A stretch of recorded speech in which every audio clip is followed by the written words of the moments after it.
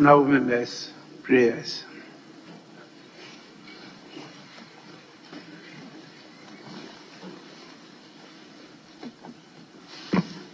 Almighty God, we humbly beseech thee to look with favor upon this Parliament of the Republic of Ghana. Grant that it may perform its high duty as in thy sight. Give divine guidance to the President of the Republic. Endow members of Parliament and ministers of state with discernment and vision, integrity and courage, that through the labors of government, this land and people may be well and truly served, and that good purposes for the common human life be realized in our midst. O God, grant us a vision of our country, fair as it might be, a country of righteousness, where none shall wrong his neighbor, a country of plenty, where evil and poverty shall be done away with, a country of brotherhood, where all success shall be founded on service and honor shall be given to the deserving. A country of peace, where government shall rest on the will of the people and the love for the common good. Bless the efforts of those who struggle to make this vision a living reality. Inspire and strengthen our people that they may give time, thought, and sacrifice to speed the day of the future of Ghana and Africa. Amen.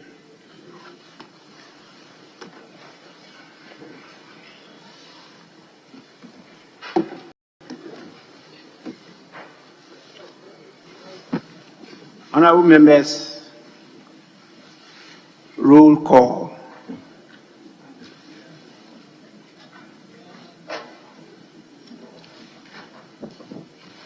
Honorable members, in accord with our current practice, a roll call will be taken, and the member is expected to respond to the roll call by standing in the member's seat. I now call upon the clerks at the table to call out your names. Abaka Samuel Erickson, Abanga Abdullahi Jacob Idris, Abdul Latif Dan, Abdul Salam Adams, Ablakwa Samuel Okujetu, Abuaji George Kwame, Abuaji Kwejo Nyampong, Abudulai Bazurira, Achampon Brian, Achampon Charles, Achampon Richard, Akwaku Sophia Karin Edem, Akwa Alexander Akwesi, Adam Hamza, Adam Mohammed Amin,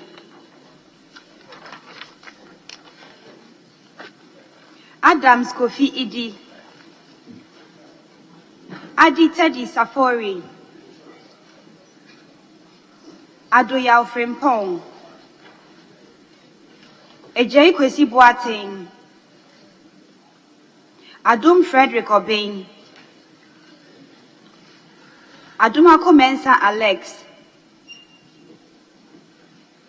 Adumako Mensa Collins, Adongo Isaac, Edu Johnson Kweku,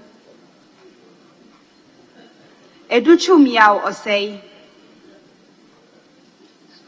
Afenyomaken Alexander Kwamena, Afol Eric, Efrifa Mensa Akwesi Owusu, Efriye Nana Ayu, Efriye Kweku, Agalga James, Agbeve Charles, Agojakwame Govins, Ejepon Ken Ohene, Ejari Alexander, Ejekum Emmanuel Kwejo, Ajimaimenu Kweku, Ajimai Rawlings Zaneto, Ejenim Boateng Kweku, Ahinkra Kingsley Carlos, Ahinkwa Frederick Yao, Ahi Samson, Ahiafo Bernard, Eidu William Oreku, Akando Kwabna Minta, Akanreba Lydia Lamisi, Achian Samuel Ata, Alauzuga Albert Akuka, Alhassan Abdallah Idi,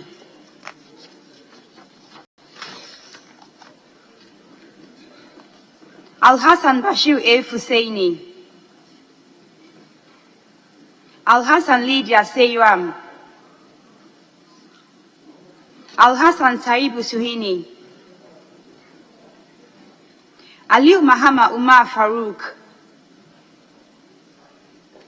Alaute Angela Oforiwa, Amankwa Nicholas, Amankwa Menu Kofi, Ameu John Peter, Amiao Tremi Kwesi, Amwa Osei-Bonsu, Amwa Stephen, Amwaku Andrew Esiama, Amwakwata Kwesi, Ampim Thomas Nyako, Amprofu Chumesi Kwame, Amprechum Sapon Kweku, Amshre Emmanuel Ejay,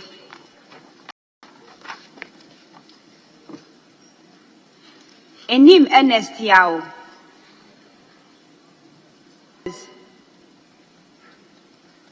Anodompre Frank, Entry Eugene Boache, Animedu Entry Kwame, Apak Clement Abbas, Apie J. Patricia, Apie Akubi Andy Kwame, Ama Prince Hamidu, Asamoah Vincent Opon, Asante Kwejo, Asante Boatin Kweku, Asensu Boache Francis, Esiama Isaac Kwame, Esiama Kwabna Mankwa, Esiama J. Nanama Dokua, Asafa Vincent Eko, Atamil Samuel, Aveji James Kluje, Avoka Kletu Sapul, Ewa Ignatius Bafo, Awuni Theresa Ladi, Ayamba Ladi Ayi, Ayariga Mahama, Ayiku Benjamin Nate, Ayine Dominica Kritinga,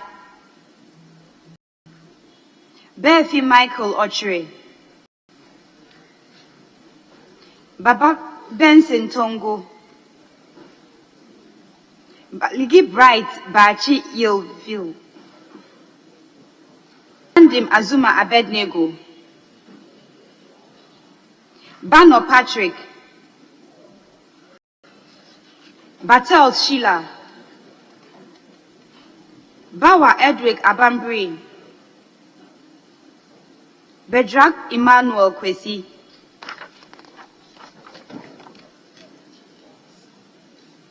Bettino Joseph, Blankson Alex, Boachi Henry Yadom, Boachi Yadom Patrick, Boama Patrick Yao, Boatin Akwesi Dako, Boatin Amapoma, Boatin Joseph Apia, Bobie Evans Opoku, Boche Daniel, Brahima Muhammad Bawa, Boa Emmanuel Amakofi,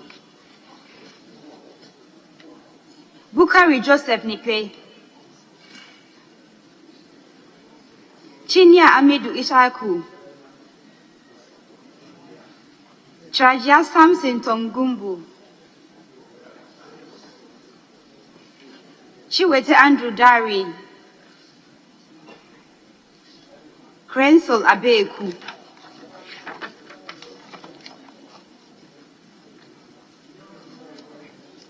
Kujo Comfort Doyo,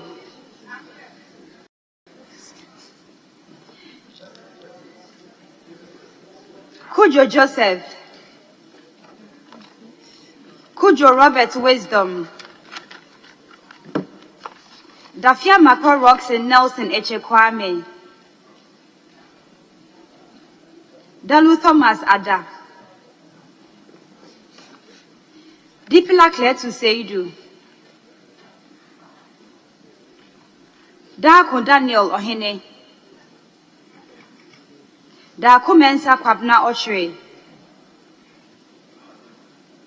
Dauda Collins, Dawuni Abukari, Derry Ambrose, Jonobwa Alex Tete, Donko Elvis Morris, Donko Kwabena, Duka George Mreku, Eya Nana,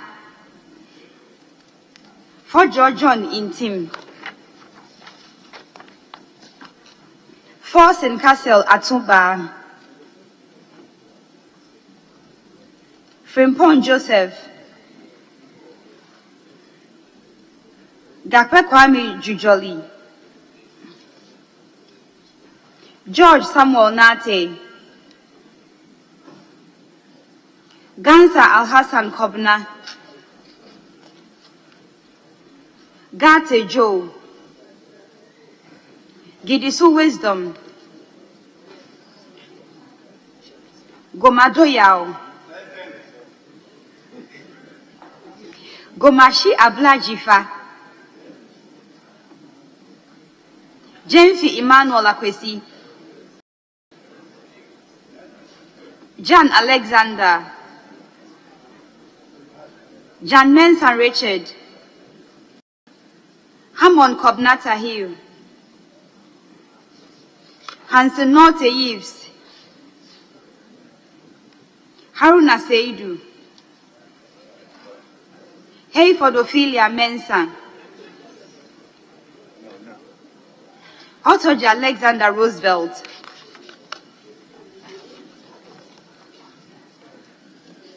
Ibrahim Ahmed, Ibrahim Mutala Mohammed, Ibrahim Azurera Mohammed, Idrisu Habib, Idrisu Haruna, Isifu Seidu, Jabbar John Benham, Jaja Yusuf Isaka,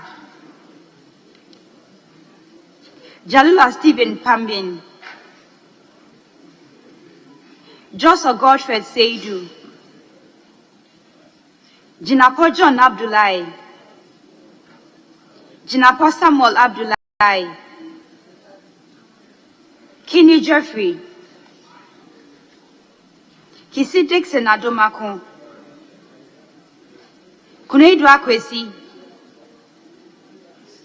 Kumsin Mavis Hawa,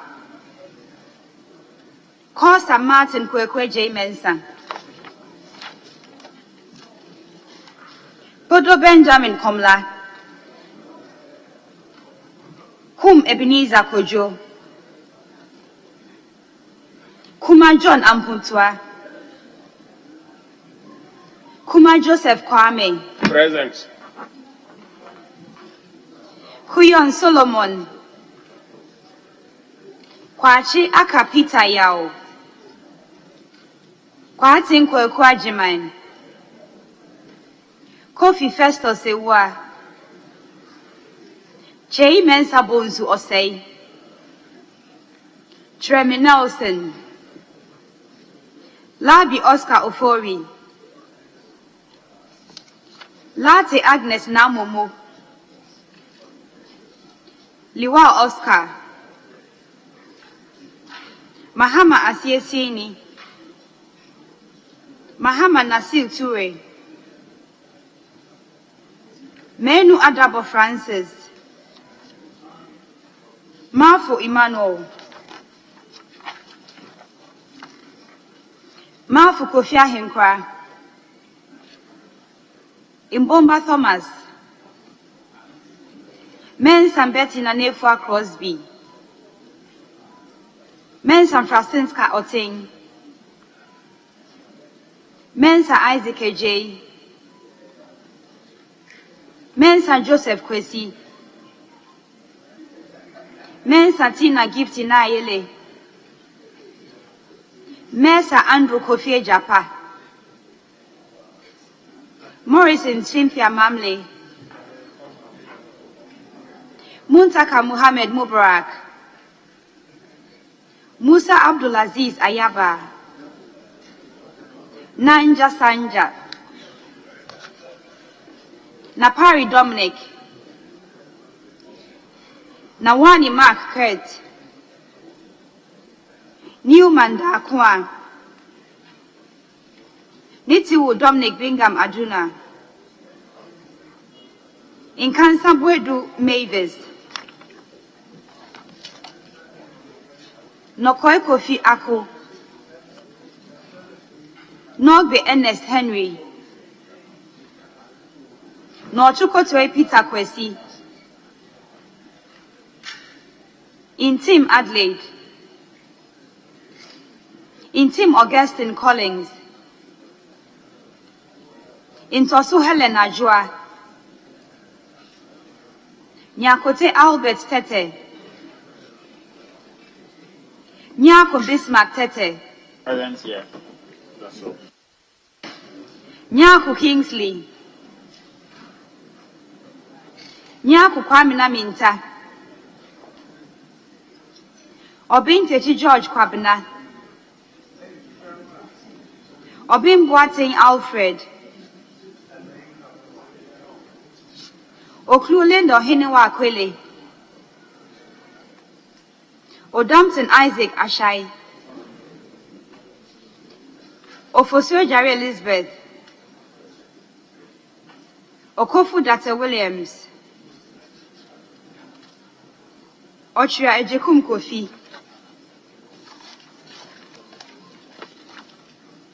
Opoku Davis Ansa, Opoku Eric, Opoku Isaac Yao,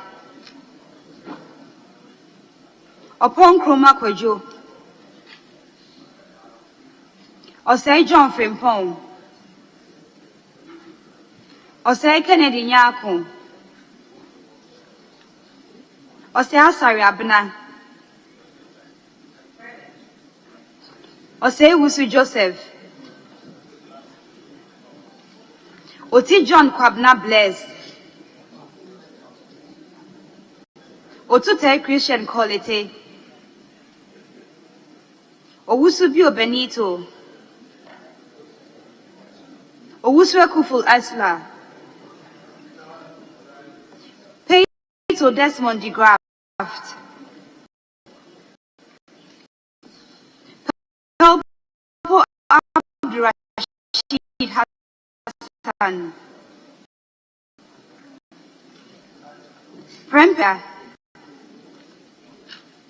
Prempe Matthew Opoku, Henry, St. James Jechi, Madan Mohammed Adamu, Ricketts Hagan George Kweku, Safu Sarah Ajua, Sandari Sabasheng Menesu,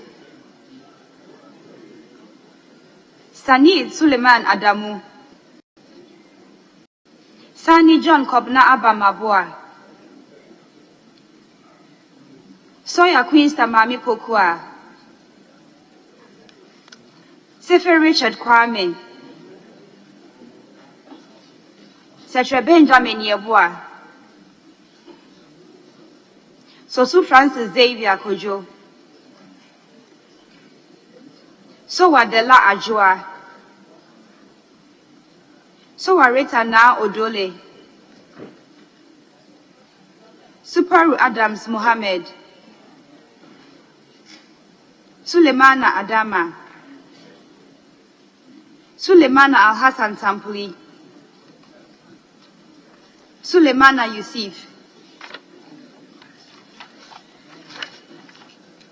Suma Anthony Mkwikara.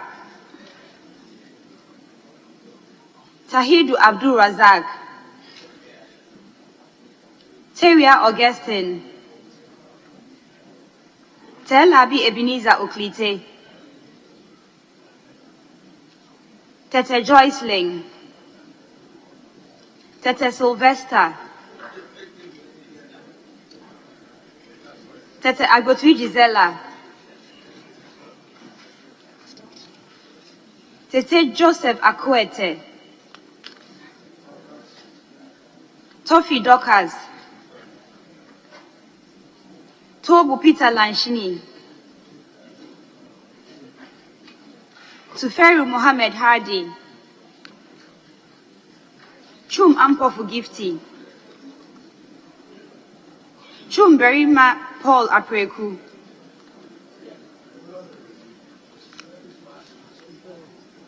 Yusuf Mustafa. Vandapoy Alfred Oko. Vandapoy Edwin Nilante. Vondi David.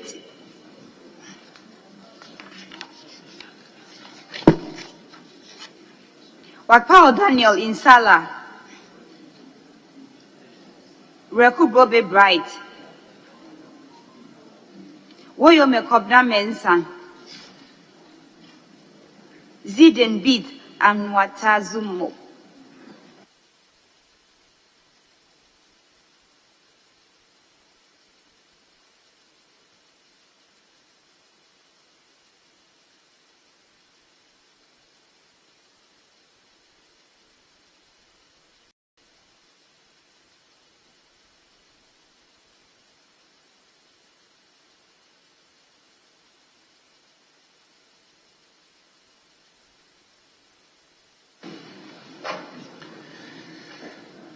Honorable members, we now move on to item 3 on the order paper, which is messages from the President. I have 2 messages from the President. The first is dated 13th February 2024, and it reads, Mr. Speaker, absence from Ghana. In accordance with Article 59 of the Constitution, I write to inform you that I will be traveling outside the country on Wednesday, 14th February 2024, to Munich, Germany, at the invitation of the chairman of the Munich Security Conference, Ambassador Dr. Christoph Huskin, to participate in the 60th edition of the Munich Security Conference, scheduled to be held from the 16th to the 18th of February 2024 in Munich. I have also been invited to participate as the main speaker at the Munich Young Leaders Program on 16 February 2024. Thereafter, I will depart Munich, Germany, to Addis Ababa, Ethiopia, to lead Ghana's delegation to the 37th Ordinary Session of the Assembly of Heads of State and Government of the African Union from 17th to 18th February 2024. I shall return to Ghana in the evening of Sunday, 18th February 2024. During my absence, the Vice President, Alhaji Dr. Mahamudu Bawumia, shall in accordance with Article 68 of the Constitution, act in my stead. Yours sincerely, Nana Adodankwa Akufo-Addo.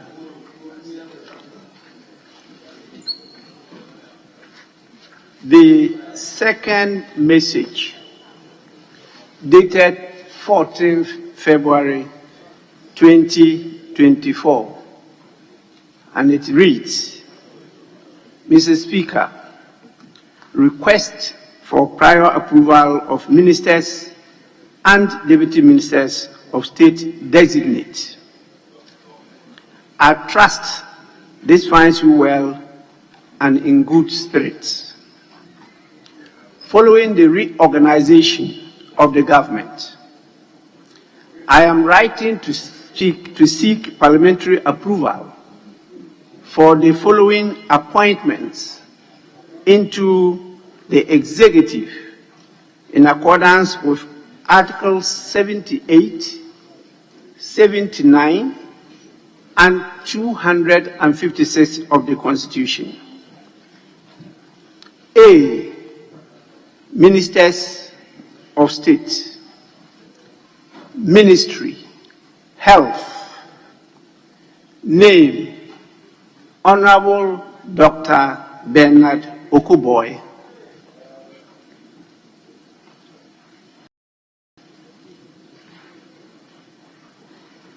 Ministry, Environment, Science, Technology and Innovation, Honorable Ophelia Mensah Hayford, MP. Ministry, Information, Miss Fatimatu Abubakar. Ministry, Gender, Children and Social Protection, Honorable Dakwa Newman, MP. Ministry, Local Government, Decentralization and Rural Development, Honorable Martin Ajay Mensah Kosa, MP. Ministry, Sanitation and Water Resources, Honorable Andrew Ajapa Mesa, MP. Ministry, Greater Accra Region, Honorable Titus Glover.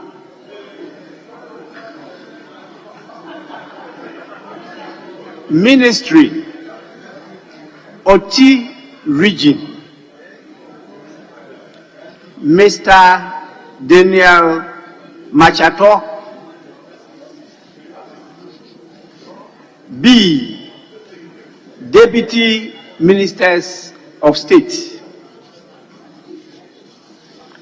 Ministry, Information, Honorable Sylvester Tete, MP. Ministry, Local Government, Decentralization and Rural Development, Honorable Vincent Eko Asafua, MP. Ministry, Communications and Digitalization, Honorable Charles Achampon, MP.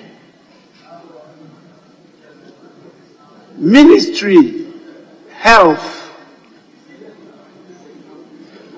Honorable Adelaide Intim, MP, and Honorable Alexander Akwasi Akwa, MP. Ministry, Works and Housing, Honorable Dr. Prince Hamidu Ama, MP. Ministry, Lands and Natural Resources, Honorable Akwasi Konedu, MP. Ministry, Fisheries and Aquaculture Development. Honorable Musa Abdulaziz Ayaba, MP. Ministry, Energy. Honorable John Kobina Sani, MP. And Honorable Collins Adumaku Mensah, MP. Ministry, Education. Honorable Kingsley Nyako, MP. Ministry, Employment and Labor Relations. Honorable Festus Ewa Kofi, MP. Ministry, Gender, Children and Social Protection. Honorable Benjamin Sechere Yeboah, MP.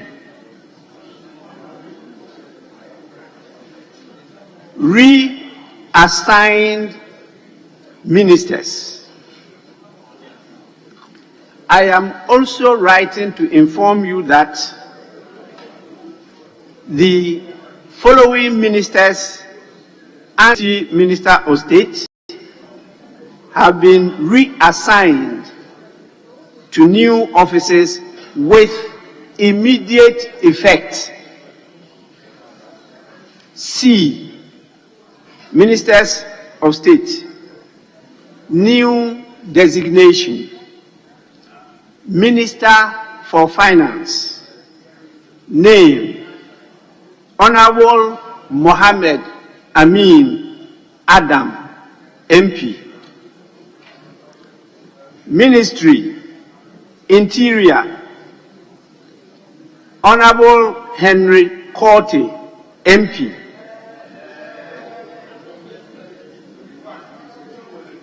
Minister for Roads and Highways: Honorable Francis Asensu Boache, MP.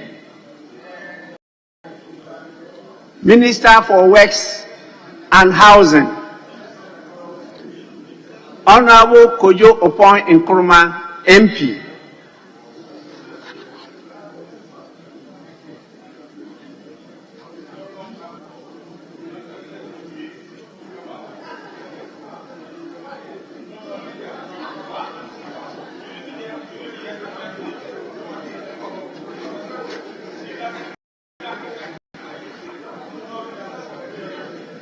Minister of State,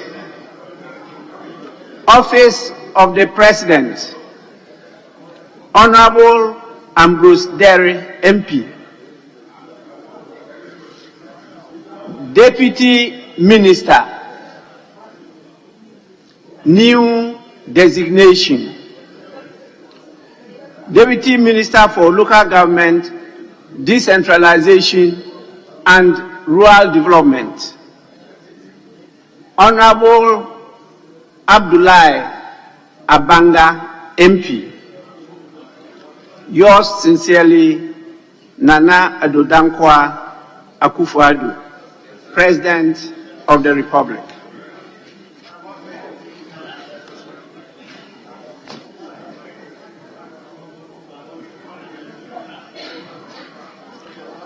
Honorable members, the nominations are accordingly referred to the Appointments Committee for consideration and report.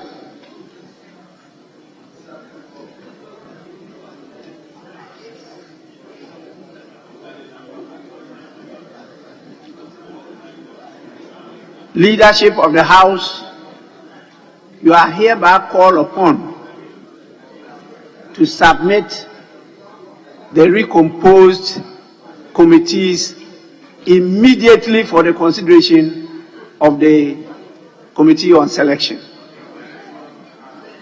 We need to approve the new composition of the newly approved committees by the House, so that they can take immediate action on this reorganization of the government.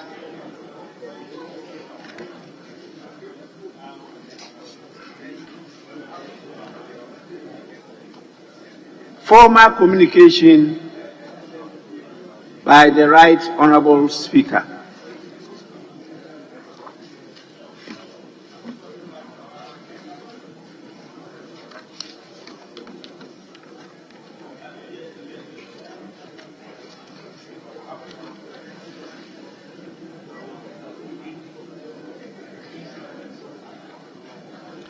Honourable members, this formal communication is in connection with the implementation of the new standing orders and transitional arrangements.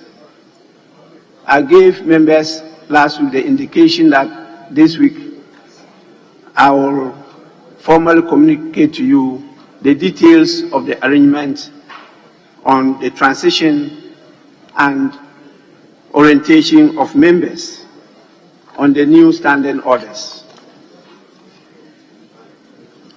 Honourable members, as you are all aware, pursuant to Article 110, Clause 1 of the 1992 Constitution, Parliament, during the 37th sitting on 21st December 2023, approved a resolution to adopt new standing orders to replace the one that had been in operation since November 2000.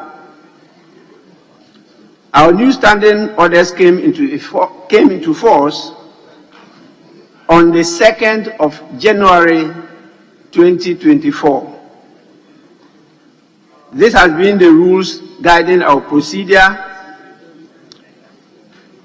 since our resumption for this first meeting of the last session of this 8th Parliament. So we are on the last lap now. And those of you who are athletes, you know what it means to be on the last lap.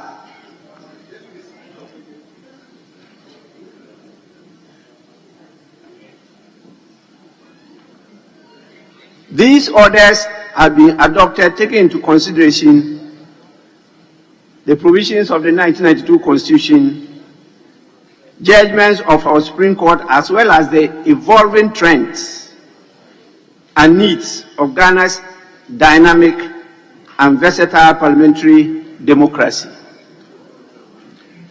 The approval of the new standing orders is a positive and critical step towards ensuring that we uphold the provisions of our Constitution and strengthen our democratic processes.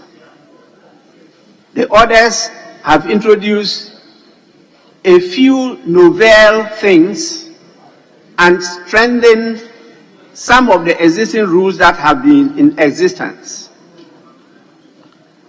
In recognition of the need to provide a solid framework for transition to these orders by honourable members, I have, in consultation with the leadership of the House, decided on an orientation program and for the reconstitution of the committees for a seamless transition from the old to the new standing orders. A few key innovations to note by members of Parliament and the public in general. Honourable members, before I proceed to give the directives for the transition, I think it is important to single out of the 2024 standing orders a few key innovations for the attention of members, officers, of the parliamentary service and the general public. The 2024 orders have a provision in Order 69, which requires each member to recite the national pledge at the commencement of the first sitting of every week of a meeting. The purpose is to reinforce the unalloyed faith and loyalty of every member to our country, Ghana. It is also meant to keep uppermost in mind the high image of our country, the treasure trove of heritage, the toil and blood of the foundation or founding fathers of our dear nation, our commitment to uphold the sovereignty, oneness, and core values of the nation Ghana are frequently echoed for effect and impact. There is also a new add-on to the 2000 orders in the current Order 14 pertaining to attendance at meetings. Per this order, the Speaker is granted a discretion to conduct a roll call of members present at the commencement of every sitting of the House. I have previously emphasized the importance of your presence during proceedings on the floor of the House. This has found expression in the standing orders. We must demonstrate our commitment to our duties and responsibilities as elected members, and punctuality, our duty or attendance, is a fundamental aspect of this commitment. The new orders explicitly states that the Speaker must conduct a ceremonial opening at the first sitting of each session and to deliver a valedictory address without exception before the dissolution of the House. This can be found at Order 24F of the new standing orders.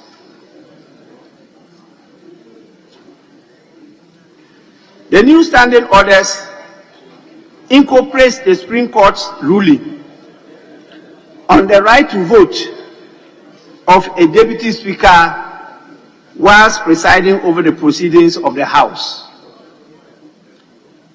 This is in conformity with the spirit and letter of the Constitution 1992. The new rules also reflect our dedication to uphold the rule of law in the conduct of our parliamentary business. How this will be done are all in the standing orders. And that is why we need to do the orientation for members to see and to know how to practice and implement these rules. The 2024 standing orders goes a step further to incorporate and apply the mandatory provision of Article 78, Clause 3 for ministers of state who are not members of Parliament to also obtain the Speaker's permission before engaging in any office of profit. The Committee on Office of Profit will consider application from such ministers and make recommendations to the Speaker for consideration and certification before such office holders can engage in any office of profit. This is a constitutional mandate which hitherto had not been enforced. So from now on, before any member is given any additional role, whether as a board member or chairman of a board or state institution, agency, or whatever, will have to get the certification of the speaker by going through the process. So it is now not left to the presidents to decide to appoint members of parliament to other positions without this certification, and so it goes to other ministers of state who are not members of parliament. We now move to orientation for members. Honorable members, given the importance of the orders to the business of the House and its committee's operations, it goes without saying that we must take time to familiarize ourselves with the new orders. Equally necessary is understanding the reasoning behind the new provisions and when to apply them. Consequently, in consultation with leadership, the clerk to Parliament, and management of the service, orientation for members and staff was identified as a matter of urgency. This will be done in 2 clusters due to the numbers involved. The first group will have their orientation from Friday, February 16th to Sunday, February 18th, 2024. That is this week, Friday to Sunday. The second batch is scheduled from Friday, February 23rd to Sunday, February 25th, 2024. The venues for the orientation and the participants in each batch will be communicated to honorable members in due course for proper planning and preparation. Honorable members, the orientation is compulsory for all members of Parliament and parliamentary service officers who are nominated to attend.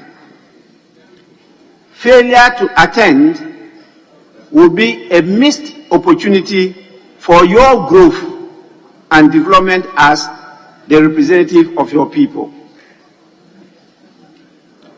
Each honorable member has been given a comb-bound hard copy of the standing orders.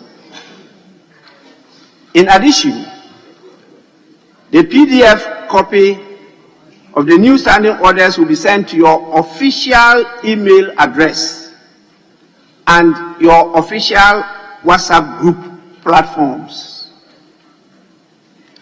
Honorable members are requested to also come along with a copy of the 1992 Constitution, the 2000 standing orders, and any other relevant materials. I want to emphasize on the establishment of the new committees. Honorable members, pursuant to Article 103, Clause 1 of the Constitution, Parliament is obliged to appoint standing orders, standing committees, and other committees for the effective discharge of its functions. Per the new orders, 8 new committees have been created, and some of the existing standing committees restructured.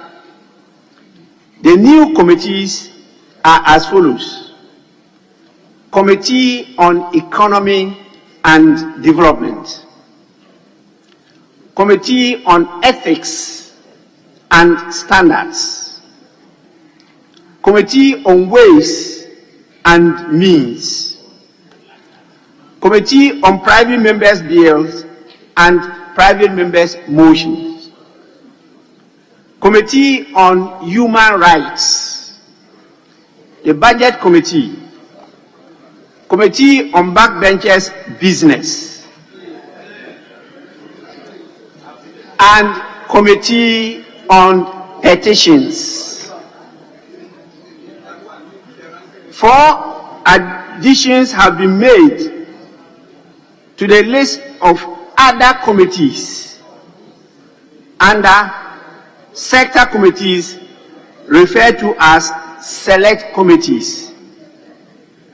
Our standing orders have captured the constitutional provision which talks about only standing orders and other committees. And so under the other committees, you have the select committees, you have the special committees, you have the ad hoc committees. But I'm referring now to committees. Now these select committees, which are additions, include the following. A, independent constitutional bodies. Their work was previously handled by the Special Budget Committee. B, parliamentary affairs. C, security and intelligence. So we have a committee on defense and interior and another committee on security and intelligence. And D, public administration and state interest. These are the 4 additions to the select committees. Honorable members, the membership on committees has been reduced to between 11 and 13, except for the Public Accounts Committee and the Appointments Committee. The maximum number for the Public Accounts Committee is now 17. The Appointments Committee now has 9 members. However, subject matter committee leadership, that is the chairperson, the deputy chairperson, the ranking and the vice-ranking members will be invited to join the Appointments Committee to consider nominees from these sectors. The 4 from the subject matter committee leadership will assume equal rights as the 9 members of the Appointments Committee. Following consultations with leadership, the Committee on Selection, chaired by the Speaker, my good self, will submit a report to the House on the recomposition of committees for the consideration and approval by the House within the week.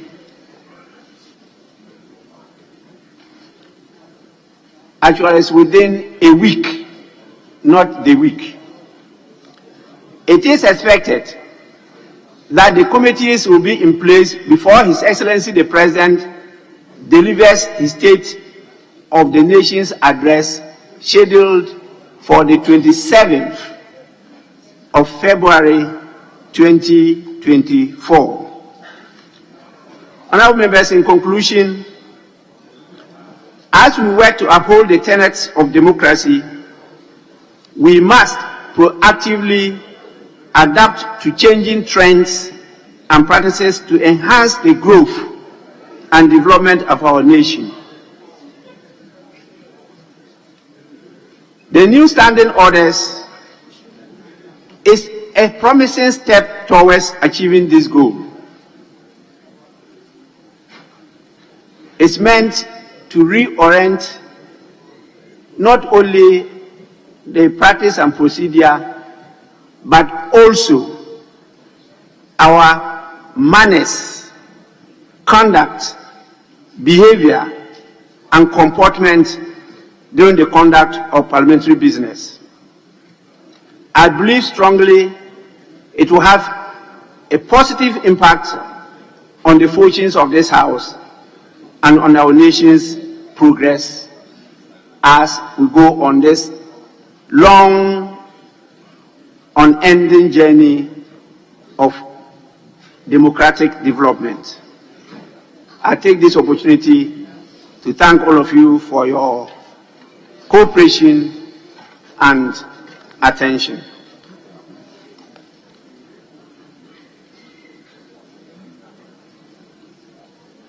We now move to item 5. Honorable members, item 5.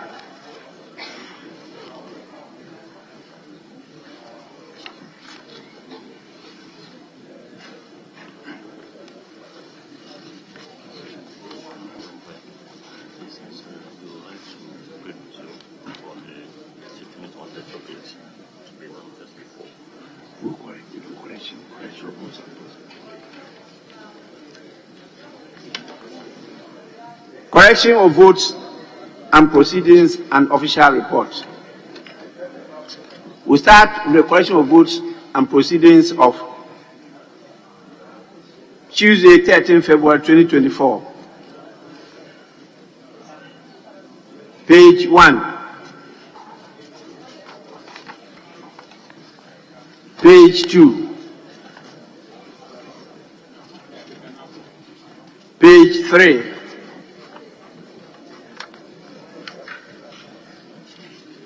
Page 4.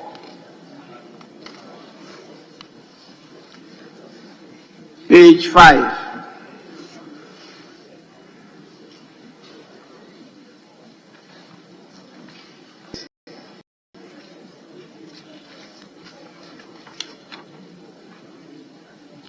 Yes, Honorable Member. Right, Honorable Speaker, I was here yesterday. I even corrected something yesterday, but I've been marked absent.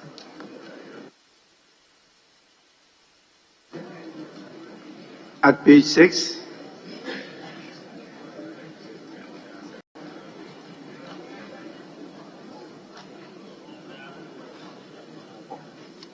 At page 6. You'll be marked absent at page 6. Sorry, Mr. Speaker. Sorry? It's rather page 8. Okay. Page 7. Page 8. Table office, kindly note the concern raised by the Honorable Member and do the proper thing. Page 9. Yes, Honorable. I'm grateful, Right Honourable Speaker. Right Honourable Speaker, please, item 6, I at page 9. Konongo St. Mary's Girls' School. The girls, the apostrophe should come after S, not before the S. After the S. Konongo St. Mary's Girls' School. The apostrophe is wrongly placed.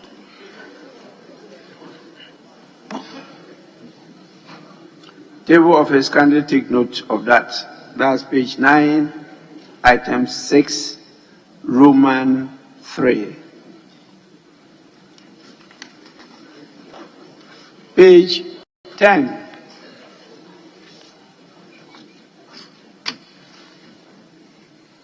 Page 11.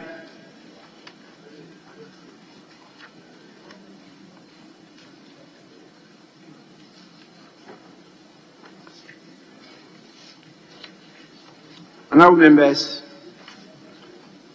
in the absence of further corrections, the votes and proceedings of the 5th sitting, dated Tuesday, 13 February 2024, are adopted as a true record of proceedings. I don't have any copy of the official reports. So we move on to, according to the understanding reached at the pre-sitting meeting of leadership and speaker, we move on to statements. Is that the case? And we have, I think, two or three statements? Speaker, with respect, there are two statements. Two. But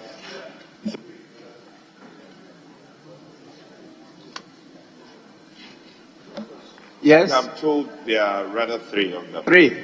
And Speaker, if it pleases you, we want to start off with the one marking Valentine's, the International Chocolate Day, so I'm told, which stands in the name of the Honorable Sefrin Pong. We want to start off with that one. Yes, actually, your Valentines are watching you, so if you want to make a statement, why not? And then after that, there's a statement from the Ministry of Youth and Sports and some members of the House on the, I think, performance of the national team. Honorable members.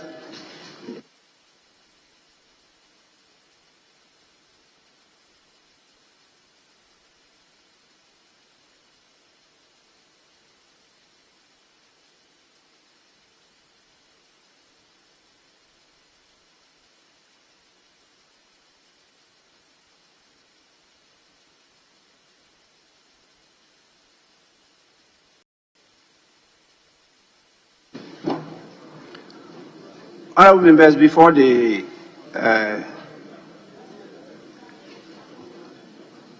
statement, my attention has been drawn to the fact that it is not clear to some members that I mentioned the name of the nominee for the position of the Minister for the Ministry of Sanitation and Water Resources, Honorable Lydia Siriam Alasan, MP. If I did that, it was an oversight. The President has nominated Honorable Lydia Siriam Alasan, MP, as the Minister for Sanitation and Water Resources. My apologies for that.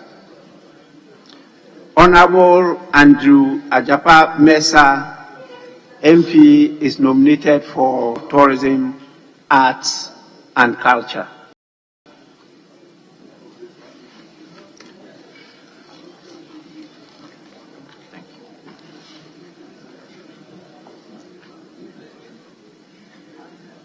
Please, yes, Deputy Minority Leader.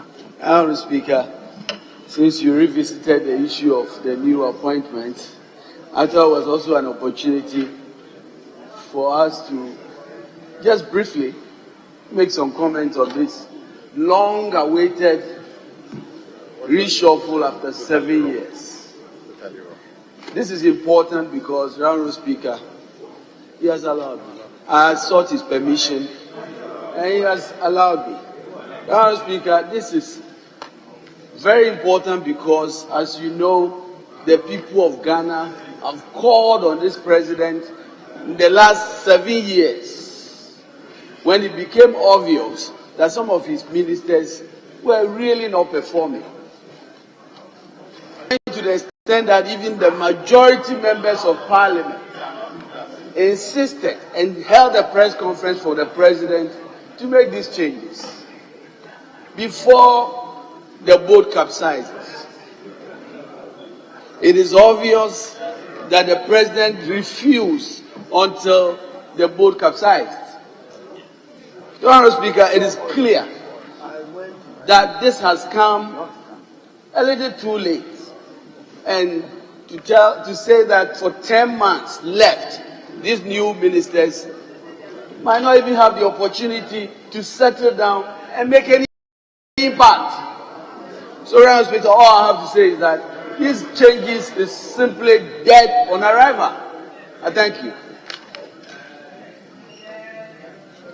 Majority Chief Whip. Speaker, I find the comment by the Deputy Leader very interesting. And let me assure my colleague that to reshuffle or not to reshuffle cabinet, as you do know, is in the bosom of the President. It is backed by the Constitution. I would rather advise you. So I would rather advise my colleague that your flag bearer was elected many months ahead of Dr. Baumia. Now, your flag bearer, what you should be doing is to help your flag bearer to put out appealing messages to get the vote of Ghanaians. That is what you should be doing. That is what you should be doing. As for reshuffle,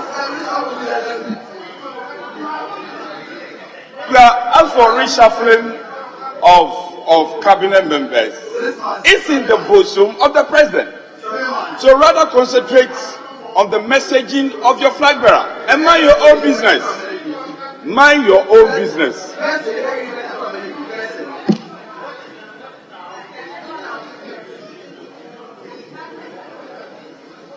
Honorable members, I thought we should just allow these comments and move on. If you want to debate this matter too, it's critical. We should let it go. Because this one, reshuffling a cabinet or a government is not for Parliament. It's the President that will propose. If you are against it, let it reflect in the report that will come. Whether you give prior approval or not prior approval, that is where it should come from. Anyway, yes, Minority Chief Whip. Mr. Speaker, I agree with you. We have already announced the government's remix of their ministerial appointments. I call it remix because I can't find anything more exciting about it. So, Mr. Speaker, that has been done. It will be referred to the appointment committee. We'll bring a report here, and colleagues will have ample time to make the necessary comments regarding the nominees and take a decision. So we can go on and do the business. So I would encourage my colleague, the Majority Whip. You are under pressure. We can all see. Serious pressure.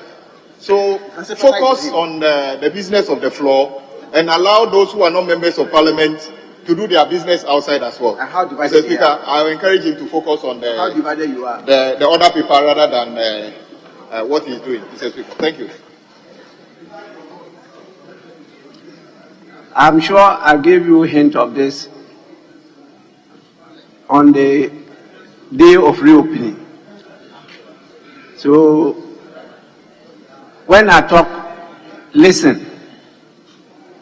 Because where I sit, I see more than you see.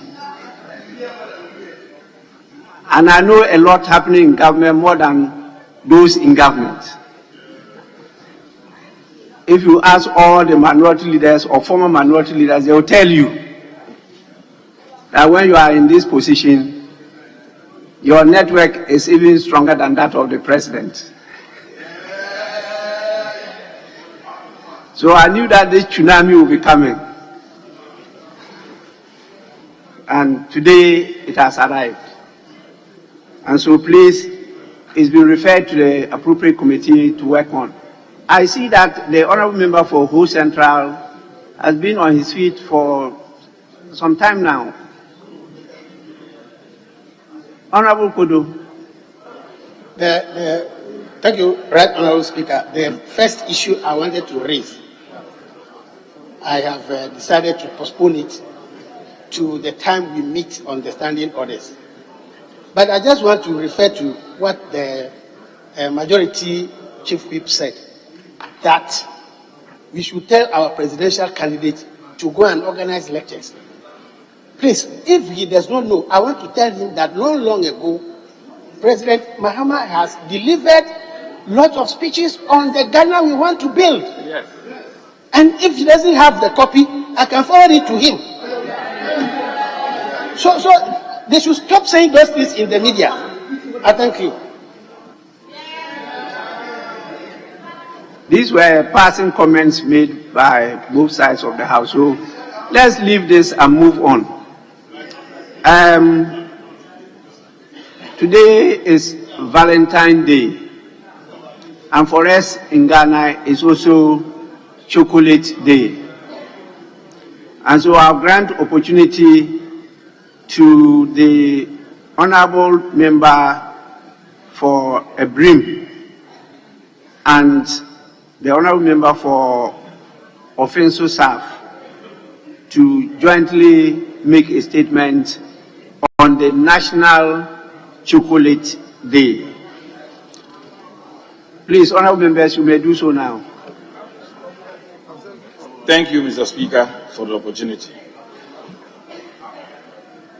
Statement on National Chocolate Day by myself and my colleague, Dr.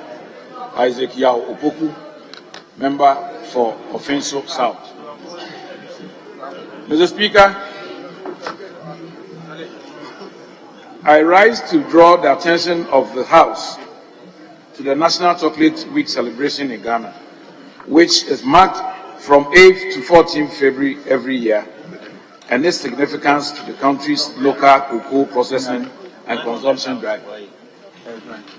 Mr. Speaker, let us use this occasion to remember the father of cocoa in Ghana, Tete Kwashi of blessed memory, who in 1879 brought cocoa beans from Equatorial Guinea to Ghana. Over the years, the event has served as a pivotal moment to celebrate Ghana's rich cocoa heritage, promote cocoa consumption, and showcase our position as one of the world's leading cocoa producers. Through the National Chocolate Week celebration and other important events on the cocoa calendar, we recognize the invaluable contributions of cocoa farmers whose tireless efforts sustain the cocoa industry and drive economic prosperity for our nation. Cocoa consumption offers a myriad of health benefits, contributing to overall well-being and vitality. Rich in antioxidants, cocoa has been linked to improved cardiovascular health, reduce inflammation, and enhance cognitive function. By promoting cocoa consumption, we do not only support the livelihoods of cocoa farmers, but also encourage healthier lifestyle among citizens. The theme for this year's celebration is Eat Cocoa, Stay Healthy, and Grow Ghana. And the focus is to get processes close to the consumers. In this regard, Mr. Speaker, Ghana Cocoa Board must be commended highly for their untiring efforts in promoting the processing and consumption of cocoa in Ghana. Cocoa Board has executed exciting activities to engage and inspire our citizens. These include visits to mosques and churches to sensitize worshippers on health and nutritional benefits of cocoa consumption. Visit to basic schools to educate children on cocoa and inculcate the habit of its consumption in school children in their formative years. Organization of cocoa quiz competitions among senior high schools in an effort to help the students learn about cocoa cultivation practices and gain insight into its journey from bean to bag. Organization of cocoa cook-off contests to encourage the populace to innovate and come out with various recipes that cocoa can be used for This session helps to showcase the diverse flavors and varieties of cocoa in Ghana, and then fostering appreciation for our nation's premium cocoa products. Media sensitization activities on the health benefits of cocoa consumption, sustainable cocoa farming practices, and the importance of supporting Ghanaian cocoa farmers. Showcase of Ghana's vibrant cocoa culture through exhibition and culinary demonstration in Accra, Kumasi, Sunyani, and Dukwao to celebrate our nation's rich cocoa heritage.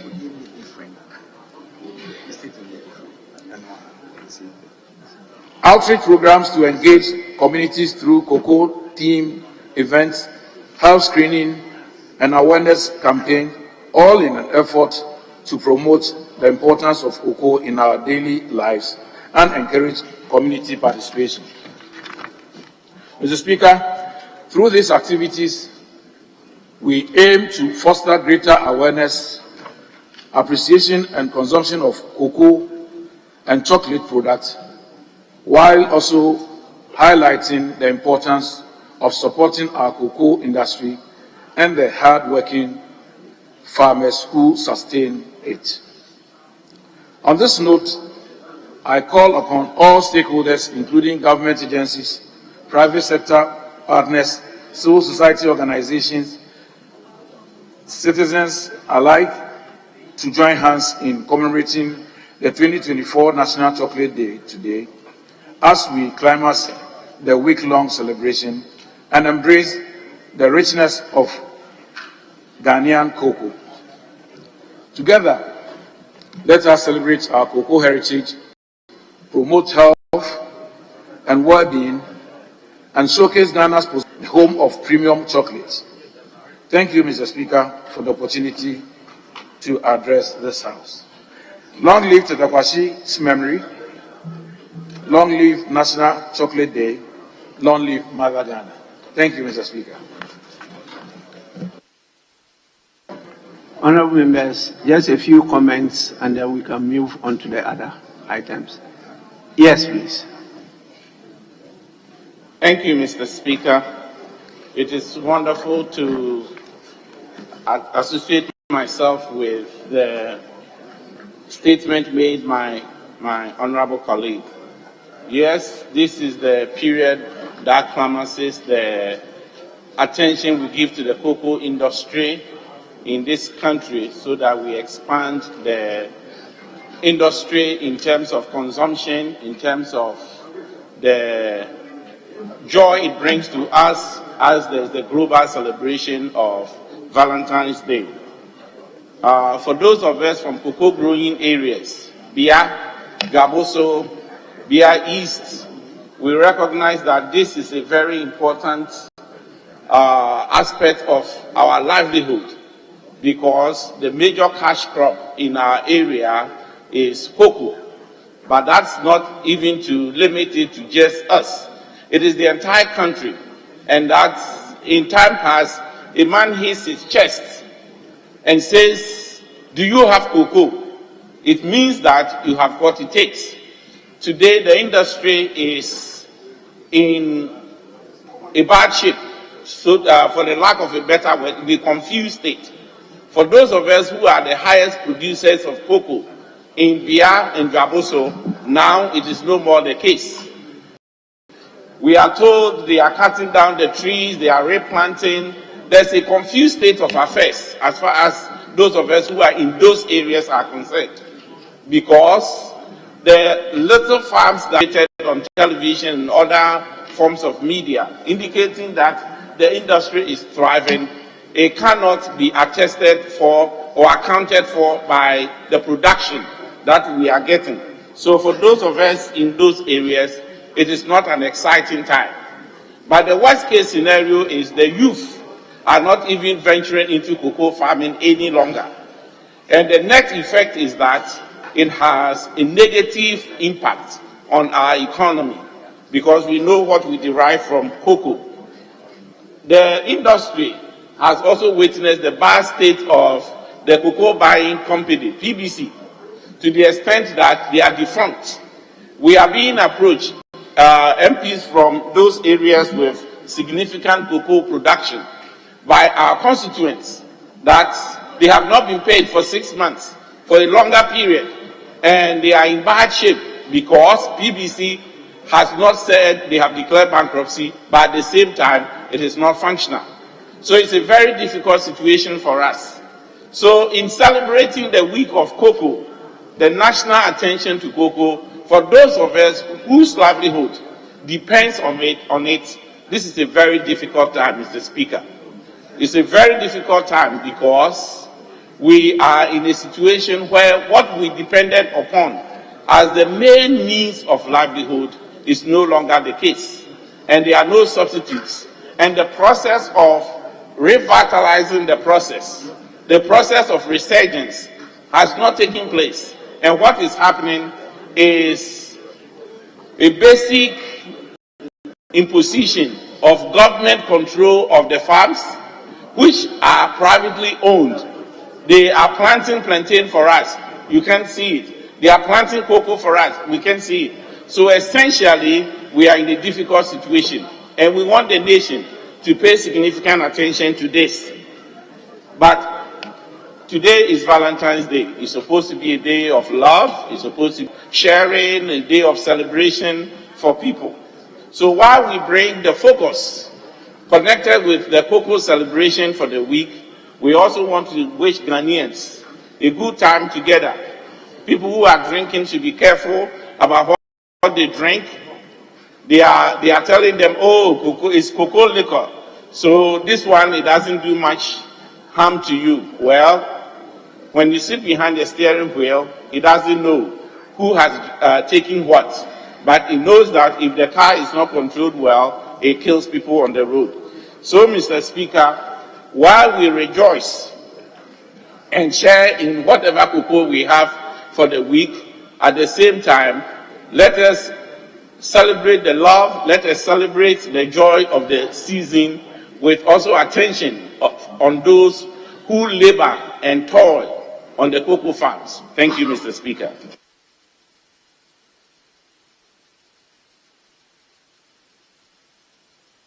Yes, Honorable Member. Thank you, Mr. Speaker.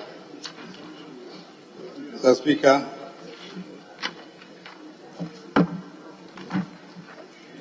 I want to thank the maker of the statement for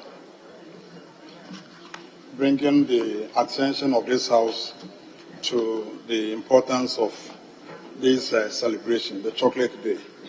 Speaker, the maker of the statement has made it abundantly clear that the medicinal properties of cocoa is not in doubt.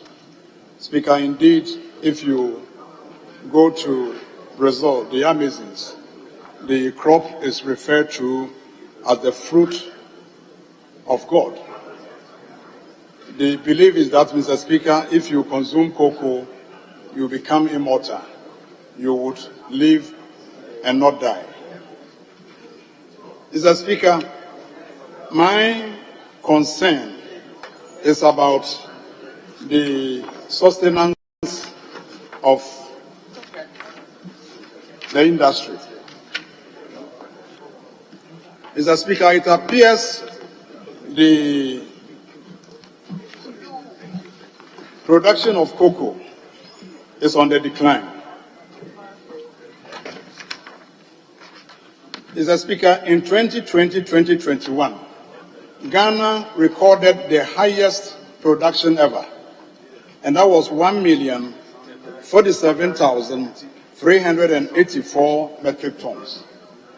Speaker, unfortunately, the following year, 2021-2022, the size of the crop dropped by a whopping 34.7% from the 1.047 million tons to 683,000 metric tons. Speaker, again, the following year, 2022-2023, the crop further dropped to 641,173 metric tons, a drop by 4%. Speaker, at this time last year, production stood at 560,421.44 metric tons. Speaker, as we speak, this year, production is around 356,235.75 metric tons, a drop of 57%. So, Speaker, the situation is worrying. My fear is that this year, if we are not careful, we may not be able to produce even 500,000 metric tons. Speaker, what are the factors militating against the production of cocoa? Speaker, 3 factors have been identified. One is the swollen shoot disease, and I know Ghana Cocoa Board is doing everything to contain the disease.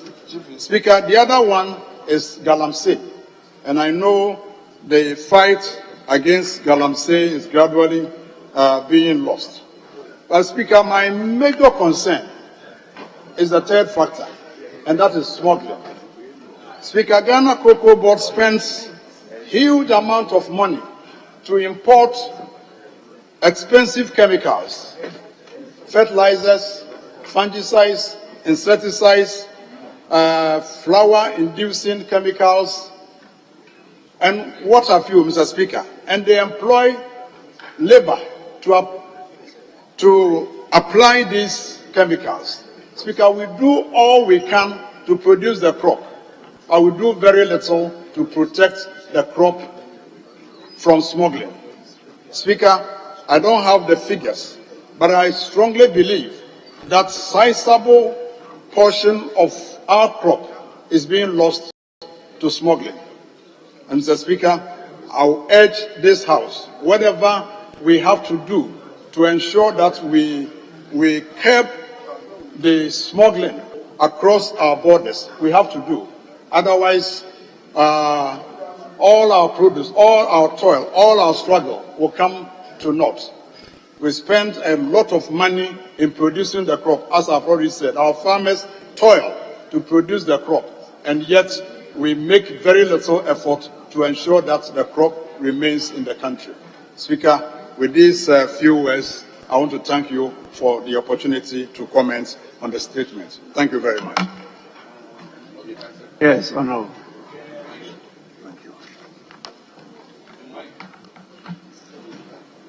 I'm most grateful, Mr. Speaker, for the opportunity given me.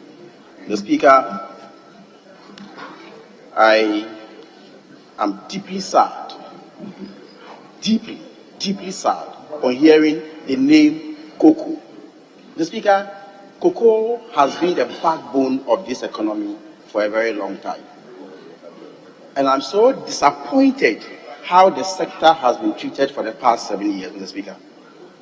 Mr. Speaker, we have come from almost 1 billion metric tons, and we are now struggling to do even 400,000 metric tons. 1 billion metric tons. Mr. Speaker, if I walk outside this chamber and anybody asks me, what is the main occupation in my constituency, Mr. Speaker, I will hesitate to say something.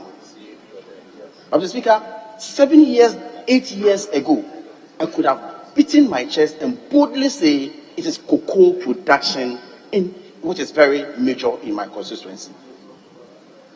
Mr. Speaker, as I speak to you now, we are talking about chocolate. We have to import cocoa into the manufacturing of cocoa, for the manufacturing of chocolate in this country. And it's unfortunate that one of the factors militating against the production of cocoa in this country is galamsey. Mr. Speaker, we were all in this country when the President of the Republic of Ghana put his position on the line that he was going to combat galamsey in this country. Presidency on the line. Mr. Speaker, what do we see today? It is more rampant than he came to meet. And that's a fact that nobody can challenge. It is more rampant. Galamsey in this country is more rampant than the president came to meet. Mr. Speaker, if we are celebrating cocoa, we must begin to reflect on the lives of the farmers. Mr. Speaker, it used to be one of the most lucrative jobs in this country. In fact, if you do anything that gives you money, they say it is your cocoa. In fact, during the cocoa season, you don't need to own a cocoa farm. You see money in the system. It gives strength to our currency. How is it now? Mr. Speaker, I am deeply, deeply sad. Now, people are giving out their cocoa farms for Galamsey with impunity. Largely because of how cocoa farmers have been treated in this country. They can't even get chemicals to spray their cocoa. A deduction that has been made from their produce. They can't get fertilizers for their cocoa. The Speaker, go and look at the cocoa rows in those cocoa producing constituencies. Very terrible. If we really want to celebrate them, these are the things we are asking. Do their rows for them. Give them the chemicals to spray their farms. Give them the fertilizers. For me, the celebration of Valentine will be meaningless if we don't start reflecting on those who produce the cocoa in this country. Mr. Speaker, it's a matter that deserves the attention of everybody in this country. Mr. Speaker, I don't want to cry with these few words. I wish everybody happy Valentine's Day. Yes, Honorable. Speaker, let me thank you for the opportunity to contribute to the statement ably made by the Honorable Osei John Frimpong, member for Abrim, and for bringing the matter of the National Chocolate Week celebration in Ghana to fall on the floor of Parliament. And Mr. Speaker, to commend him for shifting our attention from the love romance high of Valentine's Day to Ghana's chocolate and Ghana's cocoa on Valentine's Day. Mr. Speaker, as you have heard, Ghana is the world's second largest cocoa producer. We have been with pride. But it appears from what we are reading internationally, I've just read from Bloomberg, that Ghana is likely to lose some of our contracts in terms of shipment of cocoa to many of the persons the regulator, the Ghana Cocoa Board, is dealing with. Mr. Speaker, we are told that production of cocoa is falling 24% below the forecast of 850,000 tons. Today, Mr. Speaker, as reported by Hershey, one of the world-leading cocoa producers, cocoa is buying at the highest in the world market, $5,800 per ton. Yet Ghana, which could achieve 1 million metric tons of cocoa, we are told by our colleague who contributed second to the statement, Ghana is now talking about 235,000 tons of cocoa. So from 1 million to 800, we are falling to 356. But Mr. Whilst I commend the maker of the statement, our second colleague who contributed, Honorable Doctor, said that he identifies 3 problems: the swollen shoot disease, Galamsey, and smuggling. But Mr. Speaker, part of the problem, this Honorable House must take responsibility. Every year, Cocoa Board will have to come to Parliament for the approval of at least 1 to 1.3 billion of its syndicated loan. Mr. Speaker, that gives Parliament the opportunity to regulate how much that money is spent to deal with the problems of the cocoa sector. So if you say smuggling, how much of that money do you spend strengthening smuggling and making sure it is not smuggled? How much of that money do you spend to deal with the swollen shoot disease? It's a matter of allocation. And that allocation, this house can help. When they bring the cocoa syndicated loan, we must take a decision and say that allocate X amount to deal with an imminent threat to the production of cocoa, which is the swollen shoot disease. We don't do it, and then we raise our hands and say that what can Cocoa Board do? Cocoa Board is subject to this house in terms of oversight and in terms of approval of their expenditure when it comes to approving their syndicated loan. Mr. Speaker, again, reading from Bloomberg, Cocoa Board this year went in for the most costliest of loans at $800 million US. Even disbursement is a problem. As we speak today, Mr. Speaker, Cocoa Road contractors, I see the chairman of the road contractors, have not been paid. Even the 800 million, allocate what is meant for those providing and helping you in getting cocoa. You are supposed to deal with cocoa contractors. You know that even the road minister today, your colleague minister for agriculture, have established an office called Cocoa Road Rationalization Office. To do what? Is Cocoa Road a mandatory activity or core duty of Cocoa Board? Mr. Speaker, no. So this house, we must take a position. When every other road becomes a cocoa road, then you start the roads, you don't complete it. Whether you are traveling to Seshi in the Honorable Samsonahis constituency, or even, Mr. Speaker, driving through the first Deputy Speaker's constituency, Bekwai, when you take the road from our colleague, the Honorable Salam, I saw the porousness of the roads. There is cocoa. I won't get the name. I even tried taking a picture. I'll get the community name. I said, traveling from your constituency towards Honorable Salam, heading on that length of the road, I say, cocoa roads, go and pay cocoa contractors. Mr. Speaker, so they are not even paying cocoa contractors. Government must make room and make sure that those outstanding obligations are retired.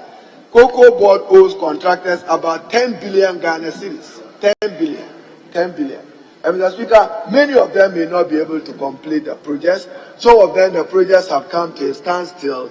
And we need collaboration between the Ministry of Roads, the cocoa sector, and Agri to clean it up and get it done properly. So, Mr. Speaker, let me commend the maker of the statement. Wish every Ghanaian a happy chocolate day. Hope that we all take chocolate. But, Mr. Speaker, Ghana again, value addition. What are we doing to the production of cocoa? We just produce raw cocoa beans, export it, and we celebrate.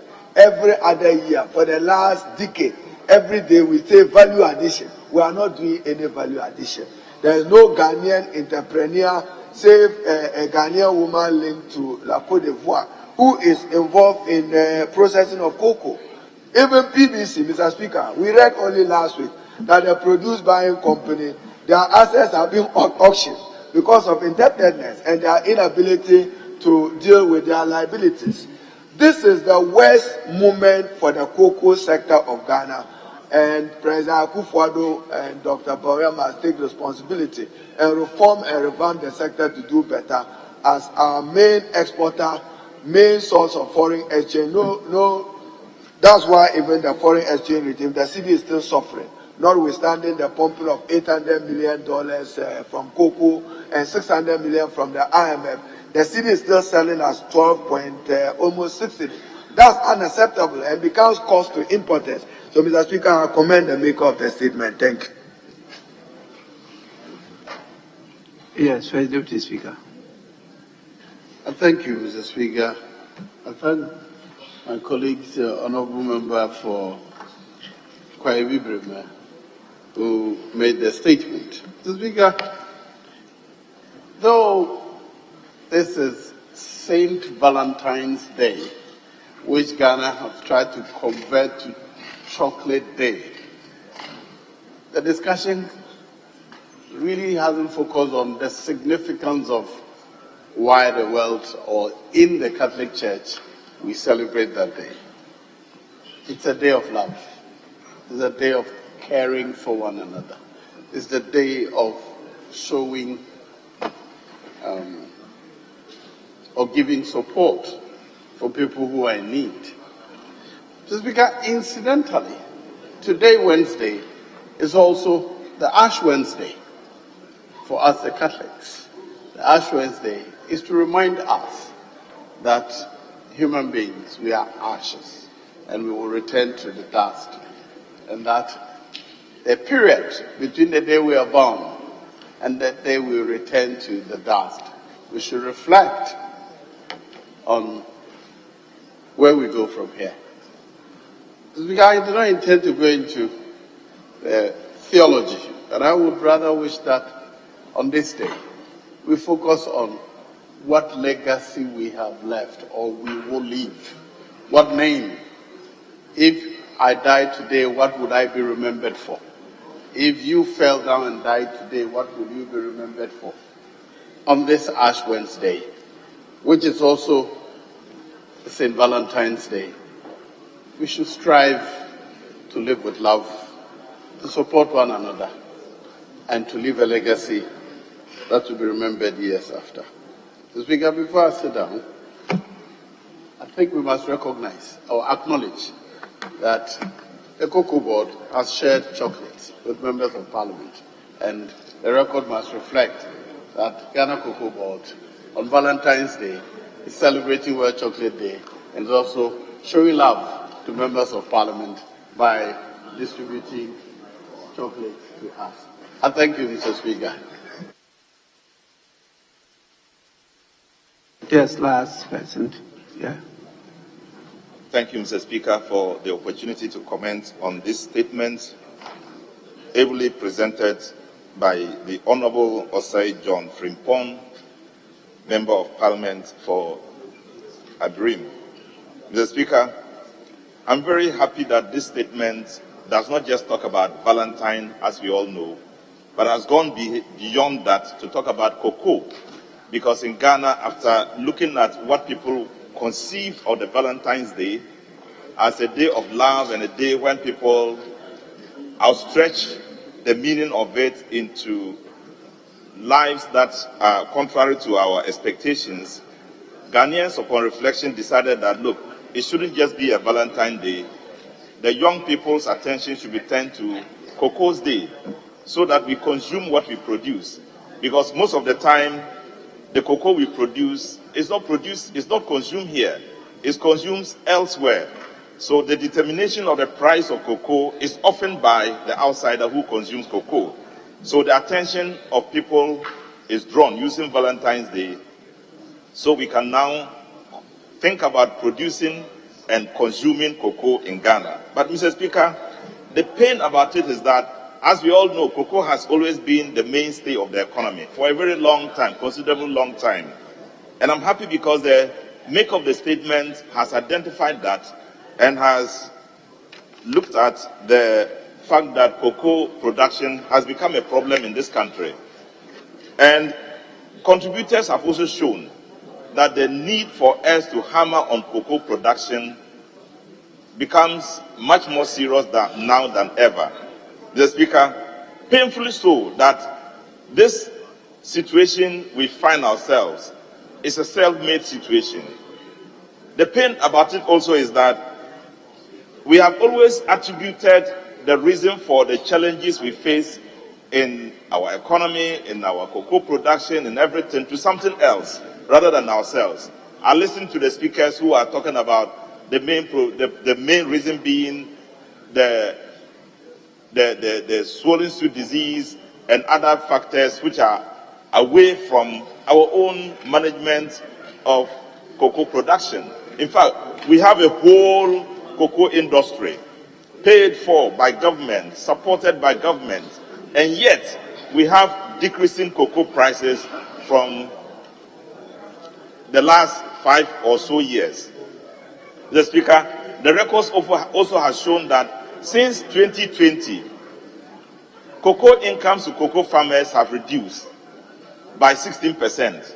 And since that time, by the women who work in cocoa farms have also had decreasing income by 24%. And indeed, the totality of cocoa production from 800 in 2016 has reduced to to a very painful figure of less than 400, as indicated by the second speaker.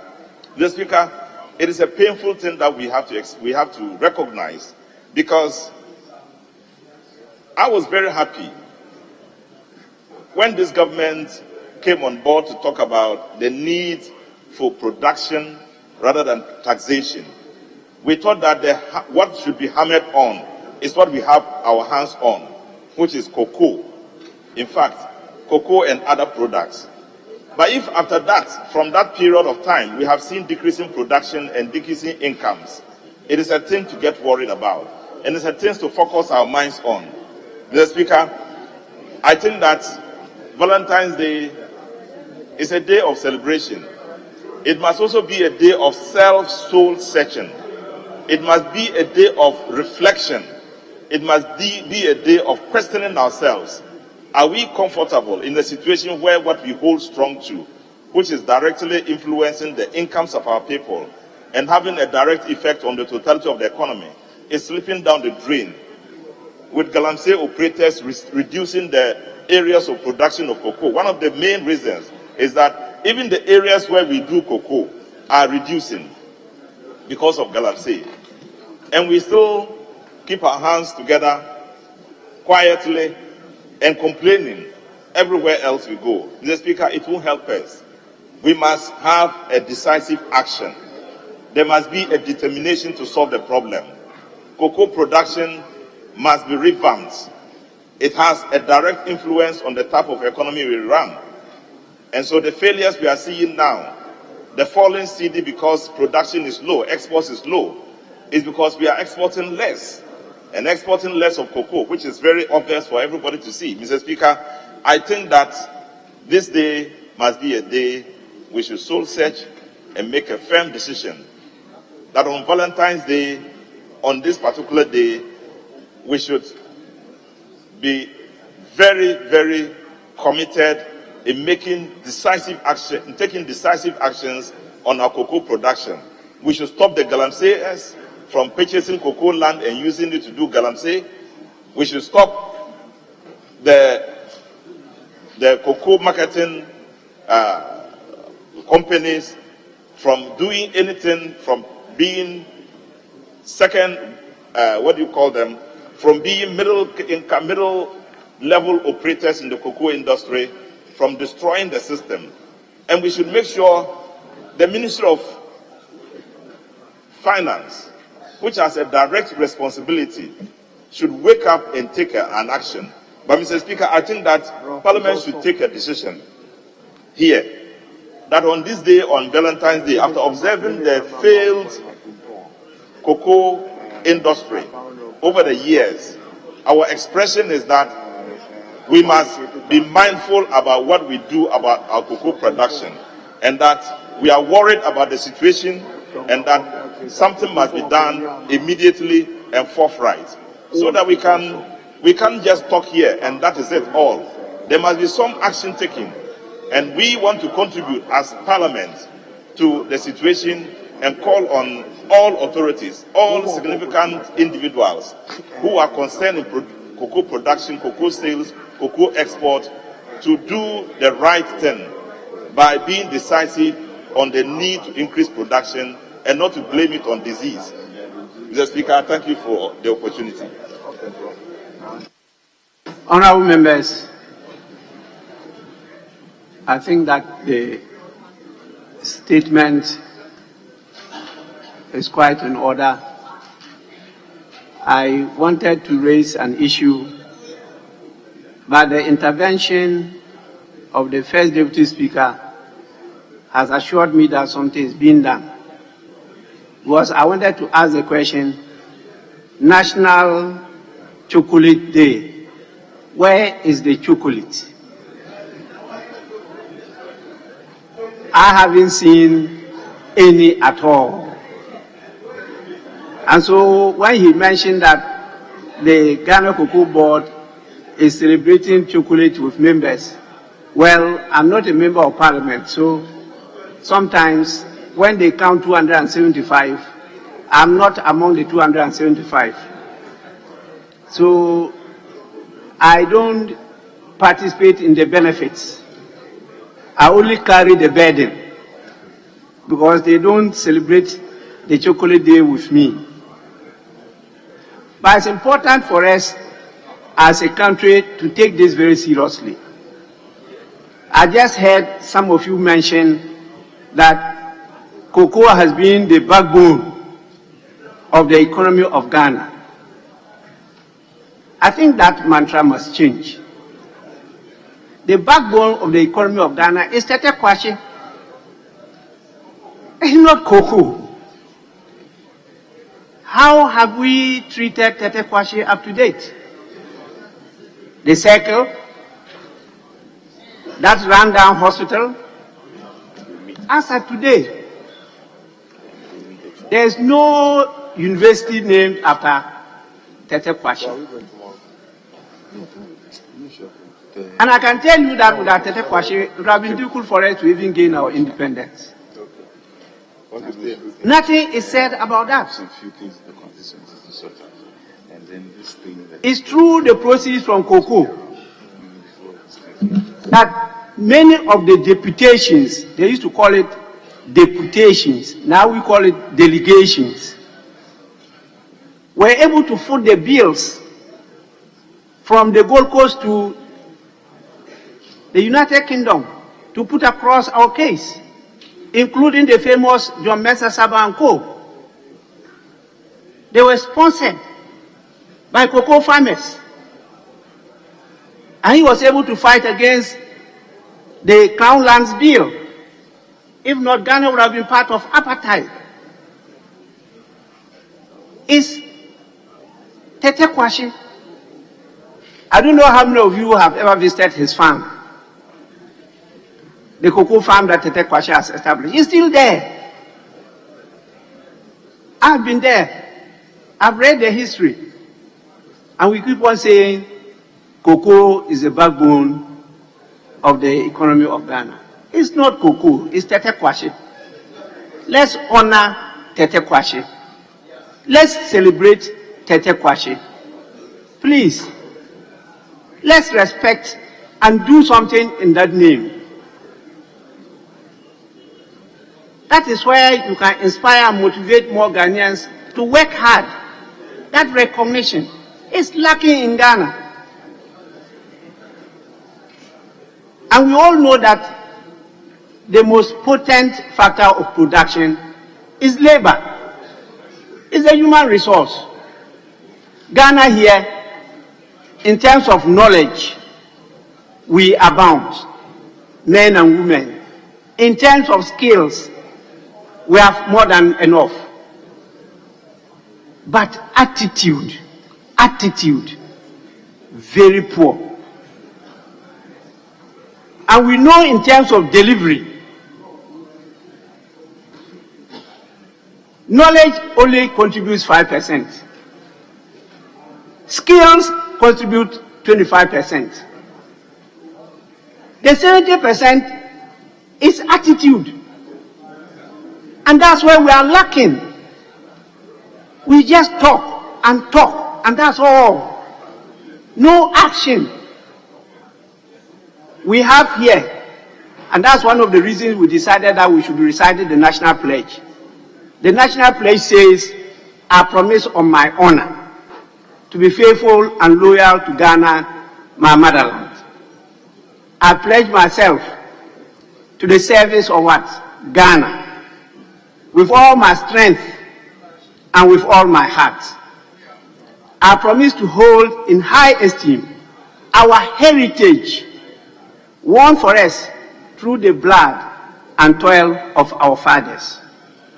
And I pledge myself in all things to uphold and defend the good name of Ghana. So help me God. How many of us do that? How many of us hold our heritage in high esteem? How many of us honor our father and our mothers? And I know you all learned it very early, that once you don't honor your father and your mother, your children will never honor you because you haven't taught them that. And so they don't know it. That is what is happening to this country. When our founding father said we must change our minds and our attitudes, we thought it was just a statement. We haven't done that. This cocoa board thing is an inheritance from the colonial masters. The cocoa industry was used for their benefit. We are still continuing that. Can't we change? It's sad. I have received a lot of petitions from contractors for non-payment of their labor. A lot of arrears, both roads and highways and the cocoa board. In fact, I propose to set up a high-powered committee here to investigate that matter. It's very, very important. So please, let's take this serious, not just make statements and it's a business as usual, and that is the end of the day. If we have to celebrate chocolate, let's celebrate it, but let's celebrate Tete Kwashi, and let's do something at the Akwapim Ridge, where he comes from. Let's do something in his honor. Not let's only celebrate politicians. Please, it's through him that the first millionaire of Ghana from Cape Coast, who dropped out from school and was producing coffins for sale and invested in cocoa and palm, became a millionaire, William Joseph Say, and he used to sponsor some of the trips, the deputations to the UK, unlettered, and he made his name. Many of you see his pictures in the social media, you don't understand that he's the one. It is his building that is still being used by the traditional council at Cape Coast. Please, let's be more serious than we are. But many of you, after making the statement, you are in private conversations. Even what is being said, you are not listening.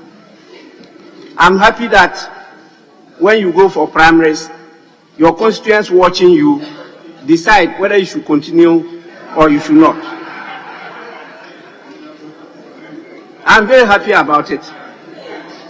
The high turnover is not because Ghanaians don't love democracy. It's because they love and they are committed to democratic progress. And they are watching you. And some of you last only 4 years. It's not because they hate you. They love you, that's why they voted for you. But when you come and show otherwise, they will deselect you. So continue your conversations on the floor of Parliament. We will continue to show the people. Before we continue with the next statement, we have the pleasure of a number of visitors, particularly students from a number of schools. They are our treasure, they are our wealth, and it's good that we open this opportunity for them to be present, to witness for themselves what we do here. And so we have 65 visitors from the Tuna Senior High Technical School, led by the housemaster by name Nasiru Aziz. They are coming all the way from Sola Kalbatuna constituency. 65, that will be a lot of cost to the Member of Parliament. Luckily, he is available. Yes, so you are most welcome on behalf of the House, the Members of Parliament and staff. You are warmly welcome to Parliament. They will take you through some of the rudiments, and you are encouraged to grow up to be better leaders than we are. That is why this opportunity is open to you. So you are welcome. Please kindly resume your seats.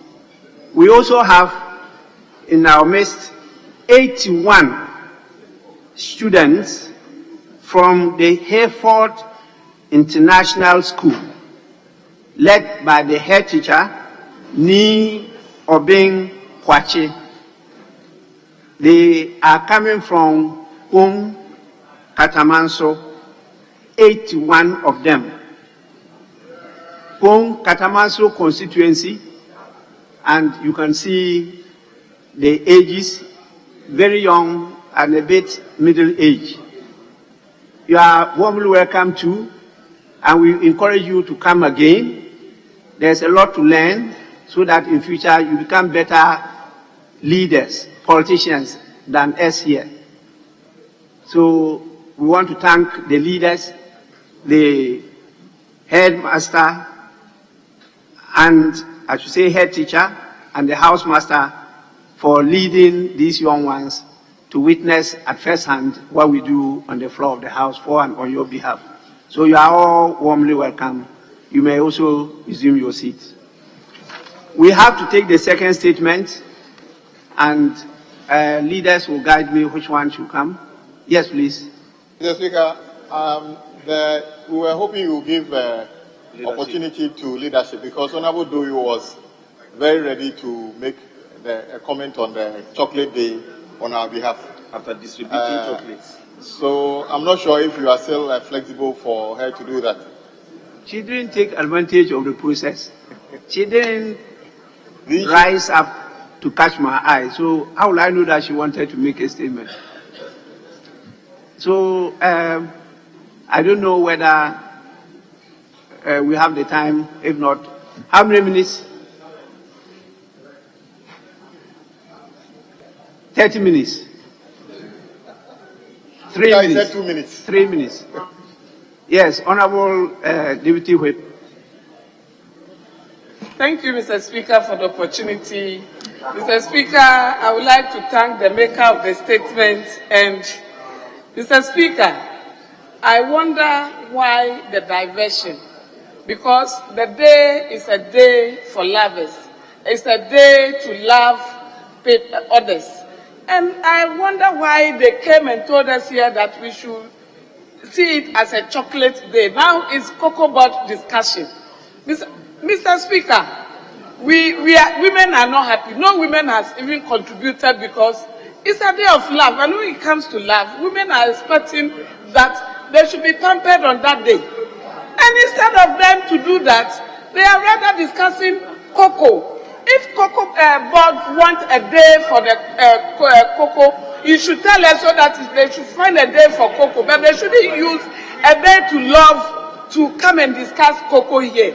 Mr. Speaker, this is a day that this House must appreciate that after hard work, you have to pull a break and show love, either to your workers, to your house, or your spouse, in the farm, in the factory, wherever you find yourself. It's a day they have to pull a break to show love. So I beg to differ with the discussion, the diversion they took us to. Mr. Speaker, last 2 years, Deputy Speaker gave us some gifts in this house. They give the women. But today nobody is speaking because they have diverted the whole issue. They gave us chocolate, they gave the majority, they gave the minority. What about the media men? It's a day to show love. Give them, the one who brought the chocolate, you should give them. Last Parliament, when Honorable Emmanuel Ni Ashimo was here, he took us to Moving as women and show us love. Mr. Speaker, where is the love?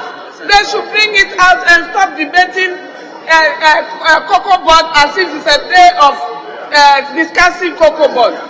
Mr. Speaker, everybody in this world needs love. If you don't have a spouse to love, go and love people in your office. Some of the office, when the boss enter, everybody is scared.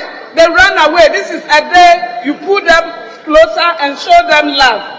So, Mr. Speaker, if you were not to call me today, I wouldn't be happy at all, because they have diverted the whole issue, and that diversion must stop. When it's a day of love, we should discuss it. They say we should distribute chocolate on that day. We will do that, but it's a day of love. So the men show love, women show love, boss show love to your workers. Today you can even organize all your workers to lunch and show them love. If you have children in the house, show love. So, Mr. Speaker, thank you for the opportunity. It's a day of love. Thank you. Oh, thank you so much. Honorable gentlemen, what more do you need? Show love. I don't want to hear in future any woman stand here again to cry that you people are not showing love. Please, show love. And I direct that this afternoon to evening, you take all these ladies out and show love. Why? Many of you are unlike me. I'm just a yes man, so I may not understand this word love, but you know. So please show love. We have some people outside presenting a petition to the House. So I have authorized the whips to go and receive the petition for on our behalf. I've also directed that they allow the leadership and some of them to come and be at the public gallery, because we are going to make a statement on the subject matter of their petition. The Minister for Youth and Sports is here, and he will give us more information. So, honorable members, let me know which other statement to take before we do that. Yes, please. The available majority leader. Yes. Mr. Speaker, I just also want to conclude on the statement. You want to show love? Okay, yeah, go ahead. Speaker, go ahead. Mr. Speaker, just for the record, Honorable Doyo said that the statement, the contributions amounted to a diversion from the statement. But I just want to state for the record that the statement itself was anchored on cocoa. So members were not diverted. That notwithstanding, Mr. Speaker, I believe that we have sufficient chocolate in the house to show the love. Oh, no. Mr. Speaker, the best gift a woman can get on a date is chocolate. The best gift a woman can get on a date is chocolate. If a man offers you a chocolate on a first date, then that man is serious and a true gentleman, Mr. Speaker. So, Mr. Speaker, we've offered them these chocolates, and Honorable Doyo should organize the women in the house to meet at the appropriate place for the needful to be shown. Mr. Speaker, having said that, I thank you so much. Available leader of the House. Adams did not teach me that. Adams taught me that the best gift a man can give to a woman is love, not chocolate. Please, show love, man, show love. Well, let's take the second statement. The second statement is in the name of the Minister for Youth and Sports. So, Honorable Minister, you may do so now.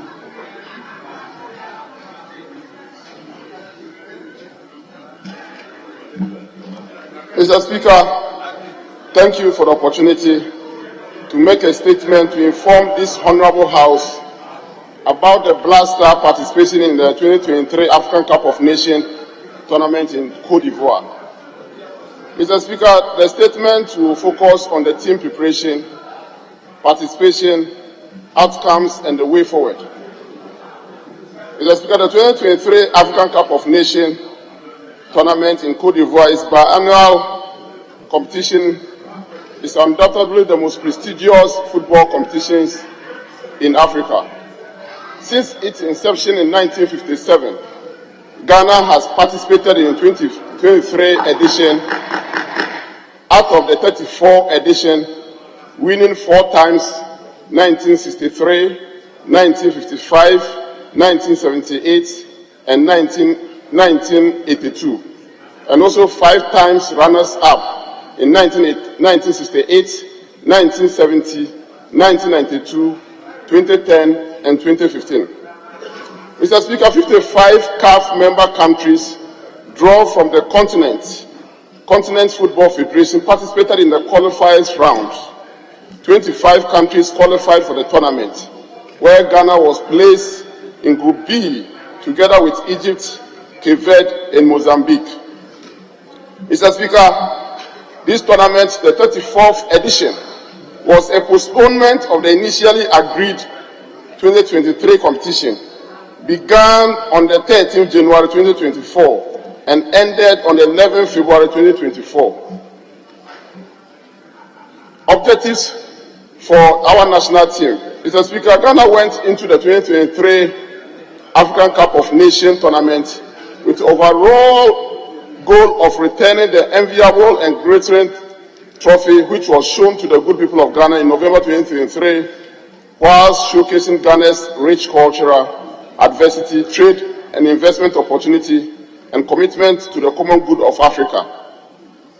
Especially, Mr. Speaker, like any other tournament, Ghana participated with the intention of winning all the 3 matches at the group stage, winning the knockout stages at each round, and progress towards the final, enhancing the happiness and satisfaction of Ghanaians, promoting dignity and the image of Ghana. Mr. Speaker, to achieve the objective above, there was the need to ensure adequate preparation for the team and also mobilize resources to complement government efforts on the team and other related expenses. The need to seek corporate support was to ensure the ministry was able to facilitate the travel of funds and officials out of government funding to cheer up the Black Stars. Mr. Speaker, fundraising, an amount of 400,000 was received by the Ghana Football Association from MTN Ghana. This contributed immensely, complementing government expenditure towards the 2023 African Cup of Nations tournament. Technical team and the preparation. Mr. Speaker, the technical team for the Black Star at the 2023 African Cup of Nations tournament was led by Chris Houghton alongside 2 assistant coaches, Mashoud Didi Dramani and George Boateng. The Ministry of Youth and Sports offered the coach and the technical team all the needed support to aid their work. Other technical personnel, including the goalkeeper's coach, media manager, the medical, video analyst, physical trainers, physiotherapists, and scouts were with the team. The team underwent series of rigorous training, fitness, mentoring, and coaching exercise, leading to the final selection of 27 players who commenced camping on the 1st January 2024 in Kumasi. The names of the selected 27 players of the Black Star squad were submitted to the Confederation of African Football, CAF, prior to the team departure to Abidjan on Wednesday, 10th January 2024. Friendly matches. Mr. Speaker, as part of the Black Star preparation, a friendly match was played against Namibia at the Baba Yara Sports Stadium on the 8th January 2024, and it ended goalless draw. Pre-tournament camp in Kumasi. The Ghana Football Association initially requested approval from the team to camp in South Africa to prepare for the tournament. However, the ministry, after careful deliberation with the Ghana Football Association, decided that the team should camp in Ghana. This was to help the players acclimatize with the weather conditions as Ghana has similar climate conditions with Cote d'Ivoire. The ministry also found it prudent to camp in Ghana to reduce the financial burden on the state. This resulted on the team pre-tournament campaign in Kumasi in Ashanti region. Prior to the team pre-tournament camp in Kumasi, the head coach of the Blaster named a provisional squad from the final 27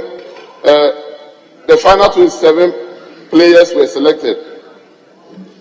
All the major European clubs released their players to the call up to the national team 2 weeks to the tournament, with the exception of Mohamed Kudus of West Ham United Football Club, who, due to hamstring injury, joined the team 2 days prior to the departure from Kumasi.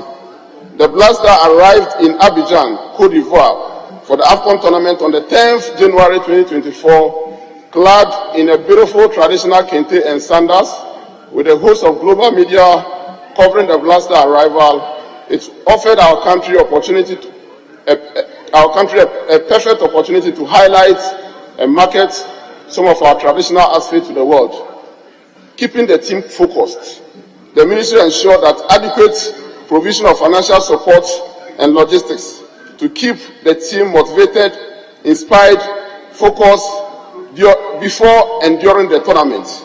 In view of this, the Ministry of Youth and Sports, with the support of the Ministry of Finance, ensured that all monetary issues, especially bonuses, allowances, were amicably discussed and agreed upon by all stakeholders and resolved before the tournament. The ministry, in collaboration with the Ghana Football Association, also ensured the establishment of strong team bond, respect, dignity, support, and team ethics prior to and during the tournament. Essentially, government support to the Ghana Football Association, the Blaster, was adequate, and Ghana ensured that key areas such as financial commitment, technical support, team preparation, team reinforcement, motivation, as well as passionate support for the team in the stands were all met. Blasters' performance. Mr. Speaker, the Blaster began their campaign against Cape Verde on the 14th January 2024 at the State Félix Houphouët-Boigny Stadium in Abidjan and lost by 1 goal to 2. The Blaster's second match against the Referrals of Egypt was keenly contested between the two teams. At the end of the match, Ghana drew against Egypt by a score of 2-2. Going into the third match, with 1 point, Ghana required a win to advance to the next stage of the competition in their final group match against Mozambique, which unfortunately ended 2-2 draw. End of the group stage, the Blaster had 2 points, which was not enough to ensure our qualification to the next stage of the tournament. Benefit of AFCON to Ghana. In spite of the inability to qualify from the group stage to the next round of the tournament, participating in the 2023 African Cup of Nations tournament without doubt gave Ghana some intangible benefits. Some of them are as follows. The pride of participation. Ghana was among the 24 countries out of the 55 African countries which qualified for the 2023 African Cup of Nations tournament. This undoubtedly raised Ghana international recognition and image as one of the powerhouse football nations in Africa. Tourism and investment opportunities. The 2023 African AFCON afforded Ghanaians private businessmen, football investors, the media, who traveled to the African Cup of Nations opportunity to build football, continental football and sports business. In spite of all these off-field benefits, the main objective of participating in AFCON tournament for Ghana as one of the top football nations in Africa is always to leave a remarkable imprint on the field, and has been, as it has been done in previous tournaments. It is therefore regrettable that we could not achieve our main objective of qualifying from the group stage and also making impact in the knockout stages. Technical vacancy. Following the Ghana's early exit from the 2023 African Cup of Nations, Coach Chris Hutton was relieved of his job as a Blaster coach. This has led to vacancy ahead of assignment ahead of other assignments by the Blaster in 2024. The Ghana Football Association has since set up a 5-member committee to commence discussion on the appointment of a new coach and the technical team for the Blaster, as we have agent World Cup qualifiers in the Osprey. Budget, Mr. Speaker. Mr. Speaker, our estimated budget for the 2023 African Cup of Nations tournament was $8,506,450 United States dollars.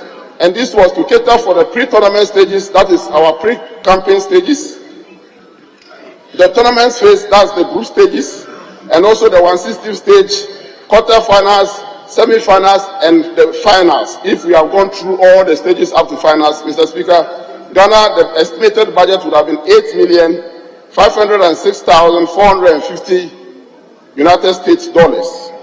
Out of this amount, an amount of $5,070,840.36 United States dollars was released by the Ministry of Finance, of which $3,077.81 was spent on the team pre-campaign in Kumasi, that is buying flight tickets for all our team players and technical team from their base to Ghana, and also taking them to Kumasi, and also making sure that their per diems are paid, the flight arrangements for the team, medicals, equipment and logistics, hospitality.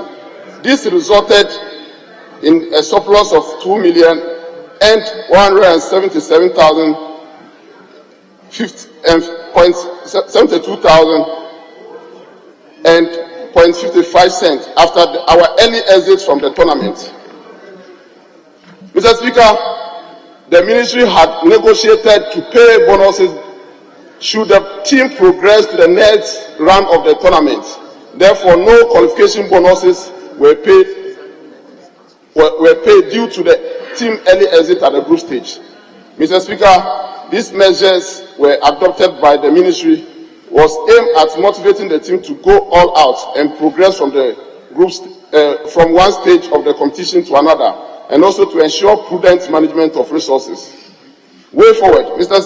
Speaker, the Blaster performance in the last major tournament, that is 2021 AFCON in Cameroon, 2022 FIFA World Cup in Qatar, and the 2023 AFCON in Cote d'Ivoire, where Ghana exits at the group stage of all these 3 major tournaments, notwithstanding government continuous huge investments in the team, is not acceptable. The Ministry of Youth and Sports is aware of disappointments among the Ghanaian populace, and therefore intend to put measures that will lead to the national dialogue of all stakeholders to come up with modern and inclusive way of managing our national teams.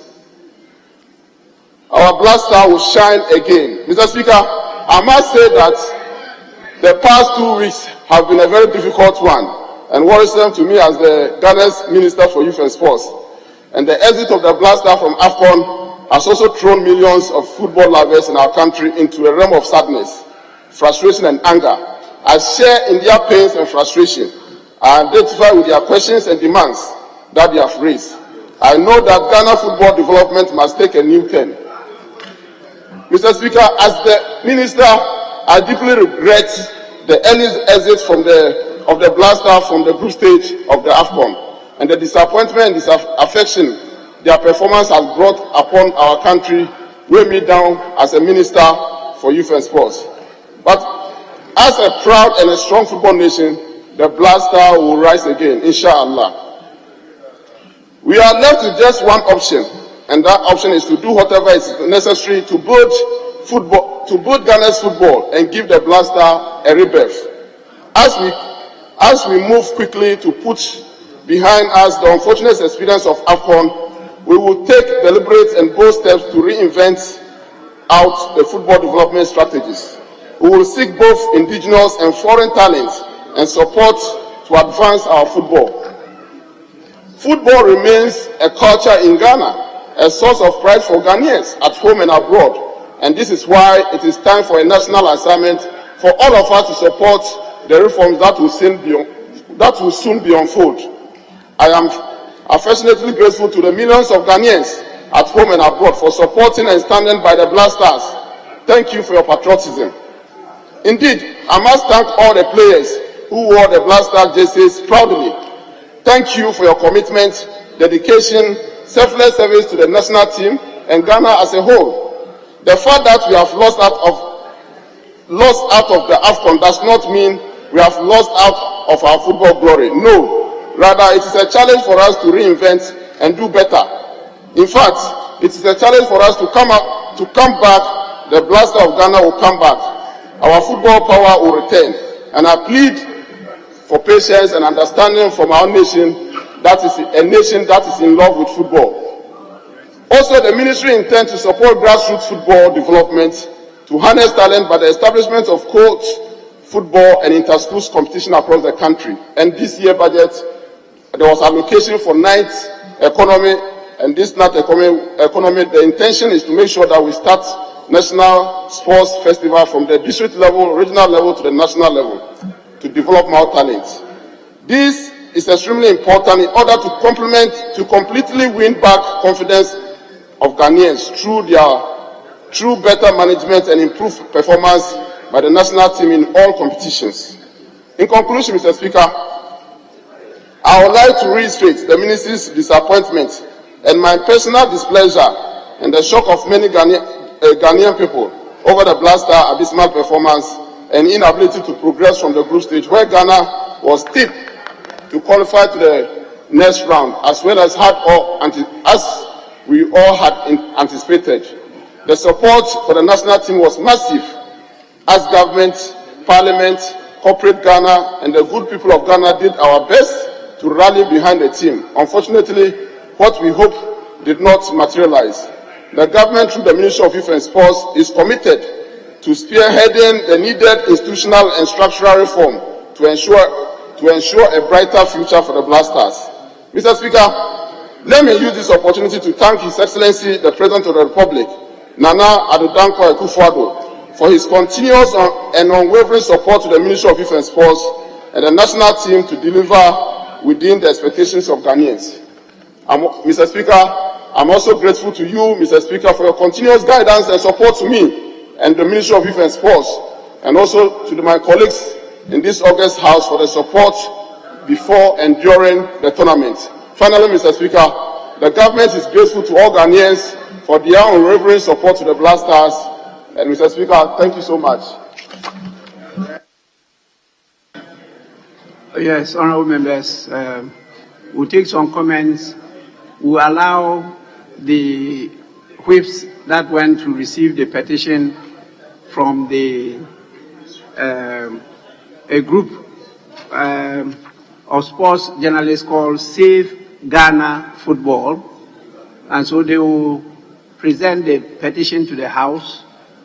Then I would definitely refer it to the appropriate committee, and as part of what the minister just said, the committee will start, as part of the measures, to have a national dialogue as to how we can work together to make black to shine brightest. So please, how many people should we take? Leaders, how many from each side of the House? Mr. Speaker, 5. Indeed, you directed us to receive the petition from the demonstrators. We have actually done that already. Yes, I said you now lay it. Okay, all right, okay. Yes. Yes, so, Mr. Speaker, whilst we're doing that, the understanding is that our colleague, the ranking, will also read a statement, as you admitted, on the football. So, in that process... On the same. In the process, then, the majority will lay... I will allow him to do that as part of his comments. Okay, all right, okay. Yes. Okay. And then we'll also present the petition. Okay. And through that, we'll make comments on all. Okay. Okay, so the procedure will be for the petition to be presented by the majority chief whip. Then the ranking member will come in with his statement as part of the comments, and then we'll take other members. Mr. Speaker, this, as you rightly said, this is a very, very important issue. So we would suggest that 5 from each side, because it's the main business for the day. 5 members from each side will present, and then leadership will conclude. Yes, so that's why I said now we'll allow the petition to be presented before we come to the ranking member. Yes, available majority leader. Mr. Speaker, I just wanted a clarification on the directives given by you. Mr. Speaker, the chief whip for the minority group in applying to you for his colleague, the ranking member, said he's going to read a statement. And Mr. Speaker, in your response, you indicated that he would read the statement as part of his comment. Mr. Speaker, I want clarification because under the circumstance, if it's a statement, then it must be on notice. Notice meaning it has to be seen by you. Mr. Speaker has not, no, when I do. That's not the understanding that I have. Mr. Speaker, that's why I want clarification. No, we've gone past that. You were not at the pre-sitting meeting. No, Mr. Speaker, I was not. Yes, that's why. So that statement was presented. So we are aware of that. But I didn't say he will read. I say he will present it as a part of his comments. That's what I said. I didn't use the word read. But as I said, please, Majority Chief Whip, may you present the petition now. I don't think you need to read through all the petition, but just make a statement as a summary of the petition, as we do, presentation of a petition, and then lay it on the table. Speaker, with respect, let the records capture it that on this day, myself and my colleague, the Deputy Whip, for your behalf, receive the Deputy Whip.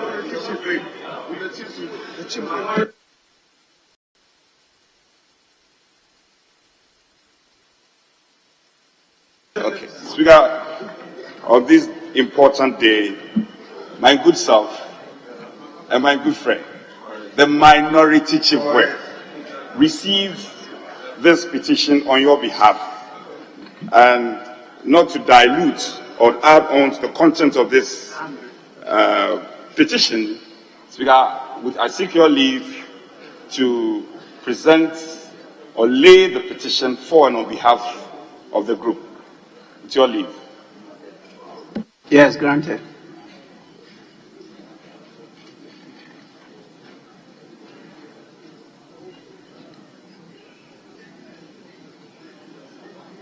Honorable members, I will accordingly refer that statement from the petitioners to the Committee on Youth and Sports as a lead document, and together with the statement made by the Minister for Youth and Sports and what will be presented by the ranking member as the referral documents for a deeper consideration and interrogation of this matter as part of the national dialogue to come out with a better program for us to support football in our country so that we can recapture the lost glory. And as I stated earlier on, so that the black can shine brightest globally. So please, it's time for the ranking member to do so now. Thank you, Mr. Speaker. Mr. Speaker, my heart aches as I make this statement in expressing our collective extreme disappointment and shock once again at the poor performance of Ghana Black Stars, leading to another unprecedented early exit at this year's AFCON Championship. Ghana Black Stars one of the top teams on the continent of Africa once again did not live up to the expectations of many across the continent, the rest of the world, and in particular Ghanaians at the just ended African Continent Football Championship in Abidjan. The consistent failure of the Black Stars of Ghana to go beyond the group stages raises serious concerns. Mr. Speaker, the history of the performances of the Ghana Black Stars shows that the first time they exited the AFCON tournament in the first stage was in 1980 in Nigeria with 3 points as defending champions. Then in 1984 in Côte d'Ivoire, they exited also with 3 points as defending champions. In 1998 in Burkina Faso, they exited with 3 points. And in Egypt in 2006, once again, early exit with 3 points. This is the first time in the history of Ghana Black Stars that they exited at the group stage of the AFCON tournament consecutively, Cameroon, and La Côte d'Ivoire, with 1 and 2 points respectively, signifying the bad state of the Black Stars' participation in the elite continental competition. Mr. Speaker, this disappointing trend can only be attributed to poor management of the team right from coach selection, player selection, and poor coordination of pre-tournament preparations. Therefore, the poor performance on the field of play, such as player coordination, infighting, technical deficiencies, and confusion, can only be attributed to poor management decisions by the leadership of the Football Association and government. Lack of proper sports development structures and inadequate investment in domestic football, particularly juvenile, also known as colts within the communities, school sports initiatives such as the Milo and Valco-sponsored regional and national championships among various second cycle institutions that help identify and groom talents to feed the various national teams and domestic clubs are militating against victory in tournaments, even though football in Ghana, particularly the Black Stars, has been the most funded among all sports. Mr. Speaker, a relook at Ghana's performance shows that the nation has won the AFCON on 4 occasions: 1963, 1965, 1978, and 1982. The Black Stars have equally been 5 times runners-up in 1968, 1970, 1992, 2010, and 2015. Their impressive performance at the 2006 World Cup in Germany raised the brand of Ghana football globally and attracted support and admiration from Africa, Asia, Europe, and Americas. In my opinion, Mr. Speaker, it was this powerful brand enhancement from their successes in Germany that added value to Ghana towards the success shot in the hosting of CAN 2008.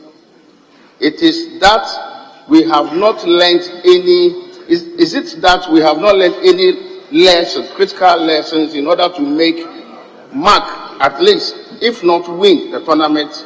What is preventing us from building on our past legacies? Mr. Speaker, it is not only the Black Stars performance that keep dwindling on the international arena in recent times. Ghana's performance and fortunes in various sports competitions keep dwindling, as seen in the 2023 participation in various international competitions. For example, the 13 boxers that Ghana took to the African Olympic boxing qualifiers in Dakar, Senegal, September 2023, all lost out on qualification slots to the Paris 2024 Olympic Games to be held in France in July and August 2024, but have other opportunities on the global stage to qualify. Also, the national athletics team participation at the 2023 World Championship was a disaster for Team Ghana, as none of the members could make it past the preliminary stages. As we speak now, no Ghanaian athlete or discipline has qualified for the competition with 6 months to go, but hope the upcoming African Games would be used as the means to qualify as many as possible for our sportsmen and women to the global elite sports fiesta. Also, the performance of various national football teams at the stage group competitions like under 17, under 20, under 23, male, female, the Black Stars is nothing to write home about. But I hereby congratulate our elite female national team, the Black Queens, for qualifying once again to the 2024 Women's Africa Cup of Nations to be held in Morocco, and the national under 20 female team, the Black Princess, for qualifying for the FIFA under 20 World Cup to be held in Colombia later this year. Mr. Speaker, Ghana is beginning to lose her shine as one of the top teams on the African continent due to these recent poor performances and scandals such as the Arabia Analysis investigation, which was released in 2018, highlighting the level of corruption among football administrators and referees in Ghana at the time. It revealed how much officials openly negotiated and took bribes to help team win matches. These negative revelations amongst the poor leadership at the helm of Ghana football at the time. Deputy Majority Leader. These remain a visible scar on Ghana football administration. Yes. Mr. Speaker, our member is in breach of your directive. You directed him to present his comments. He is copiously reading a statement. He's reading a statement. Sit down. Sit down. Mr. Speaker hasn't called you. Put it off. Put your mic off. Put your mic off. Mr. Speaker, he's reading a statement. I would urge him to do the needful. Well, definitely, I said that please make it as part of your comments, not read the statement. If you are reading, then that's not correct. Yes, Deputy Minority Leader, yes. I think, Honourable Speaker, I noted your directive. The Honourable Member was referring to his notes, but I think he can focus on those references and try to conclude as much as possible. Honourable Member, please kindly conclude. Thank you, Mr. Speaker. This negative revelation amongst the poor leadership at the helm of Ghana football at the time, and these remain a visible scar on Ghana's football administration. Mr. Speaker, with every tournament that comes around, millions of dollars are pumped into the team, with the justification being that they market Ghana, bring the nation together, and provide pride, patriotism, and purpose that can't be quantified. Undoubtedly so, but not sacrifice the call to be prudent with expenditure, particularly when the time in which the country finds itself in negotiations with the IMF and other bilateral partners to restructure its debt and finance as we go along. In 2019, Mr. Speaker, the government reported spent $4.5 million, budgeting $6 million on teams' participation, which ended at 1/16 stage. And the prize money at the time for winners of the tournament at that time was 4.5 million. And the Black Stars managed to spend as much despite coming nowhere near the trophy in Egypt. Before 2023, the budget was shrouded in secrecy, not officially declared, a glaring insult to the intelligence of fans. But an idea of how inflated it was would be revealed when the Ghana Football Association displayed what many considered an incredible and unbridled extravagance. Mr. Speaker, as things stand now, I want to side with Amos Safo, a development and communication manager and a social justice advocate in his write-up,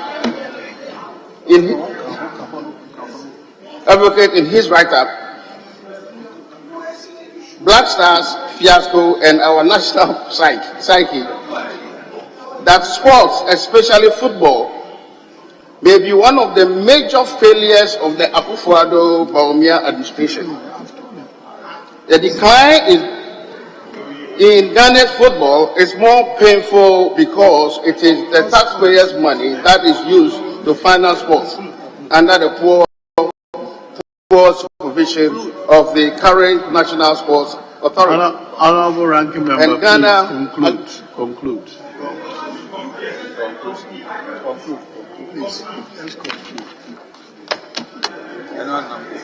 Mr. Speaker,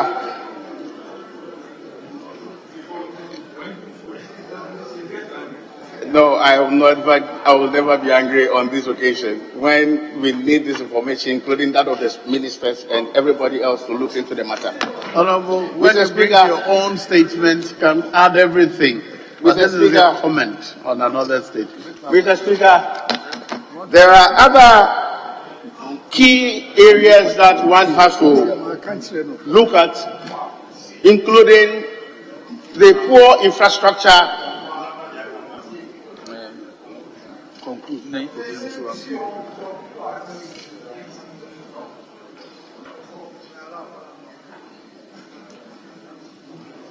There are other important aspects of our poor show that ought to be looked at, being the poor infrastructure base in this country.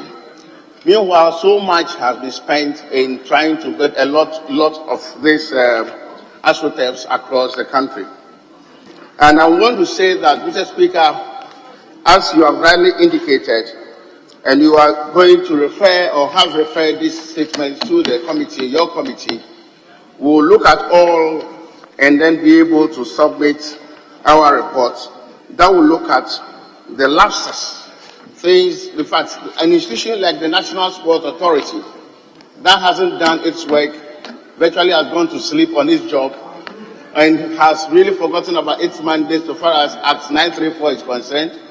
In fact, particularly Section 3 of the Act, that gives it very critical and important responsibilities.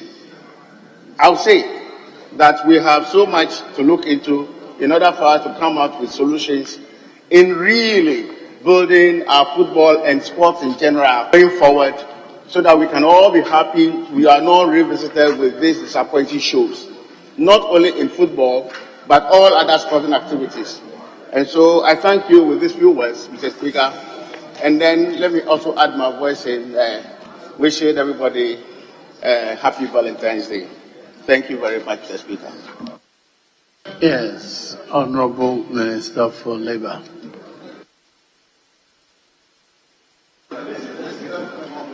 Thank you. Thank you, Mr. Speaker, for giving me the opportunity to contribute to the statement ably made by my colleague, Honorable Mustafa Isif, the Minister for Youth and Sports.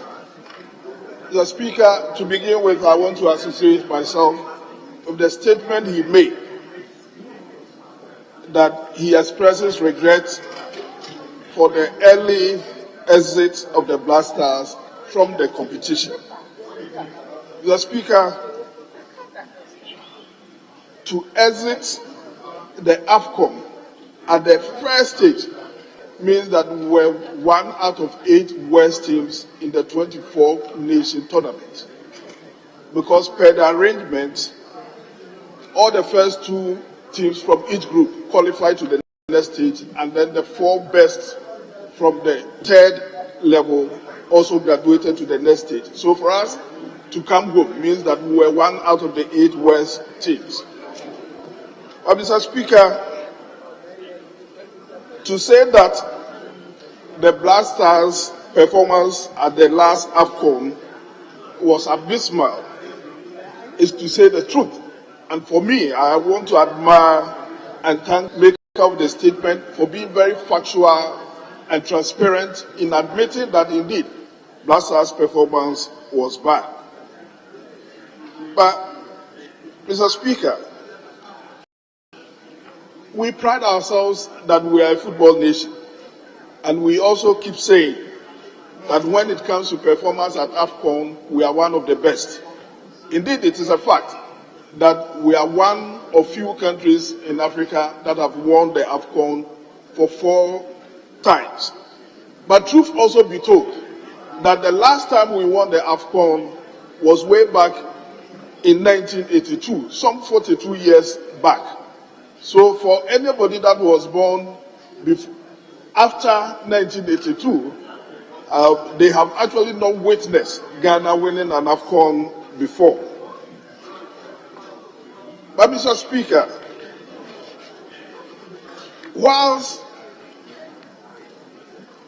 talking about our performance and regretting the performance, it is also time that we take stock and also look at how the game is planned and managed in our country, so that going into the future we may avoid such an abysmal performance again. There are some few lessons to be learned. We played 3 matches, Ghana against Cape Verde in our first game. They scored us first, we equalized, and then in the last minute to win the game. In our second game, Ghana against Egypt, we drew 2-2, but the fact is also that Egypt had their last goal at the last minute. And then in our game against Mozambique, we had 2-0, and then during the last members of the game, they came in with an equalizer. Mr. Speaker, the lesson I get from this is that either our players lack the needed stamina, or perhaps there was something wrong technically. I want to believe that our players lacked the needed stamina. That is where I want to draw attention to a problem in Ghana football. That is the problem of age cheating. The problem of age cheating. Most of our players, before they are called to the junior national teams, will perhaps find a way to falsify their age. They may be old, but they may present themselves as young persons. So they are admitted based on their dates in their passports, which perhaps may not be the true representation of their actual ages. So over time, as they compete with persons that are relatively younger, their true age then will expose them. I want to believe that in going forward, if we really want to remain competitive in the international game, because if you look at Europe, if you look at elsewhere on the globe, persons who are playing in the national teams are persons who are normally aged between 20 and 27. But what is the true average age of most of our players? So perhaps that is one thing we may have to look at going forward. Mr. Speaker, I think that it is about time we have a total review of the game in our country. The way we plan our game, the way we prepare for competitions, and the way we even participate in international games. Mr. Speaker,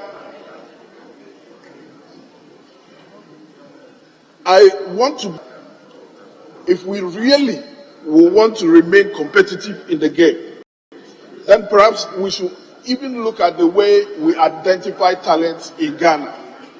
Fortunately for us, we are a nation that is blessed with so many football talents. Everywhere in Ghana that you go, you identify somebody that has talent in football.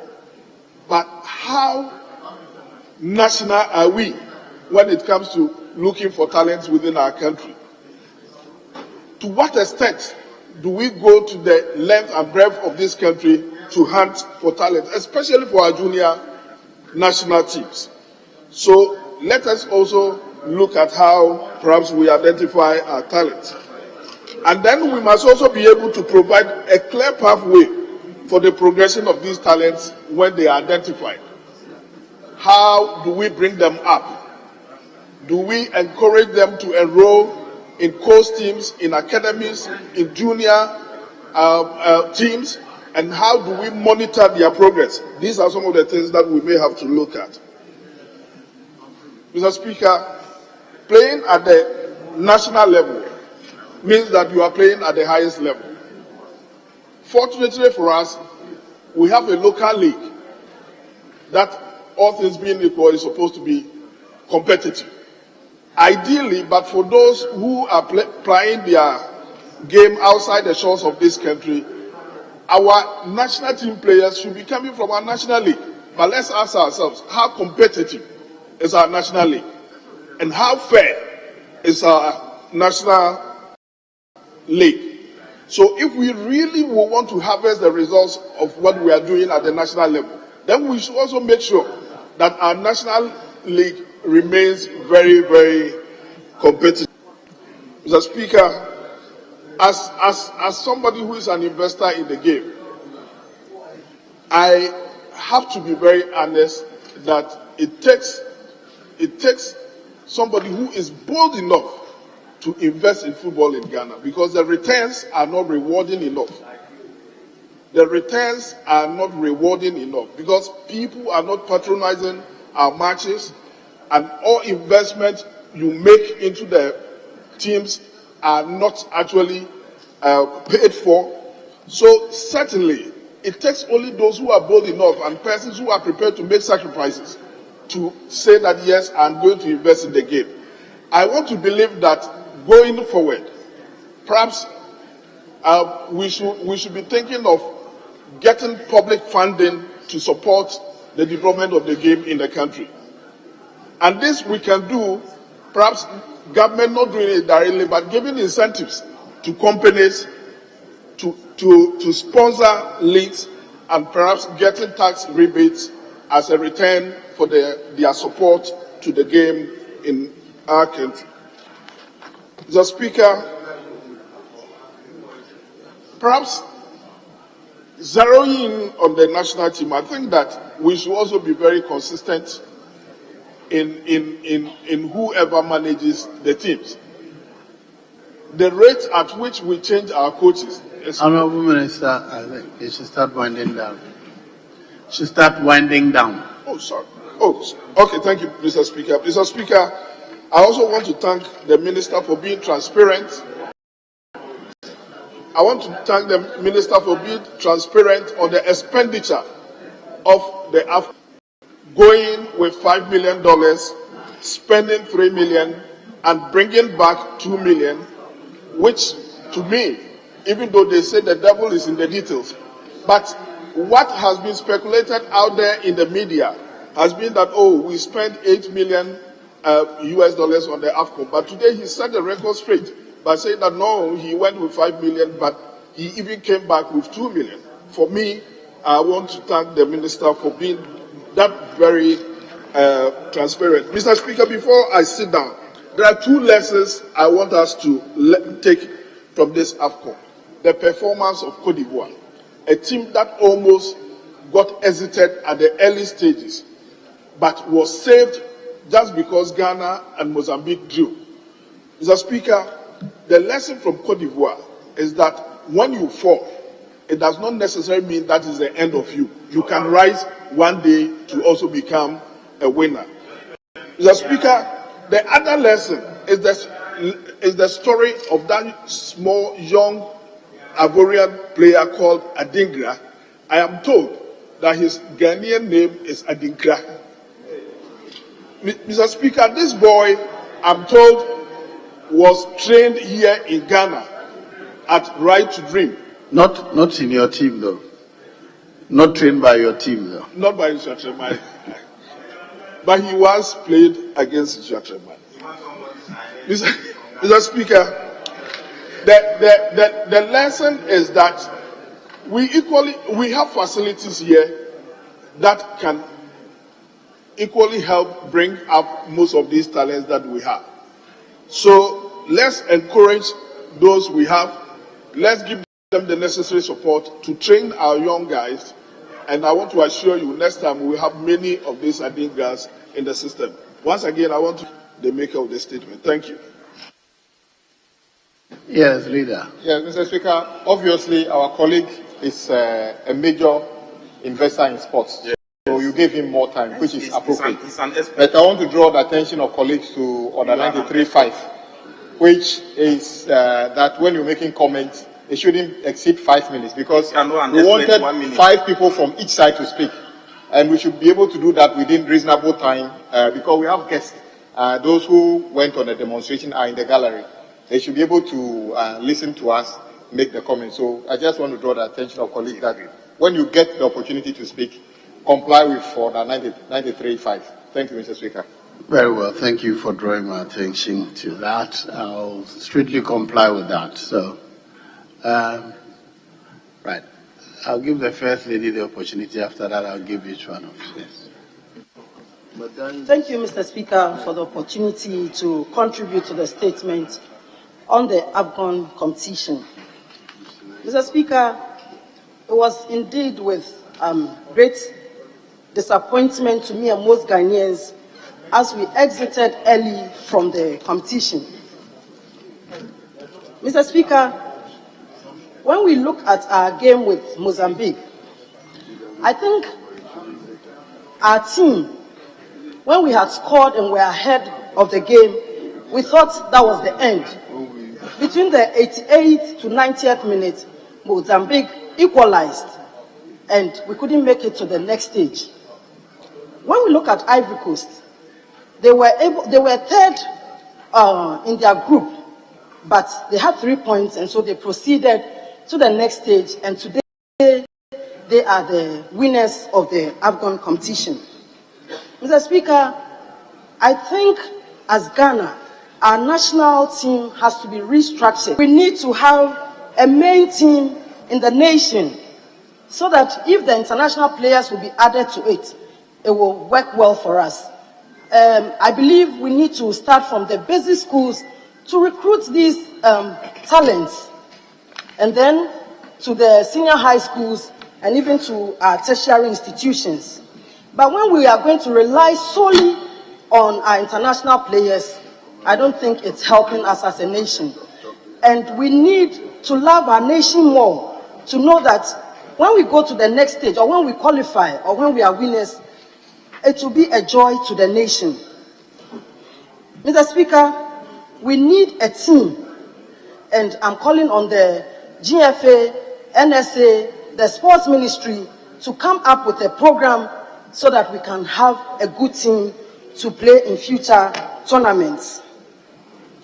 Mr. Speaker, looking at Cote d'Ivoire, you realize that all hope will not be lost if we had played well and scored against Mozambique to get us to the next stage.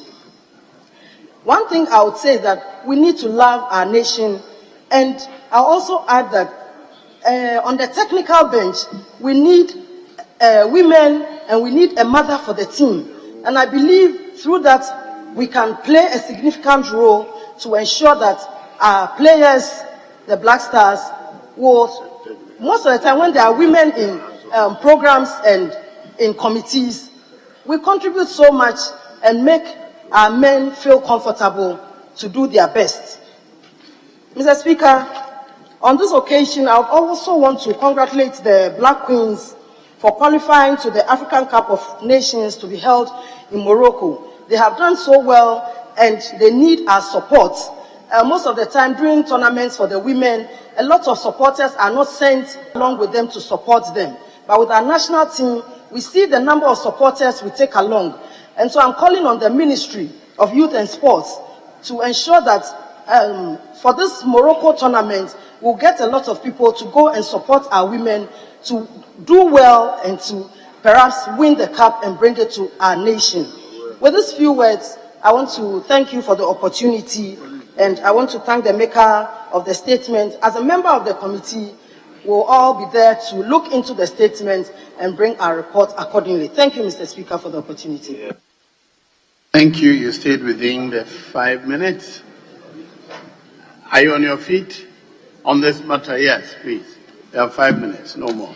Honorable Speaker, I'm grateful to you for the opportunity to add my voice to the statement that was ably made by the Minister for Youth and Sports. Honorable Speaker, football once was a hobby for some of us, but now the enthusiasm is almost gone.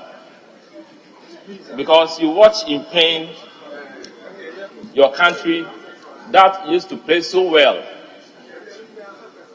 playing badly, and sad. And some of us feel so bad when we remember the late 80s and early 90s, the strength, the power, and the vigor that was exhibited by the then Black Stars. And these are no more, and it's sad. Honorable Speaker, I don't want to talk much, but I want to urge the Minister for Youth and Sports, the Ghana Football Federation, the management, that we don't want explanations. What we want is that we need to get the cup in Ghana. 42 years waiting. I mean, how long can we wait? Every time we play in the AFCON, we come back and we fish for excuses. The excuses are one too many. We don't need them no more. They must give us outline steps, plans that will help us to get the next AFCON to this country. Mustafa, I'm begging you. Next time, you must come in glory. We must see the trophy here. We shouldn't be here talking about this. I mean, there were lack of preparation and all that. No. We want to see the cup, the trophy. That's the reason why we have the management team, we have the GFA, and you are the minister. You know, I love you so much. But the pain, the love I had for Black Star is gone. I mean, it's sad.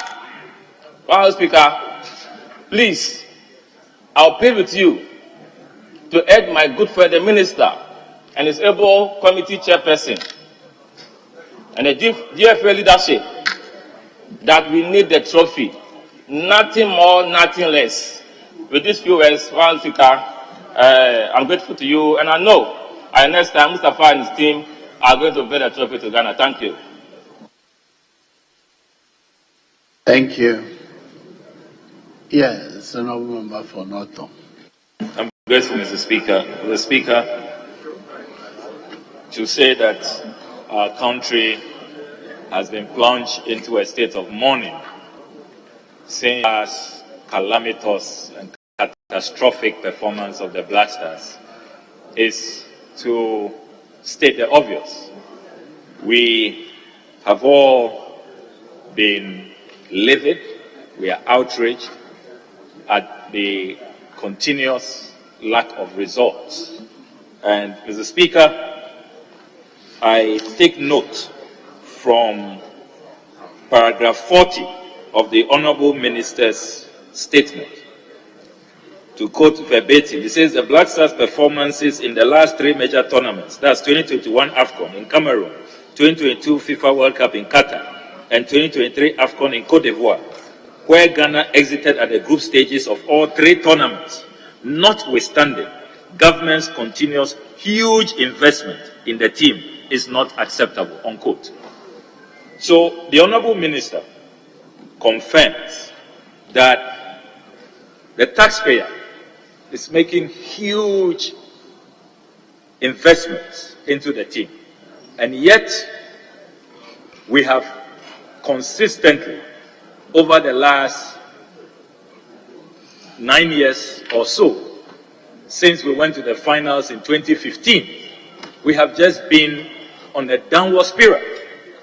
And this cannot continue. Mr. Speaker, the Honorable Minister confirms to this House for the first time, at paragraph 37 of his statement, that they budgeted $8.5 million. Mr. Speaker, I note that this is consistent with documents we intercepted when they treated this Black Star budget like a state secret, as if it's some nuclear code. Mr. Speaker, the matter which must not continue.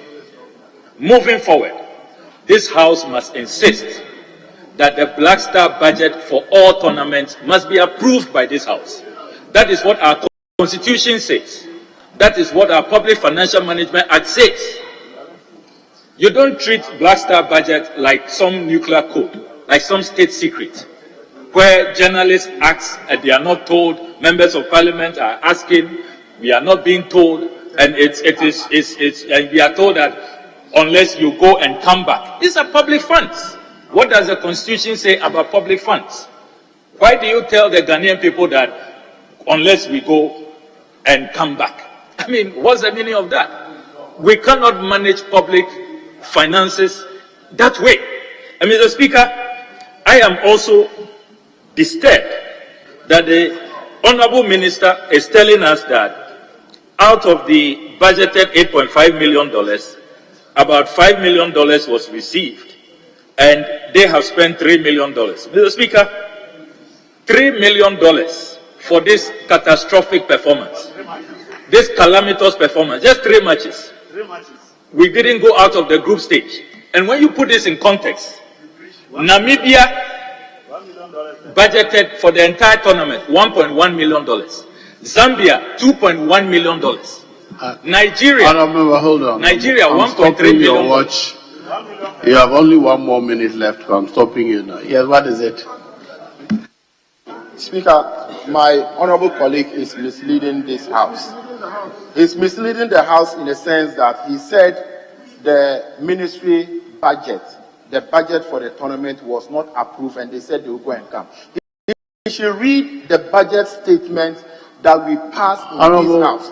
And what he's saying is not true. Speaker, also he's throwing at us in this House that this country budget is this country's budget is that. He should prove it. He should bring something for us to see. The minister will have an opportunity to respond to some of these issues. That's why I'm allowing him, please. You have 1 more minute, please. I'm grateful, Mr. Speaker. Mr. Speaker, at the right time, we'll come to Honorable Habib and his role, his business interest in this AFCON. We'll come to that at the right time. I know all of what you did. Don't worry. Mr. Speaker, the point must be made that the $3 million that we have spent for just these 3 matches, the abysmal performance, is in excess of what other countries budgeted for the entire tournament. Nigeria, $1.3 million. Zambia, $2.1 million. Open source information, go on the internet. Zambia presented $2.1 million to their parliament. And here we are, $3 million. No value for money. Mr. Speaker, the documents the ministry submitted to this House, to Parliament, if you look at how much we spend on qualifiers, Ghana versus Angola, home and away, 7.4 million. Ghana versus Madagascar, 13.2 million. Mr. Speaker, airlifting of supporters from Qatar 2022, 5.3 million. We are throwing millions, hundreds of millions into supporting these Black Stars, and we are not getting results. Look at the state of our pitches. We don't even have a single FIFA standard pitch, not one. Youth development is gone. The local league is gone. Sorry, your time is up.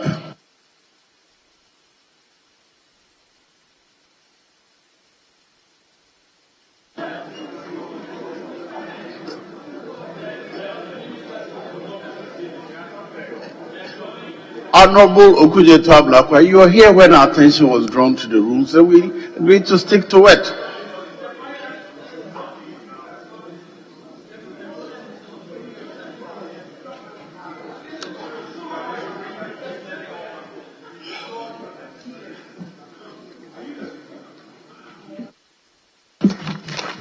Thank you, Mr. Speaker.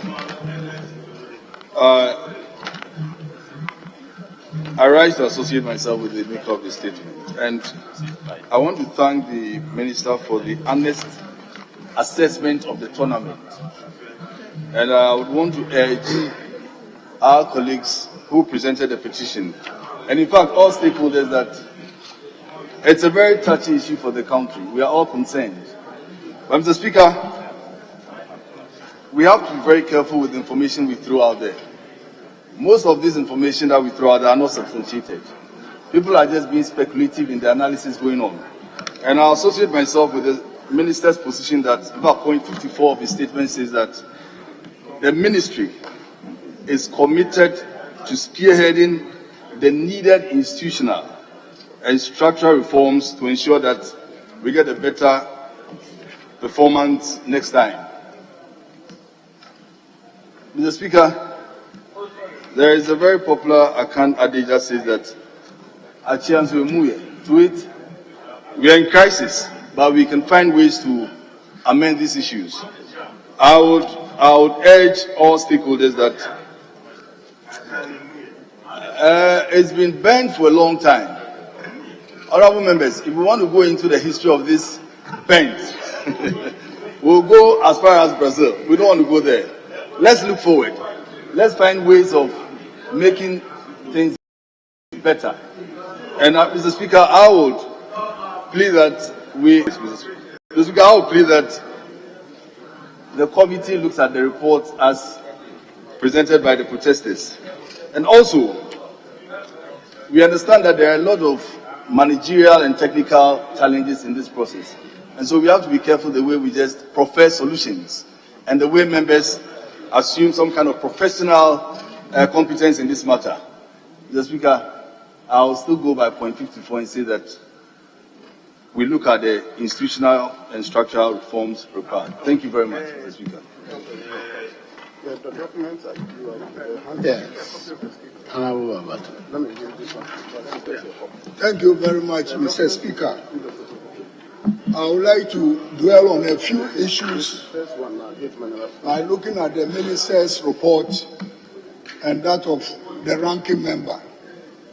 Mr. Speaker, it looks like we are not learning from the past, and that is why we keep on going for tournaments and coming back bowing our heads in disgrace. Mr. Speaker, I recall that after the AFCON in Cameroon,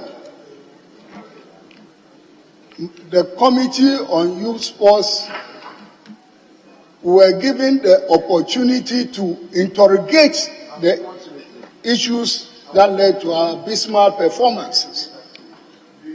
Unfortunately, this report has not been laid for us to be able to learn a lesson out of it for colleagues to contribute towards restructuring Ghana's sports. The first mistake about this whole tournament in Cote d'Ivoire has to do with the manner in which the FA decided to sack the Black Stars coach without receiving a technical report, which is very crucial for us to be able to analyze the performance of each member of the Black Stars. In the previous tournament, the same thing happened to the coach. His technical report was not submitted and he was also fired. We keep on firing the coaches, and yet the people who appoint the coaches continue to be in office.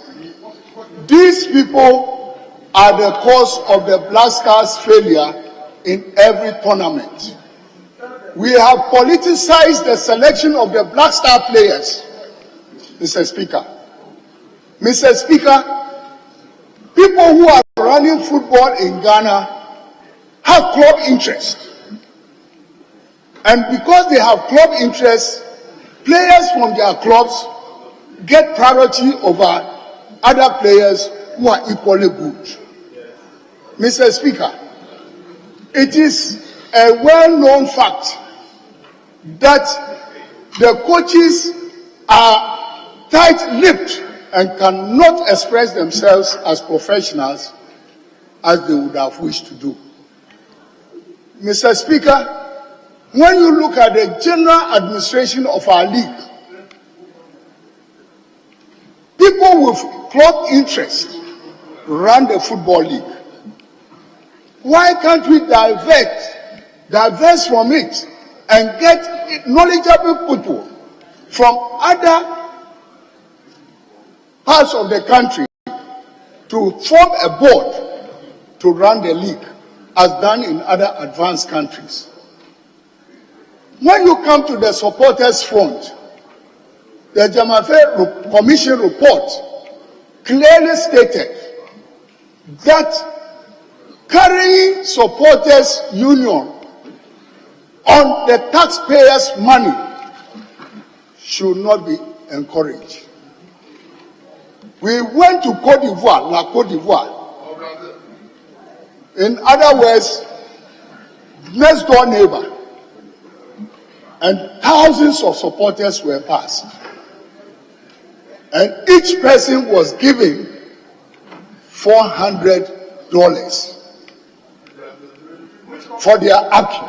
From which source, you ask? From which source? And the company that lifted some of them by air has to be brought to book.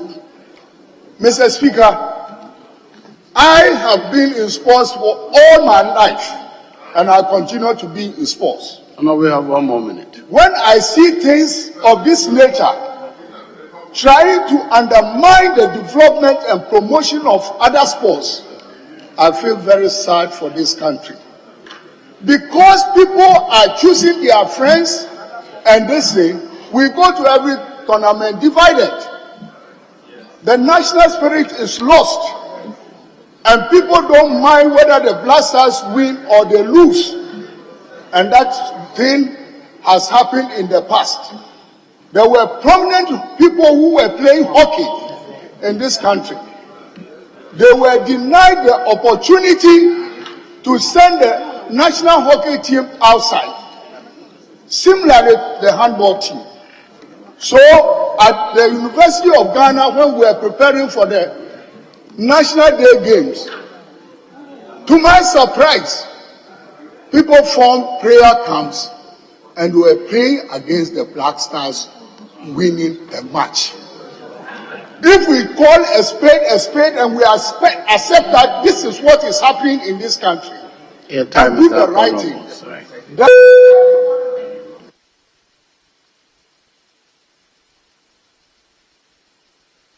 yes, Tamale, no.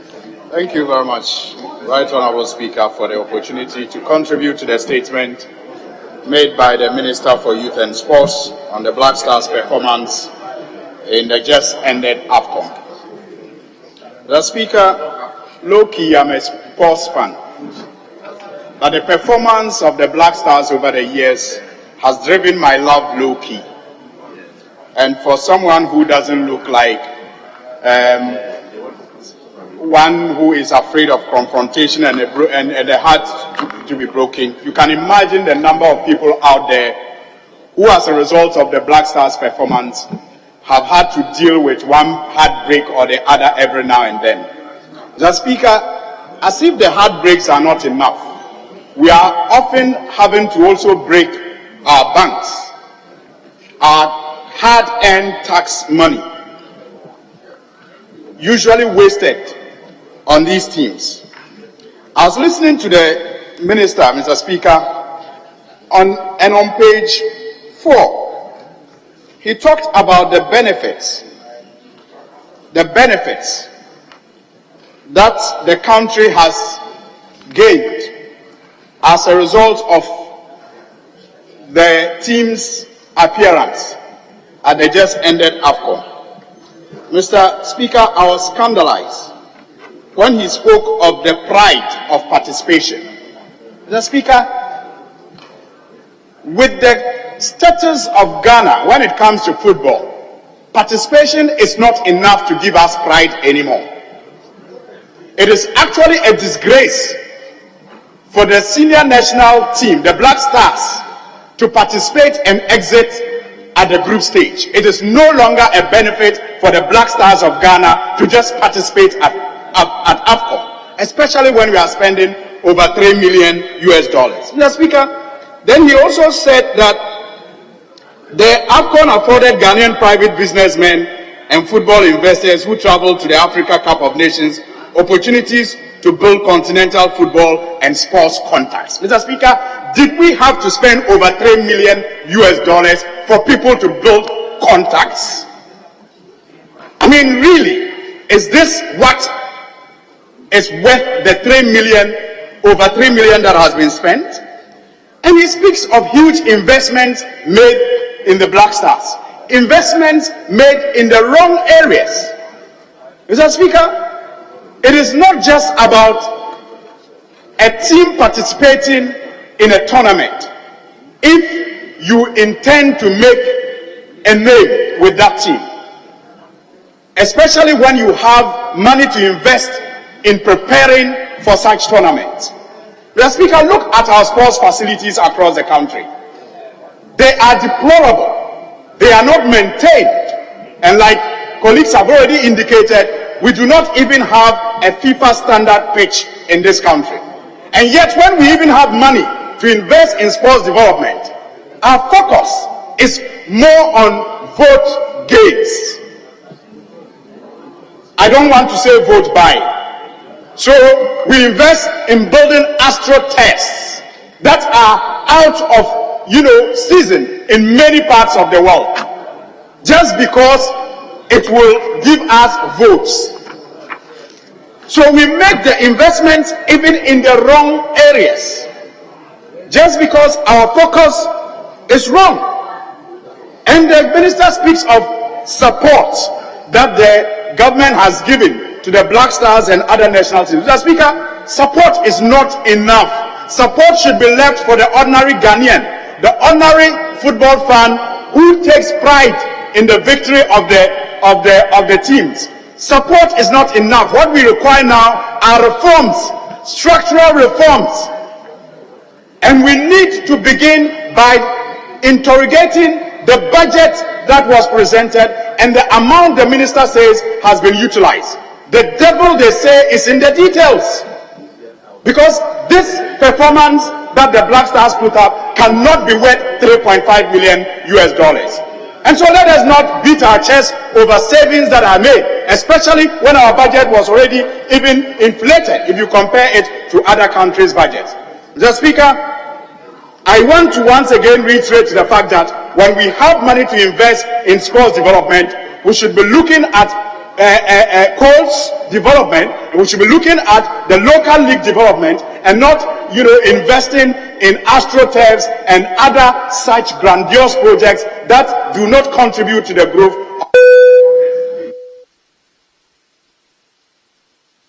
Yes, Honorable Minister.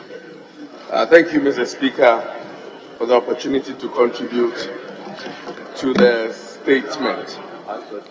Mr. Speaker, let me take the opportunity to wish the football fraternity a happy Valentine's Day. I see that they are enjoying the Valentine with their red.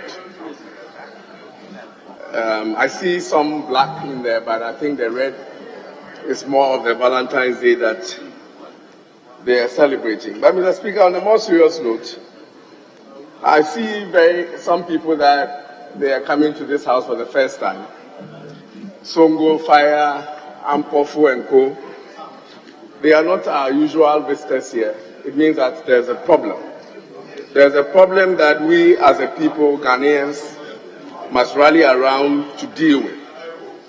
But, Mr. Speaker, the issue under discuss is the failure of the institution that is delivering the result. And the result here is win.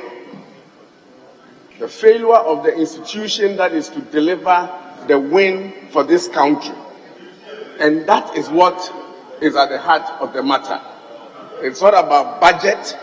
I think we should take pride that Ghana, in the position that we find ourselves, we were able to raise the funds to at least get our Black Stars to participate in the just ended AFCON.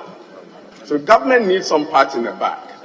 The issue, rather, Mr. Speaker, if Ghana was not able to raise the funds for us to participate, then we would have been in a much more serious problem. Mr. Speaker, what are the reforms that the football fraternity is looking for? Indeed, I have heard the politicization of the selection of players for matches. I have heard people with business interests in the selection of players for matches and the likes. Mr. Speaker, that should be dealt with during the match. Mr. Speaker, when they come up with the selection of the players, everybody in this country, except for myself, Mr. Speaker, I don't do football.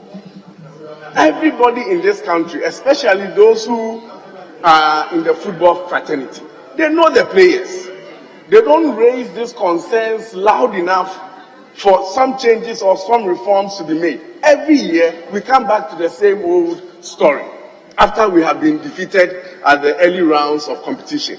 So if there's a point, then we have to go back and study what reforms that we need to implement at the point where they have to deliver the win.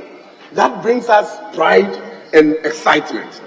On the part of government, we were able to provide, Mr. Speaker, the funding for the Black Stars to participate in the AFCON. Mr. Speaker, government continues to invest in infrastructure.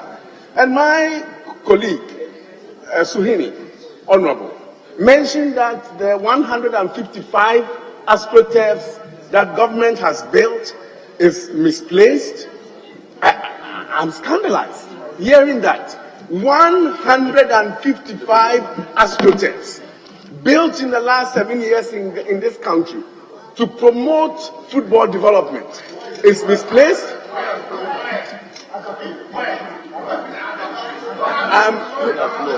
Mr. Speaker, this is a house of records. We can always present the one in your constituency. In your constituency, there's the infrastructure there. We can present to you. Mr. Speaker, we have built 10 sports stadiums. 10 sports stadiums to promote football development, and one in Adaklu constituency. Mr. Speaker, the just commissioned sports complex that government invested in, that was commissioned yesterday. On the part of government, it may not be enough, but aggressive steps are being taken to develop the infrastructure. We need to go back to the reforms that the football peoples are talking about. We need to join the football people, join hands with them, and listen to them, and ensure that the reforms that the football people, are recommending. Mr. Speaker, we take it serious, we sit around the table, and we help implement the reforms that we are all as a people crying for and about. Thank you.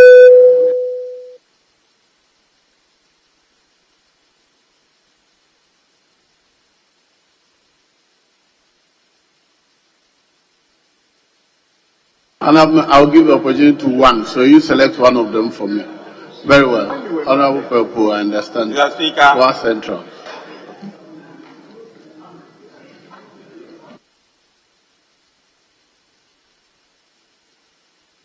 Thank you, Mr. Speaker, for the opportunity to contribute to this very important statement presented by the Minister. Mr. Speaker, as a former sports minister, I understand the pain the Minister is facing. I also understand the frustration he met in this situation. The sports minister is not the manager of the Black Stars. He sits there with the GFA managing the Black Stars, but when they fail, it is the sports minister who suffers. But that is important also for him to recognize that there is the need for direct oversight and supervision of the GFA. I heard the GFA chairman apologizing to the people of Ghana for the failure. It is not about apology. For the last years, we have changed 14 coaches. It is as if whenever we fail, the consequence is to change a coach. But whenever we fail, the consequence is not to change the GFA. We must begin to ask that question. Is the GFA competent enough? Since the failure of Nyantechi and what happened to him, we have been in perpetual turbulence.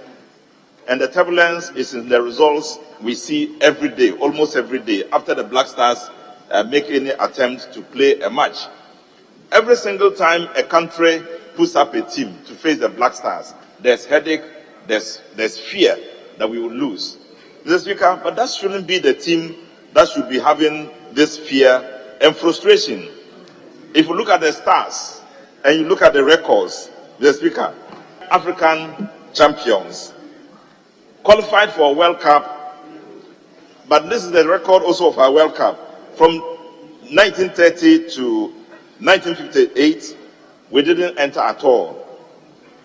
In 1962, even though we qualified we were champions in Africa in 1963, we didn't qualify to enter to enter for the World Cup. In 1966, we withdrew, and we finally qualified in 2006 and 2010. In each of these cases, the expectations was that the Black Stars will show to Africa that we are leaders of sports in Africa, football in Africa. But Mr. Speaker, in all these things, we fail again. Mr. Speaker, for a team to win, it's not just putting a team together. It is also to qualify, to prepare the team adequately so they can meet their colleagues and fight a good battle and win a good win. Mr. Speaker, the closest we have come was in 2009 when I was Minister of Sports. We won the Under-20 World Cup in Egypt. We came to Angola and came as runners-up. If you ask me, what did we do to do this? It was easy. It was preparation. It was choice, proper choice, qualification, professional choice of players who would play. I remember when we went to Egypt to play, we had contacted Aspire of Qatar. Aspire is a sporting group, football organization group, a private one. We contacted them. They agreed to host us in Qatar for 3 weeks, Mr. Speaker. We were there, and the team was every single day going to the field, practicing, playing matches, and doing all kinds of exercises in a secluded place. You couldn't leave the place and go anywhere. And for 3 weeks they were there. When we left and hit the grounds in Egypt, it was just winning and winning all over. Mr. Speaker, so it is important that we just don't pick the Black Stars. It's important to pick them and train them adequately, prepare them adequately. Black Stars is not a team that should go into a contest and come out a failure. Mr. Speaker, when I watch the Black Stars playing a team like Qatar, Cape Verde, which is not known in Ghana in world football or in African football, beating the Black Stars, I nearly fainted, Mr. Speaker. It was a situation where we thought, many of us thought, it was just an open grounds for the Black Stars to beat them, go beat Mozambique, and then even if we draw with Egypt or lose to them, we will still qualify. And that was the opposite. Mr. Speaker, it tells that there must be... 1 more minute. Yes. Thank you. Mr. Speaker, it tells that we have to do much more. And I want to recommend that the minister should have an immediate meeting with the GFA. The GFA should tell the reason why they have failed, and the public must know what the next steps should be, and that there must be some comfort statement from the GFA with the minister. The minister just made some comfort statements here, so that Ghanaians will be satisfied that the pulse, which is inert, which attributes, which is almost equal to the Black Stars, will not be left untreated. Mr. Speaker, thank you very much. It's now that leaders are going to talk.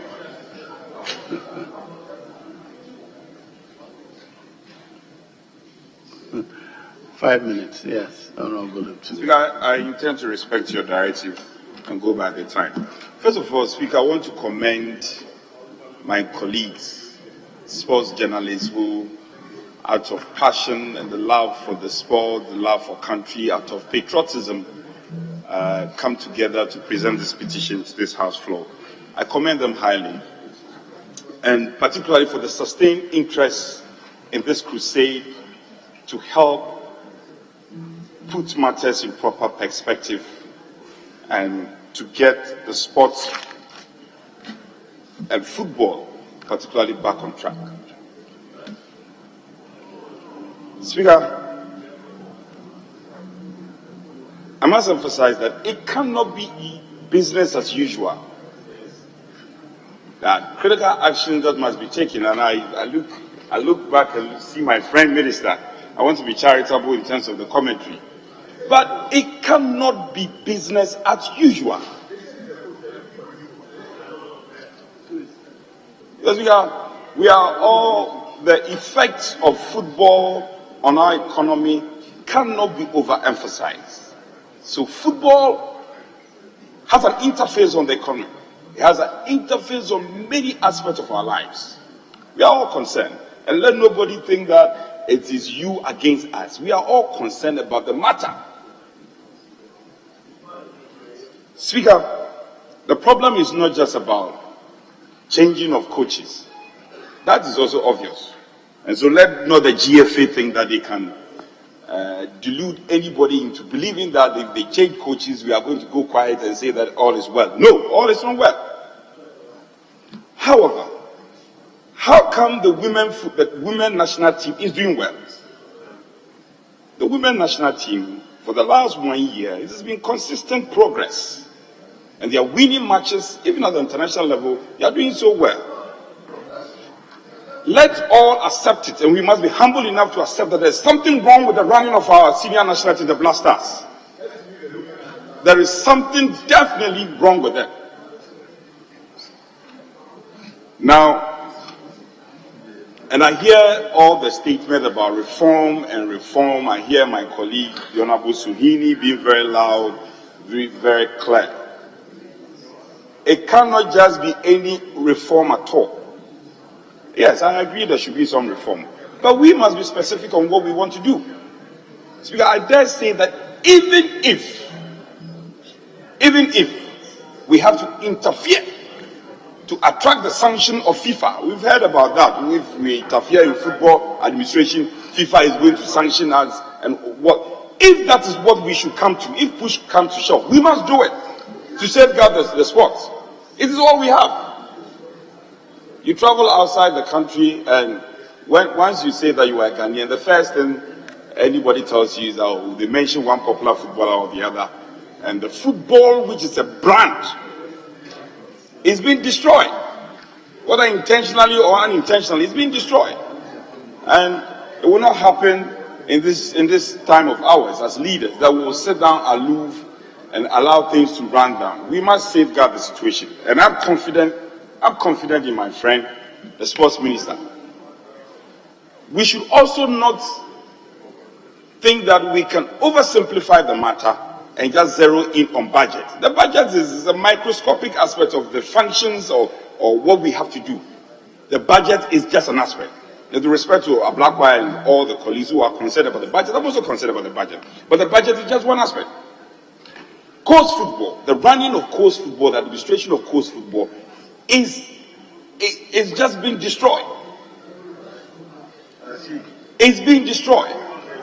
What if there's going to be any reform at that basic level? We must be specific, and thankfully we don't need to reinvent the wheel. In times past, we've read history in the 60s, in the 80s, what's been done. The Babayaras, the Efums, and all the popular football stars that were produced by our country came through the coast system. What happened? that the coal system is destroyed and we are just sitting down idle and looking on. That should be part and parcel of the reform. Again, I hear my colleagues talk about grandiose astroturf and all that. This is important. As for the astroturf, it's important. Maybe in your turn you were not able to do enough. Somebody has done enough. Just applaud the person. However, the spread of the astroturf is 1 minute. The spread of this infrastructure, the astroturf, it cannot be the situation that Tolon constituency has no astroturf, and then Adaklu has the most expensive astroturf and many others. So we should think about the spread. I haven't mentioned. So yeah, we should look at the spread. Yes, leader. 1 moment. Mr. Speaker, for the record, Adaklu does not have even 1 millimeter by 1 millimeter astroturf. We do not have any astroturf in Adaklu. So let my colleague and the minister, who was inspiring him to say that what he has said, Adaklu does not have any astroturf. Out of lack of land, the government's youth training center, meant for Volta region, we did not have land. We have volunteered land for that to be done. And even it does not have astroturf on the pitch. Very well. Yes, Honorable, you have 5,000 capacity. You have less than 1 minute. Please conclude.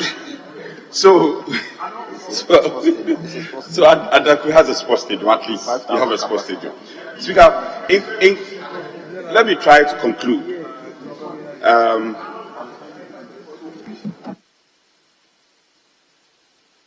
Speaker, in conclusion, I'm happy to announce, inspired by the sector minister, that my good friend Adaklu, member of parliament from Adaklu, indeed has a sports stadium. That one, he cannot run away from it. 5,000. Yes. 5,000. The constituency. Adaklu constituency, you have one. Speaker, I want to conclude by appealing to your high office that whilst we draw the curtains on this matter, we are the greatest of respect, there should be a consequential referral, that this conversation will continue. We will not conclude on this matter today. We will continue the conversation in the belief that indeed Yes. Thank you, Mr. Speaker, for the opportunity. Mr. Speaker, in fact, if there are times that we have to speak very hard in terms of the happenings in Ghana football, the time is now. Mr. Speaker, Ghana is the pride of Africa when it comes to football. Ghana is the pride of Africa when it comes to democracy. Mr. Speaker, this is a common phrase everywhere. But Mr. Speaker, this generation of ours is destroying the African pride. Mr. Speaker, why am I saying this? If you read the minister's statement, that at the inception of AFCON in 1957, Ghana won it in 1963 and won it in 1968 and won it in 1992 and 1982. No, 1982, and was runners up in 1992. Mr. Speaker, right after 1992, 1982, about 42 years now, we've not been able to win AFCON. But we keep on saying we are a football nation, the best football country in Africa. 42 years, we've not been able to win AFCON. Even the clay pots. Mr. Speaker, this is from the minister's statement. And Mr. Speaker, look at the various presidents. 1957 to 63, President Nkrumah was in power. Ghana was united.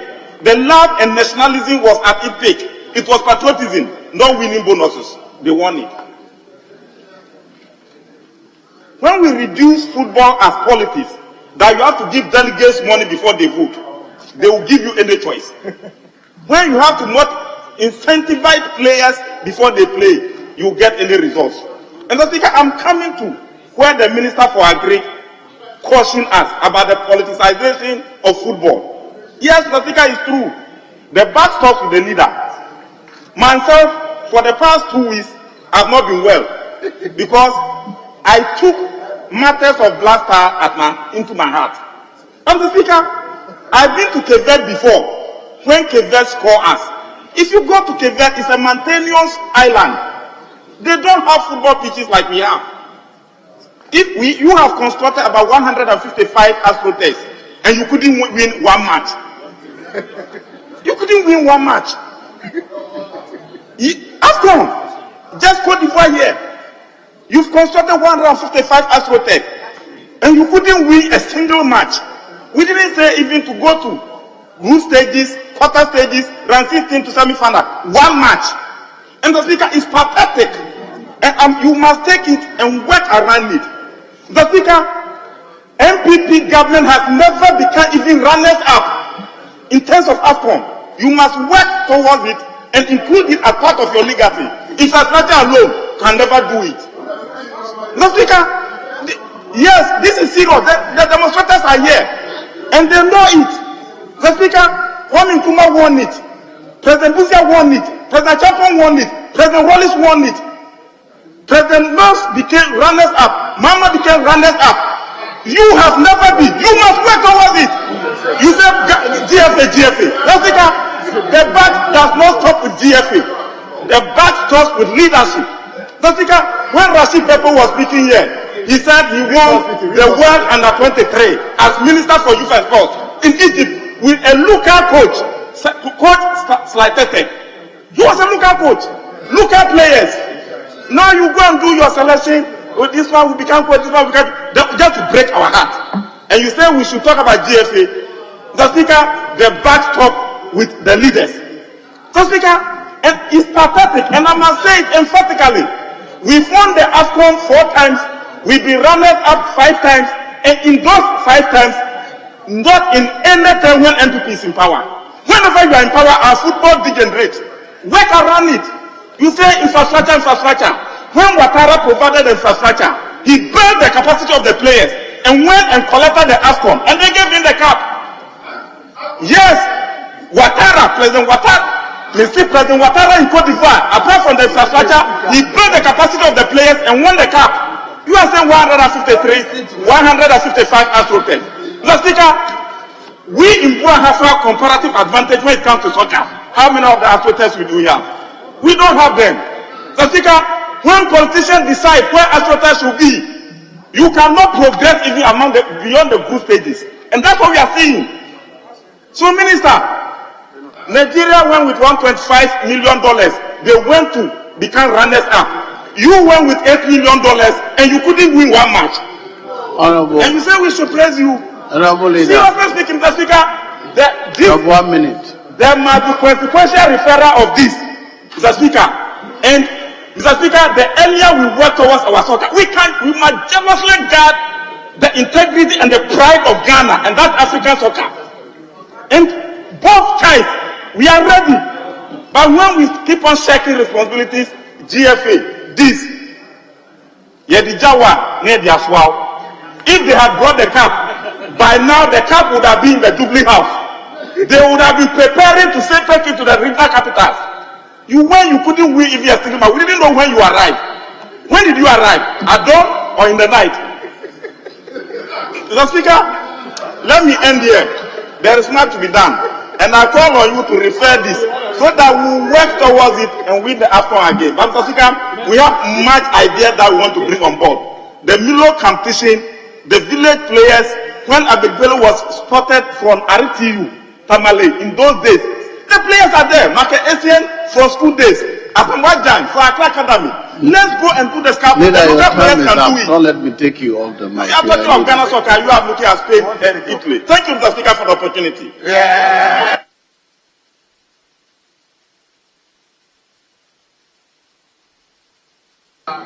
Yes, Leader. How many must speak from here? One leader, one leader. Yes, leader.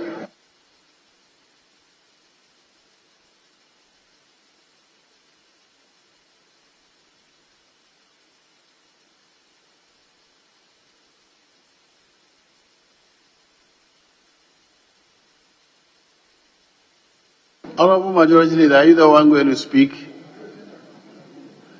After that, would you like to speak? Because I thought the leadership have one each. Majority Leader is here, so he would.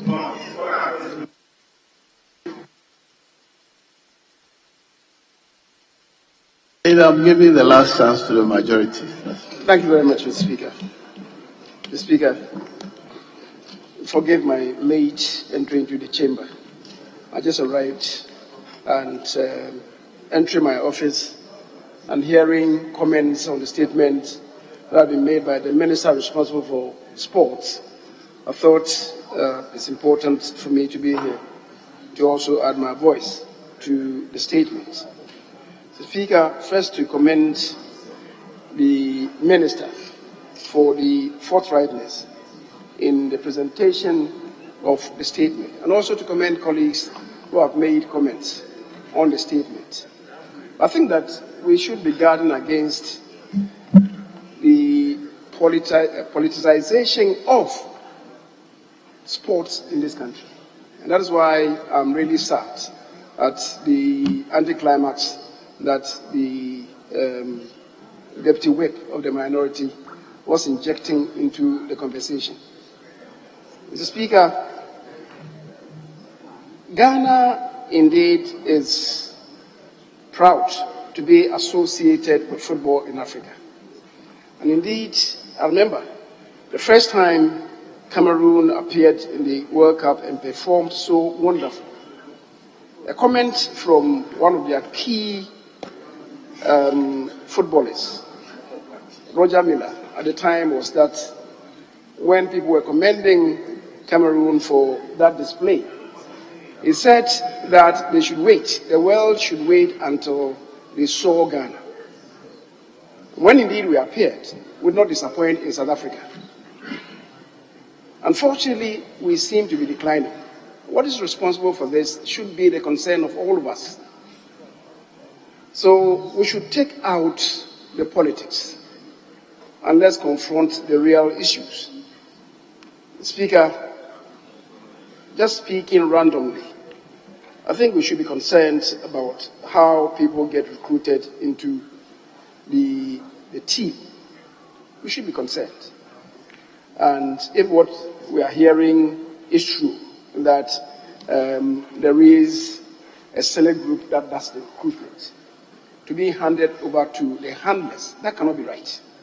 The handlers should be given the free hand to do the recruitment. Today, I woke up and listening to BBC, I got very interested because they mentioned one up-and-coming Ghanaian who England is trying to recruit into their national team, Kobe Manu. And the guy is fencing them off. He says they should give him ample some space to make his own decision. I want to believe that he wants to see the progression of Ghana before declaring whether to play for Ghana or to play for the English national team, even though he's played for them at various age levels. I think under 16, under 17, under 19, and under 21. What is helping us? What is saving us now? If England should have the space to play some friendly matches, I believe the coach would invite him. And once they do, for the senior national team, they will commit him. Fortunately, I think the calendar is such that they can't have that luxury. And so, maybe whoever is listening should find a way to also extend an invitation to him to see whether we'll be able to commit him to playing for Ghana. The Speaker, when we got voted out, the issue that came up immediately was that we should part ways with the coach. I honestly don't believe in that. And I believe that judging by the track record of Houghton, I thought that we should give him space to stay longer and be able to gel with the team. Mr. Speaker, I say so because as I keep referring to what happened in the past, Nigeria, for instance, had not played for a long while in the World Cup. When they registered their presence, it was under the coach Clemens Hossehoff, who, when he was given the assignment, was trounced by Algeria. I think the Nations Cup that held in Algeria at the time of Rabat Majid. They were trounced by Algeria by, I think, 4-1 or 4-0. They managed to play Algeria again in the finals, and Algeria struggled to beat Nigeria 1-0 to win the cup. I guess if that game were played today, the video technology would have indicated to all that that goal that was scored by Algeria against Nigeria to win the cup for them was certainly not the best of goals. He was given space. He took Nigeria to a World Cup, and everybody saw the performance of Nigeria. After that, Nigeria got rid of him and then brought in his assistants to handle the team who took them to the Olympics. And he did tremendously well. They had been working for a long time with that team. Mr. Speaker, so we should give the coaches some time to be able to develop the talent that we have. Again, when Cameroon went to the World Cup and distinguished themselves, I guess the sports writers remember that at the time they passed through Ghana to play some friendly match. 2 friendly matches we played. At the time, we didn't have a blaster. We had dissolved our blasters. They played against our under-21, featuring Abdali Kuma, Shamokwe, Joe Debra, Thomas Boachi, and others. They struggled to draw with the team. At the time, Roger Miller was not part of it. It was the reason why the president at the time appealed to the technical handlers to include Roger Miller, who had retired. They introduced him, and we all saw the gameplay, the value addition that Miller brought to bear. Leader, this one we allow only 5 minutes. You allow me additional 5 minutes? Sorry? You're allowing me additional 5 minutes? No, I'm advising that you have 1 more minute to conclude. I believe the Speaker will be very graceful to me in adding some injury time to the 5 minutes. But, Mr. Speaker, we did not put that in our rules, so. Well, Mr. Speaker, at the time the blaster had sunk very low, and my colleague was mentioning what happened at the Champions time. We then had to assemble, in fact, truncate our league, assemble a crop of players, took them to Brazil for them to train together. They came, they played, and I think the final match that they played against the team of the armed forces at the time, I think it was called SS-74. It was difficult for the blasters to be there. They went back the second time, and when they came back, they did so well in climbing up and winning the cup. That Mr. Speaker, we should look at the structure of our football organization. Coach Saka is gone. We used to have secondary school, which then translated into academicals. When academicals was strong, our gameplay was strong. Course is gone, academicals is gone. The first division teams, which we now refer to as premier teams, they were playing reserve soccer. Where is it going to? Now we are bringing players from all over the world who are not able to gel together for any long time. Then we introduce them. We are talking about Quebec. You know what happens to Quebec? Do they have any strong, local football administration? All of them, all the players are playing in Portugal. So they are playing together. They know themselves, which is not what obtains here. We bring them from various places, and that's why I'm saying that in that regard, We should give our handlers enough time to do this. Mr. Speaker, the way back, we didn't have quality playing fields.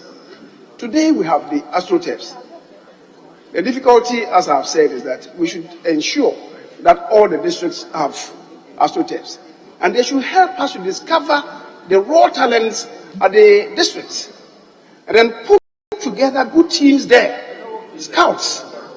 I think you should conclude now. Mr. Speaker, in concluding, I think that Parliament should be together in singing with one voice and proposing ways and means of strengthening, reinvigorating our soccer, and not really being obsessed about the politics of it, who won what, who started what. It will not take us anywhere. It will not take us anywhere. Let's come together as a nation. Football is a brand in Ghana. Ghana is a brand for football. You go anywhere, and they are mentioning quality players. But we do know that if we let the handlers enough space, let's face it, we all watch football. We know that some of them who are there in the team now are spent forces. They are spent forces. They have no business being in the team. Let's allow the handlers enough time, and let's not go for. Let's not go for already made coaches. They will not add value to it. The up and coming ones, the West House. Which team took us to Senegal and qualified us for 92 under ETMS's era? One who had not qualified. He mentioned 1982. One who had not qualified for a very long time. He came, and the people that we admired, he did not even invite them into the team, and invited young ones who did not disappoint Ghana. Let's allow such to happen. We don't need to pay coaches 70,000, 80,000. We have up and coming ones who are ambitious, and they can fish out for those people who want to improve their own CV. The ready-made ones, they are not able to perform, and they'll have excuses. The Speaker, there's a lot to say and a lot to talk about regarding our sports and our football in particular.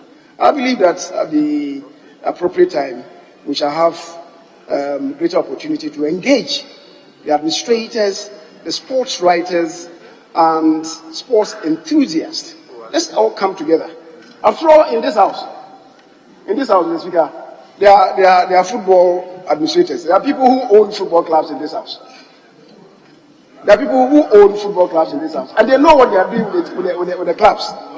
Are they really for the improvement of quality play in the system, or they just want to develop one or two players, go and market them and have money?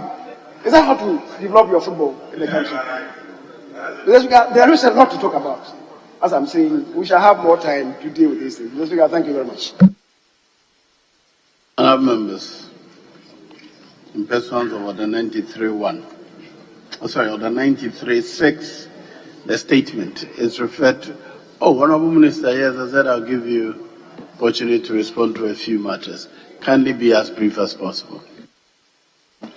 Thank you so much, Mr. Speaker. Mr. Speaker, I share the pains and the disappointment and also the displeasure of my colleagues, and especially the sports journalists and administrators who, due to the performance of our national team at the just ended AFCON in Cote d'Ivoire, everybody is I share their pains. Mr. Speaker, in doing so, I also welcome all their criticism, their question, demand for answers from the ministry and the FA. But in doing so, it is important to also bring clarity to some of the issues, especially to respond to my colleague, Honorable Okujatua Blakwa, that we spent $3 million United States dollars just for the 3 matches. That is not true. I made a statement here very clearly, and I explained myself. I said the budget that we submitted to the Ministry of Finance was $8.5 million United States dollars.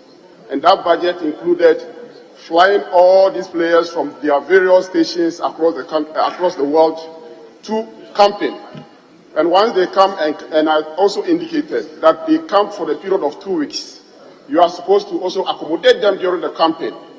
aside that, you are going to be able to feed them. I also indicated that we also organize a friendly match between Ghana and Namibia in Kumasi.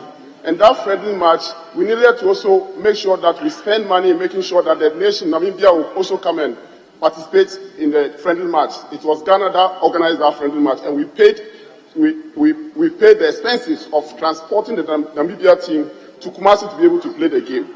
Aside that, so the 3 million that we spent was including all this preparation. But in your submission, you did indicate that just spending $3 million just for 3 matches. That is where I have to bring this clarity. Aside that, Mr. Speaker, it is also important that we all, as a country, to admit that whether when there is tournament, as a country we decide to participate in or not is participating in, rather than churning out figures from other countries which are not true. So for the record, it is not true that the Nigerian budget for the AFCON is 1.5 million United States dollars. Mr. Speaker, this is a house of record, and I can challenge anyone in this country and in this house to bring official records, to bring official. You made a statement. You should bring you should bring it. You should bring official records from the federation, the Nigerian Football Federation, to show that this is true.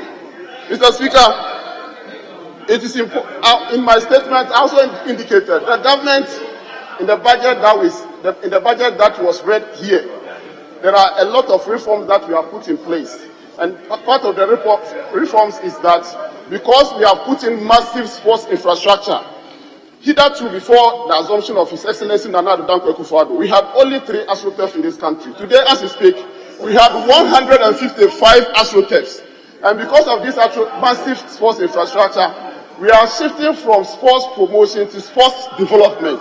And in doing so, we are going to organize sports festivals from the district level to the national level, the regional level to the national level. And we started with even athletics. Recently, the Ghana Athletics Federation signed an agreement with CTFA, where there is going to be athletics championship, national championship across the country, and this is going to be held here in Accra. This is a collaboration. I'm telling you the initiatives that we are putting in place to ensure. Mr. Speaker, aside this hotel, government have also built 10 sports stadiums. 10 sports stadiums. One of them was used for the Independence Day celebration in Adakulu, in the minority chief whip constituency. 5,000 seater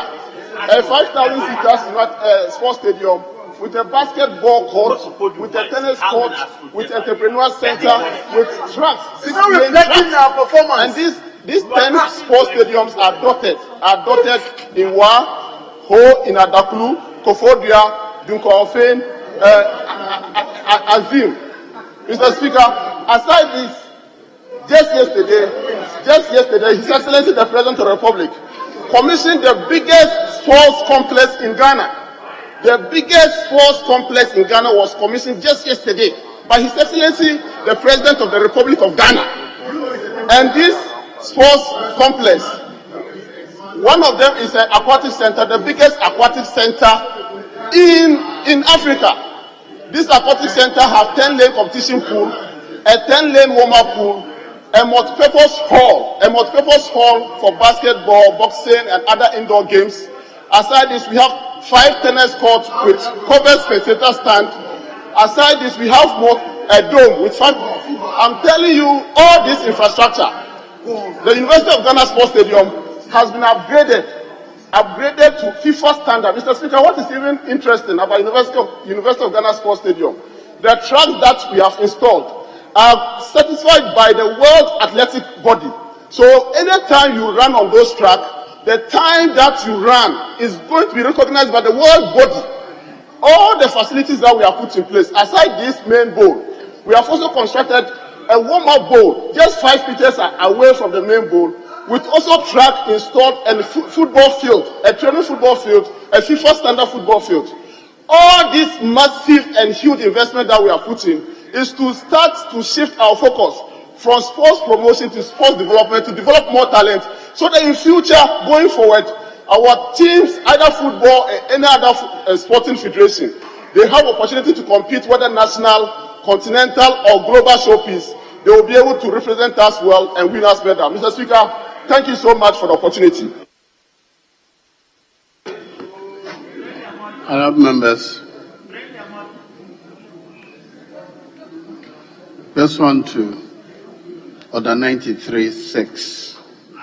The statement made by the Minister is referred to the Committee on Youth and Sports to investigate, review, and report to the House. Further, a petition received by Mr. Speaker today, delivered by the group called Save Ghana Football, is also referred to the Committee on Youth and Sports to investigate allegations therein contained and report to the House. Yes. Mr. Speaker, I agree with you, but with the nature of what we have discussed, and knowing very well that we have very senior and professional football managers in the House, shouldn't we be doing this referral under Order 262, which is an ad hoc committee, so that we can include people who actually can add things, because now if it's referred to only youth and sport committee, it's a bit Ignatius. Yes, it's a bit limited, and the terms and references. But if it's an ad hoc committee, maybe leadership can actually define the terms and then the time. Leader, what do you think? I think it's Honorable, I say 262. It says the House may by a motion. So if you feel strongly about that, you may file a motion, but otherwise, Order 93 talks about the statement, where a member makes a statement. The Speaker, considering the comments on the statement, may direct the committee to investigate and inquire to the matter and, where necessary, propose legislation. So we are bound by the rules we just passed, and Order 63 is, Order 93.6 is the appropriate order in this circumstance. Yes, Honourable Deputy Leader. Mr. Speaker, if you would permit me, I was going to re-echo the point you made earlier on the 93, that there is a committee responsible for the matter in issue. And if we are inclined to the call by the Minority Chief Whip on the issue he raised, then since we know those members, the committee can co-opt them or invite them to provide technical support or provide some assistance that they will need. It does not mean that an ad hoc committee should be set up for this purpose. So, Speaker, that is why we have various committees with specific functions. I believe that the matter in issue falls squarely within the remit of the Committee of Parliament that has been assigned this responsibility. We can therefore not move to Order 262. We cannot. Very well, let's make progress. Yes. Speaker, yes. We can now do on page 5 at the commencement. Yes, Honourable Majority Leader. Mr. Speaker, I appreciate the import of the statement made by the request made by the Minority Chief, because we just went through telling ourselves that when football was football and football was upstairs in Ghana, it was a holistic development, including starting the development from coast level through the various education institutions, primary school, elementary school, I should say, those days, through secondary schools, which yielded academic, and then through the universities. Our sprinters those days were part of the university education. So, Mr. Speaker, if the thinking behind the request is that because it was a holistic development of talent, then we should set up an ad hoc committee, and I appreciate it. But if we have to do that, then certainly the core committee will have to be the sports committee, and then because that has the remit, and then we can add maybe the leadership of one or two of the relevant committees to it. I don't know. You see, 262 says by motion. There's no motion before me, so I cannot go by that.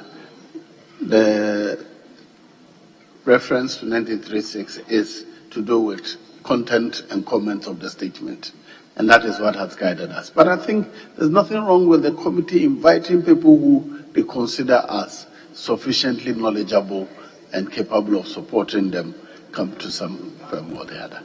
Yes. One more last point. I think that we'll go with what you just said. But importantly, today we've listened to the Minister of Youth and Sports. Obviously, we have a petition. Mr. Speaker, I wanted to let you direct the Sports Committee to broaden the scope of their inquiry, to include everybody that was involved in this exercise, especially the technical team, the GFA and others, so that we can get all sides of the story. We can get a very comprehensive report. I thank you, sir. And the petitioners indeed. Thank you. I think so. Once the Save Ghana football movement, the first time I'm hearing about that movement, they have come to Parliament with their petition. I'm told that there are those sitting at the public gallery up there. You're welcome to Parliament. I'm sure the committee will speak to their leaders, invite them, and listen to their concerns. Thank you. Yes. Speaker, now we can go back to the original order paper and do questions. Do what? Agent questions first, Speaker. The Minister responsible for Food and Agriculture is. Very well.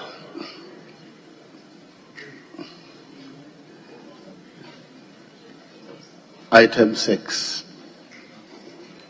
Urgent question. Minister for Food and Agriculture.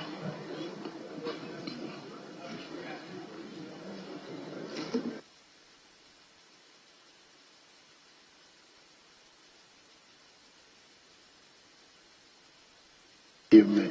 Sorry.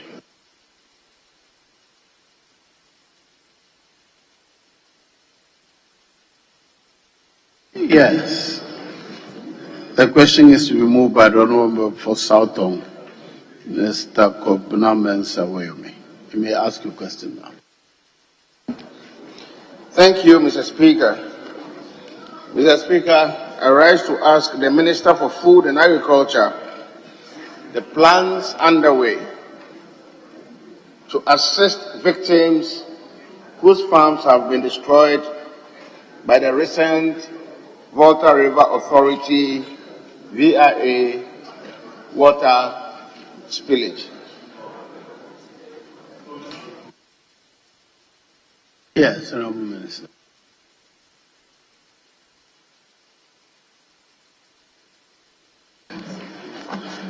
Thank you, Mr. Speaker. Mr. Speaker, the Ministry of Food and Agriculture is very much abreast with the flood situation and the extent of damage caused to the sector by way of crops and livestock. Mr. Speaker, on becoming aware of the flood situation resulting from the Volta River Authority's water spillage, I promptly issued a directive to all regional directors of agriculture. The directive instructed them to collaborate with the affected districts and compile comprehensive records detailing the extent of the damage to the sector. This included information on the size of agricultural land affected, types of crops impacted, damage to irrigation facilities, livestock losses and damage to livestock infrastructure, and equipment. Subsequently, a meeting took place with all regional directors of agriculture in Kumasi on October 27, 2023. During this meeting, each affected region presented an overview of the situation on the ground. These presentations encompass gender disaggregated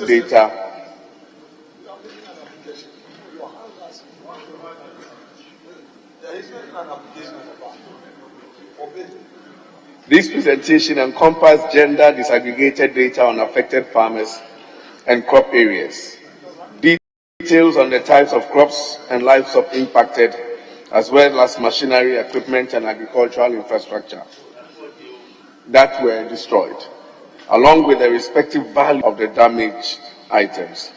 Importantly, regional directors proposed remedial measures and actions to address the worsened livelihood situation of the affected farmers. Mr. Speaker, to translate these proposed measures into actionable support, I have publicly committed to providing assistance to the affected farmers through a $40 million package.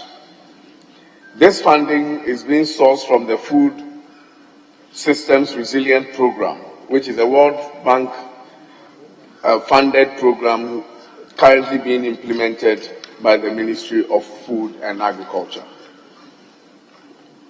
Mr. Speaker, this is with the aim of swiftly providing inputs and other resources essential for enabling the affected farmers to resume agricultural activities in the upcoming farming season.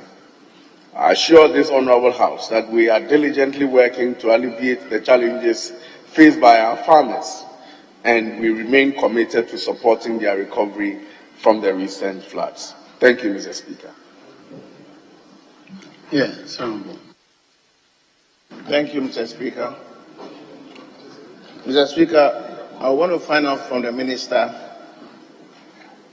whether, per the data presented to him at the meetings he held with the regional directors, there was any indication that they had done a thorough work in terms of covering all those that were affected. I'm asking this because even as of just last week, we still have victims who have no and have not been, captured as victims. That needs quick and urgent support. Yes, Honourable Minister. Thank you, Mr. Speaker. I can only rely on the data provided by the district directors of agriculture through their regional directors of agriculture. This data should and will be validated before we deploy the resources to the districts. We are aiming to supply the inputs to the affected farmers throughout the country a clear month before the farming season in the south. So I'm sure that with the validation process, all those who were not captured will be captured. All Ghanaians affected will be supported in this recovery process. Thank you, Mr. Speaker. Yes, Thank you, Mr. Speaker. Mr. Speaker, will the Minister also maybe be able to support the affected farmers whose farms were destroyed, at least for something to live on whilst he works towards helping them to go back to farming? I mean, we are aware, NGOs, churches,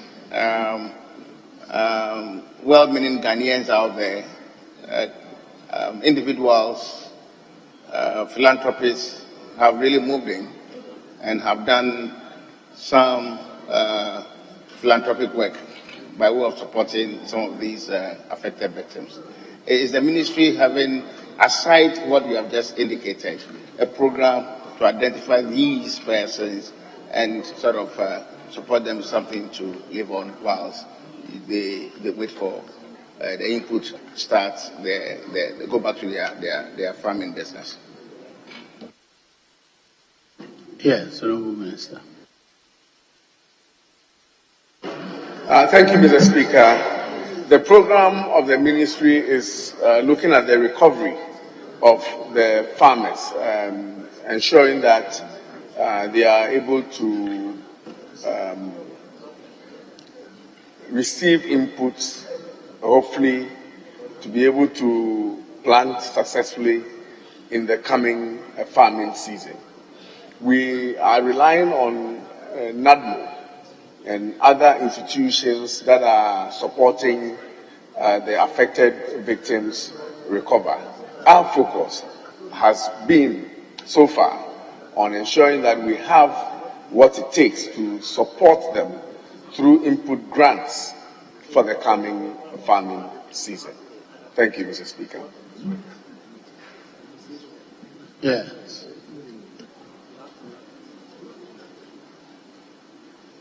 Mr. Speaker,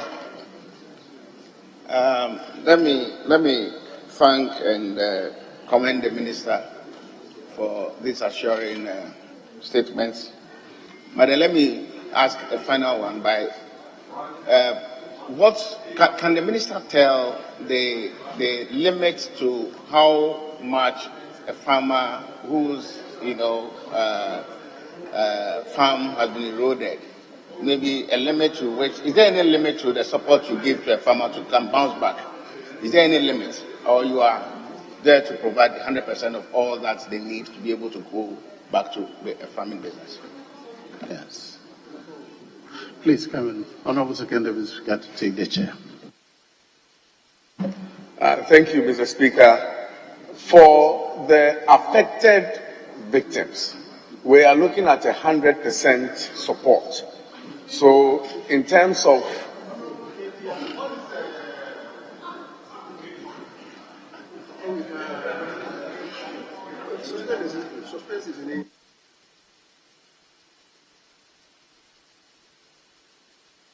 please proceed. Thank you, Mr. Speaker. We are looking at 100% support, and we are looking at machinery support. We are looking at input grants for seeds and fertilizers for the affected victims. The support we require from the Ghanaian population, especially honorable members of parliament and the district system that support agriculture, is to ensure that those who are affected are the ones that are supported. Because you will appreciate that with these kinds of grants coming in, all kinds of people will want to troop in, suggesting that they are affected victims. And that will put pressure on the resources we have the numbers of those that are affected now. After the validation, I'm sure that we'll probably have some 5% more people joining. But if this number balloons, then clearly the support that we are allocating may not be able to cover all, even though we intend to cover all. So we need the support of all Ghanaians to ensure that indeed those that were affected are the ones that receive the support. In that way, we will be able to re-establish our compatriots who lost their livelihoods through the floods. Thank you. Yes. So, timetable. Will you be able to tell us when is the commencement of the farming season? In this way, a month to that commencement is when you are going to be deploying the support. So, can you just give us an idea, knowing how fluctuating the season is? Yes, Honorable Minister. Thank you, Mr. Speaker. We are looking at the planting season in the south starting from the 15th of March till about the 15th of April. And so we are hoping that hopefully by the end of February, we will start the process, and this will take us through the middle of April or end of April. But early enough for farmers to receive or have assurances of getting the inputs before the planting season ends. Thank you. Thank you very much. Yes, Honorable Member for Bill. Thank you very much, Mr. Speaker. Speaker, I want to find out from the Minister Minister, if I can get your attention so I don't repeat it. Yes. The spillage or non-spillage affected a number of farmers also upstream, including even part of your area. The packaging, what kind of arrangement is in place for them also? Because I heard you talk about planting season in the south. What happens to those mid into the north who were also affected during the non-spillage that is related to this same Akosombo? Is this package affecting them, or they are being left out of this support scheme? And if they are, when are they also from? Thank you. Yes, Honorable Minister.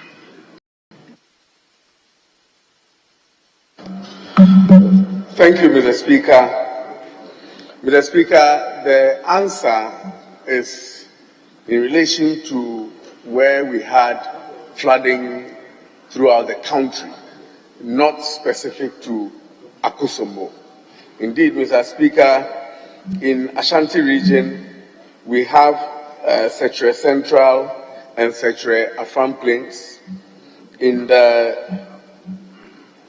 Upper East region, we have Garu, Tampani, Boko, West, Bilsa, North. In Oti, Krachi, East, Krachi, West, Krachi in Tumuru, Biakoye, in Kwanta South, and in Kwanta North. Mr. Speaker, Bono, Banda, and Time. The Speaker, in the northern region, Kumbungu, Bandai, and Nanumba South. In Volta, North Tong, South Tong, Central Tong, Angloga Keta, and South Dai. In Bono East, Kintampo, North, Pru West, Pru East, Sene West, and Sene East. Greater Accra, Shai, Usudoku, and Ada East. In Savannah, we have the Central Gonja. In the eastern region, Lower Manya, Krobo, Esojaman, Kweu Afram Plains North, Kweu East, Kweu South, Yellow Krobo, Fantiakwa North, Kweu Afram Plains South again, and then the Upper Manya Krobo. Mr. Speaker, all these districts, the flooding from north to south. In the south, they were also affected by the dam spillage, and all the districts that are affected are part of the support being provided by government. Thank you. Thank you very much. Honorable members, we will now turn to the normal questions, and we will start from question 946. Question 946. The question stands in the name of a member for Biom, Honorable Kofi Idie Adams. Honorable, the floor is yours now.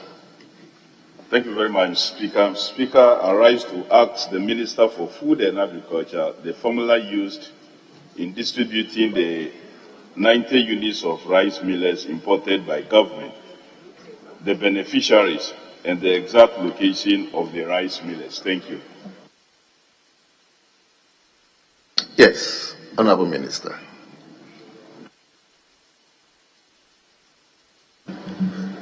Thank you, Mr. Speaker. The Speaker, under the third tranche of the Brazil More Food International Program for 2022-2023, the Ministry of Food and Agriculture has successfully imported agricultural machinery valued at $29.998 million. These items are now available for sale at subsidized prices to interested farmers, groups, mechanization service providers, and other stakeholders. The package comprises 94 units of rice milling equipment, 50 combined harvesters, 199 tractors, and 200 power tillers. A public notice regarding the availability of the equipment for sale was published in the Daily Graphic on Monday, 23rd May 2022. This information was disseminated through other MOFA communication platforms. The mode of application was clearly specified, urging farmers and all interested parties to apply through their respective district, regional or national agricultural directors to the Ministry for Food and Agriculture. As I provide this report, Mr. Speaker, I am pleased to announce that 16 rice mills, consisting of 22 units of the model ZX3 and 14 units of the ZX6, have been allocated to 10 beneficiaries. The remaining stock is currently located at the premises of the Agricultural Engineering Services Directorate of MOFA in Cantonments. Sales are ongoing, and I take this opportunity to encourage interested farmers and stakeholders, including members of this August House, to submit their applications. Thank you, Mr. Speaker. Thank you very much. Yes, Honorable, any supplementary question? Thank you, Mr. Speaker. Speaker, I'm happy the Minister in his answer has provided us information about this importation and given a date, Monday, May 23rd, 2022, as the date of notification of the availability of these machines. But his predecessor, in an answer to this very question earlier, stated that on the 21st of July, 2022, 2 months after this supposed advert, that contrary to the information provided or asked by me, no such machinery has been imported. How does he reconcile as provided with the information provided by the immediate past minister on the 22nd of July, 2 months after this supposed advert, that no such machinery has been imported? Yes, Honorable Minister. Thank you, Mr. Speaker. I would have to apprise myself with the information that my senior is putting across. But as I said, the Daily Graphic edition of May 23rd, 2022, carried the advert for the sale of the machinery. So indeed, it will surprise me that in July, notwithstanding the advert in the Daily Graphic, that that statement will be made. But I'm not too sure what it is. What is factual is that the equipments were procured, the equipments were properly advertised, it is on sale. Others have had the opportunity to buy them at the subsidized rate as advertised then. We still have stock on sale, and Ghanaians can avail themselves to the opportunity to procure some. Thank you very much. Yes, Kofi, supplementary question. Your last supplementary question. Mr. Speaker, thank you very much. Indeed, you were the one who guided me to actually ask this question, and I'm happy that your good self is still in the chair today also, because that day I did a follow-up after the minister himself answered the question asked by the honorable member for Brekum, Honorable Chum Berima, and you guided me to ask the question so he can provide the House with some more details. It was those details that he came denying the fact that these machines have not been imported. However, his answer on that day, one of it which I read, that is the answer he provided. If you go to column 58 of the 4th February 2022 report, official report, he says, Mr. Speaker, the ministry has imported over 90 units of rice millets to improve the quality of local rice produced in the country. Government will ensure that these facilities are strategically, Mr. Minister, listen to the word, strategically and fairly distributed throughout the country by giving high priority to rice growing areas. If you read this answer provided by your predecessor and the information you are providing us here, that it is now for sale and it's available to only those who have the capacity and money to buy, how are you fulfilling this strategic and fair distribution of this critical infrastructure in rice growing areas? Assuming there is nobody from my area who can afford to buy, how are you targeting them to make sure that they have this facility to be able to mill their rice? Thank you. Yes, Honorable Minister. Thank you, Mr. Speaker. The date, 4th of February 2022, 4th of February 2022, as you read out from the Hansard. I will be surprised if the Brazilian facility had arrived as at then, because I said that the advert was put out in May. This is February 2022.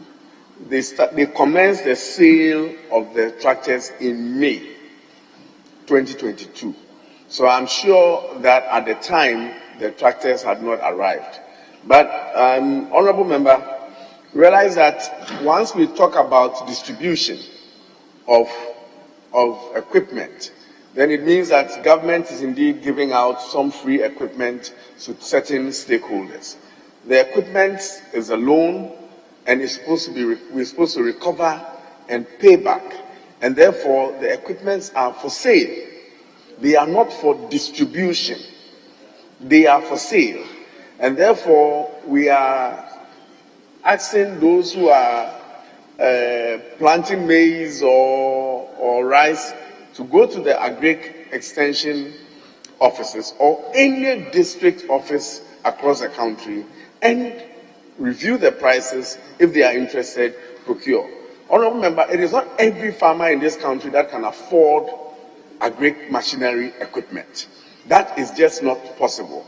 What it is that these farmers will have to go to machinery service providers and then rent them. We allow for machinery service providers to come and make these purchases and send them to the areas where those who are interested can reach out to them and then rent the equipment for their land preparation, planting, and harvesting. It is never the concept that every Ghanaian farmer can and or should own agric machinery as subsidized by government. That is just not possible or practical. Thank you.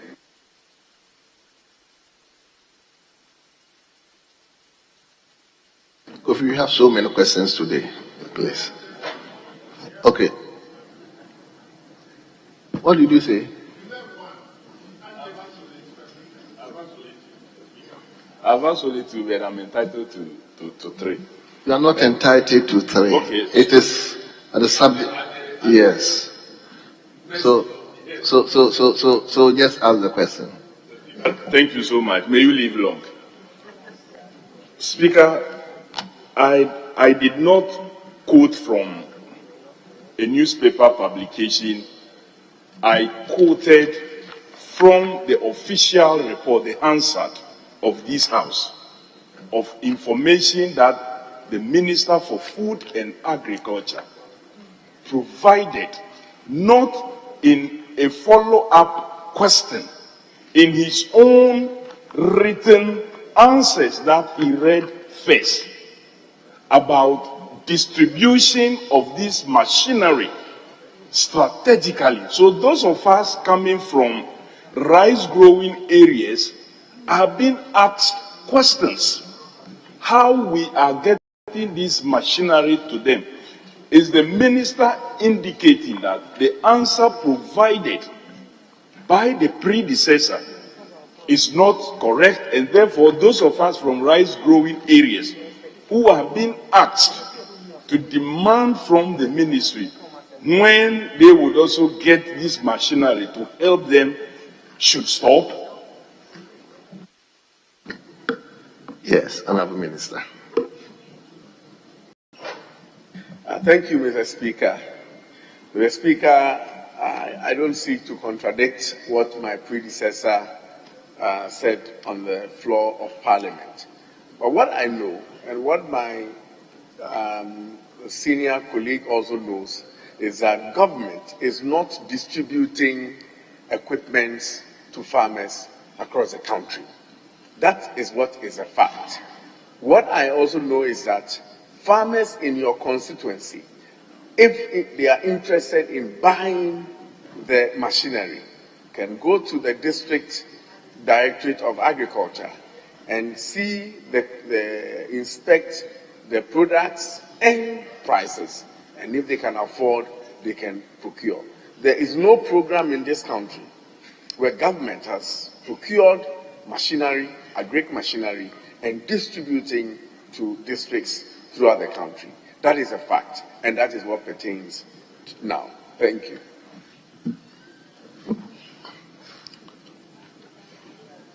Leader, let me go to India and I come to you.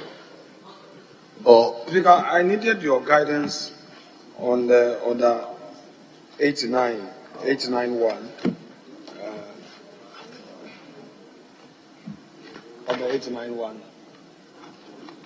The Speaker, the language there will need your intervention because I was of the impression upon reading the provision that had 3 opportunities as of right. But you had said that that is at your pleasure. So I just wanted, Mr. Speaker, to assist, so that we bring clarity to this. Because if I may quote, as soon as a question is answered, any member beginning with the member who asks a question may, without notice, ask a supplementary question for further clarification of any matter of fact on the answer. But a supplementary question shall not introduce a new matter. Then if you go 2 further, yes, 2, we need to lay the foundation first under 1. Then 2, the member who asks a question may be allowed to ask not more than 3 supplementary questions on the substantive question. So, Mr. Speaker, the Supreme Court once interpreted may to mean shall. They gave a mandatory meaning to the phrase may. So I just wanted a clarity on this, for our purpose. Very well. I am thinking, say, may not ask more than 3 questions. So it could be 1 question, could be 2 questions, could be 3 questions, but it shouldn't be more than 3 questions. And I think the instance will be at the presiding officer, which is the speaker, to determine whether he will grant the owner of the questions 2 questions, 3 questions, or 1 question. So, Mr. Leader. So, respectfully, Mr. Speaker, so your ruling is to the effect that here serves your pleasure? Yes. Very well. So that should be we should be guided accordingly. Yes. They may, in my understanding, that shouldn't go beyond 3. It should be. It could be 3. It could be 2. It could be 1, depending on the. So there can be instances that Mr. Speaker would exercise a discretion to say that you are entitled to only 1 and you cannot go beyond. Because you should be minded that the standing orders is also saying that we shouldn't use more or less 1 hour for questions. So if I look at the number of questions at a day and realize that we will go beyond 1 hour, I may use my discretion to manage the House in such a way that we can be within the time limit. So I look at the questions.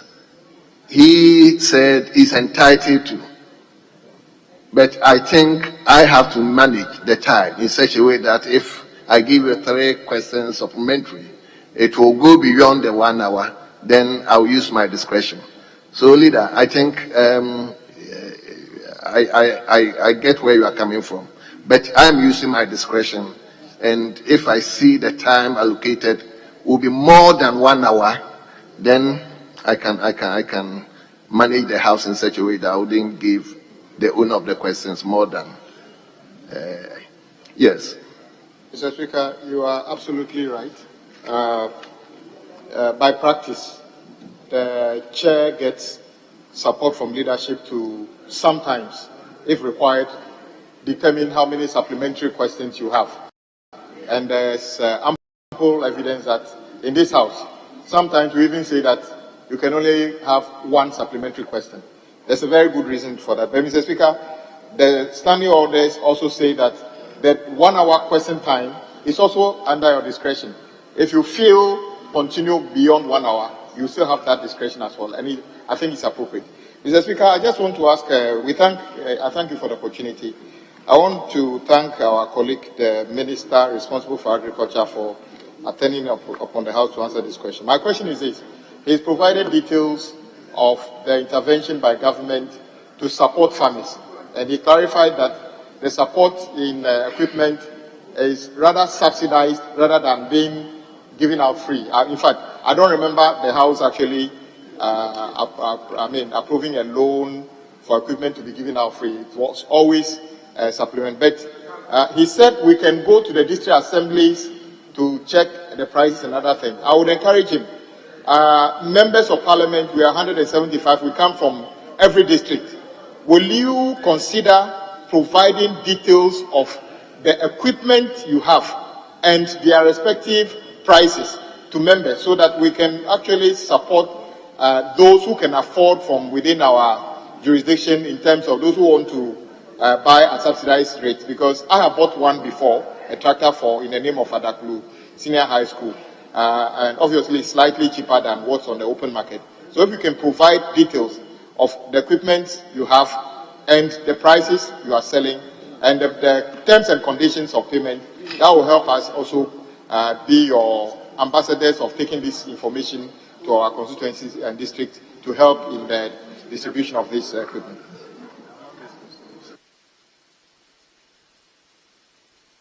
Yes, Minister, but before I allow you to answer the questions, per the new standing orders, we are supposed to sit for 5 hours. I think we've already gone for the 5 hours, so it is prudent. I indulge you to allow me to extend sitting beyond the normal hours.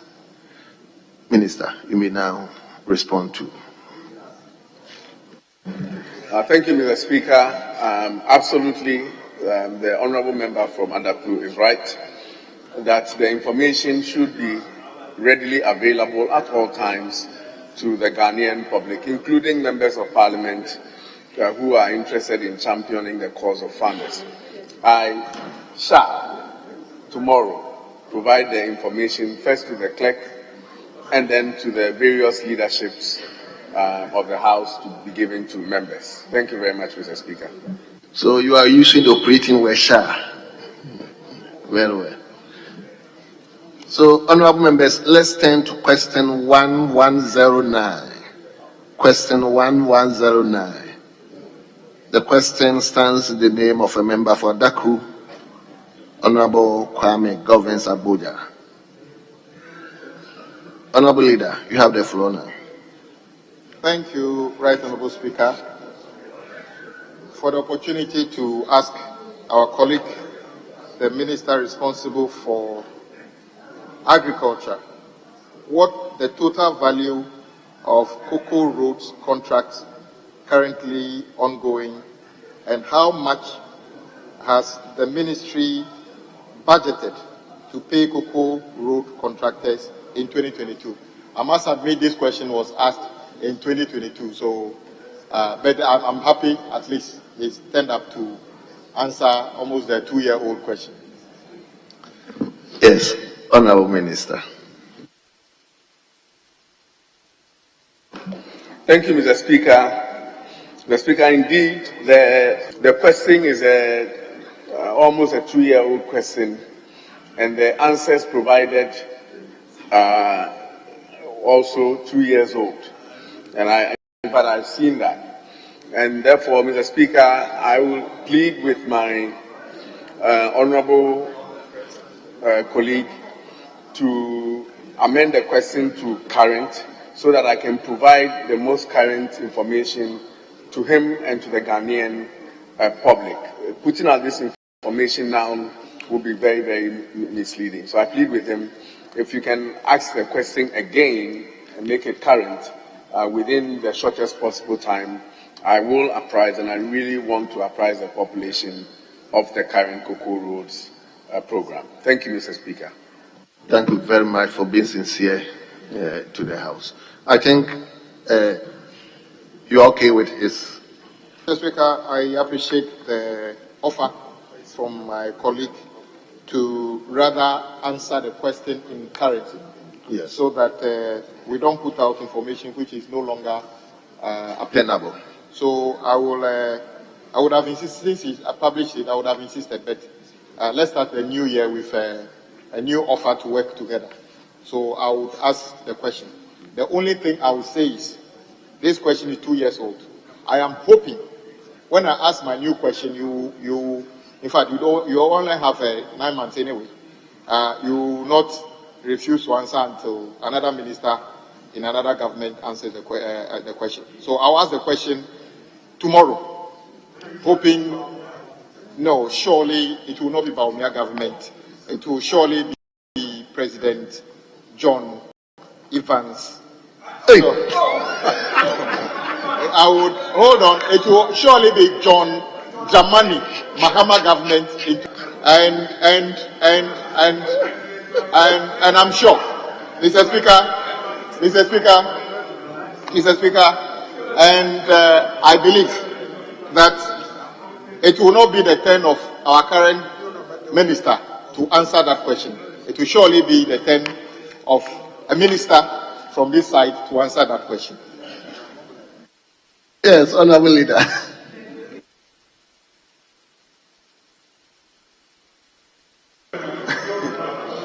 Yes, Speaker, I didn't know there's a John Evans in this.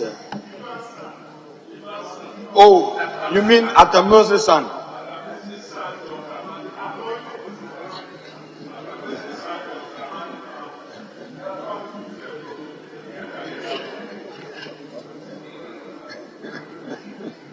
If you want further explanation, President John Evans, Honorable, I haven't called you. Vice, which became Honorable President again. So, Honorable Members, let's turn to question 1204. 1204. Honorable Member for Busan North, Honorable James Agaga. Honorable Speaker, Honorable James Agaga has authorized me to ask the question on his behalf, and I will seek your leave to do same.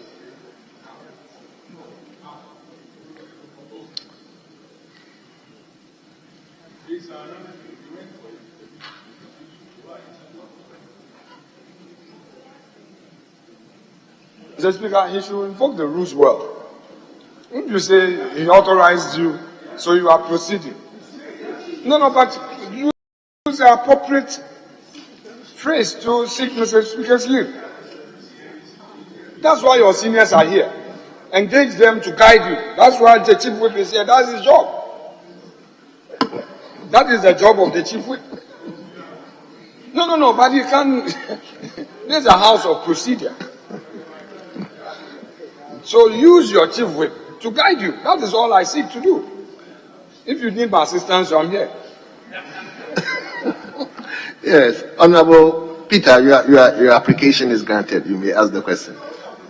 Thank you, Mr. Speaker. Honorable Peter, honorable member for Wa East, put the question, put the application again. Wa West. Mr. Speaker, I have the permission of Honorable James Agalga to ask the question, and I seek your leave to do the same. Leave granted. So, thank you very much. I rise to ask the Minister for Food and Agriculture whether government, through the Irrigation Development Authority, has plans to rehabilitate the Kasa Mini Irrigation Dam located in Senyansi in the Bulsa North Municipality. Thank you. Yes, Honorable Minister.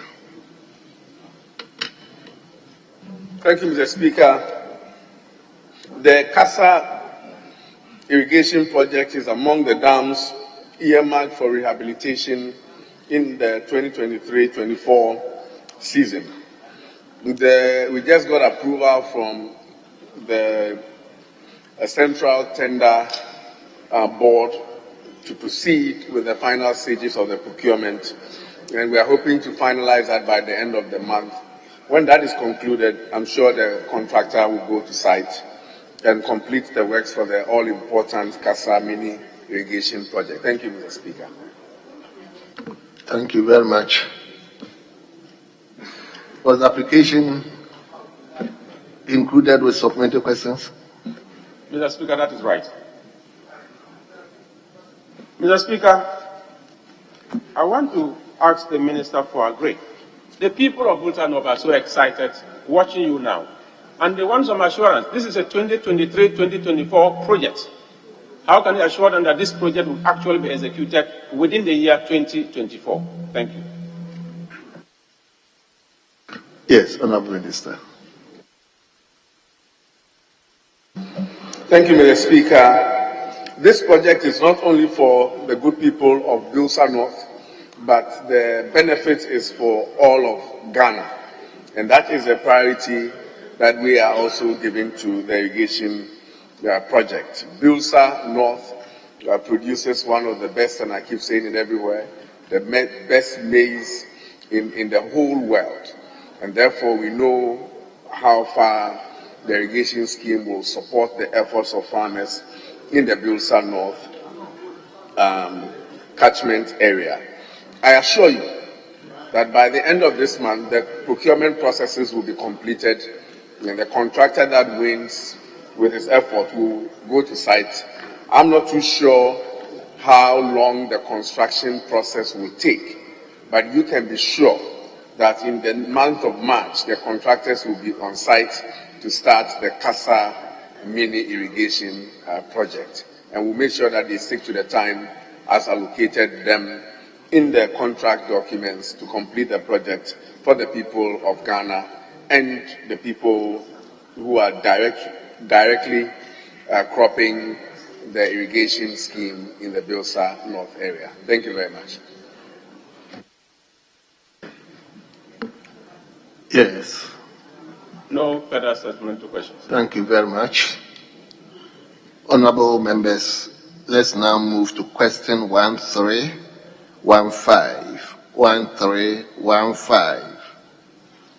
Honorable Member for Kumbugu, Honorable Dr. Hamza Adams.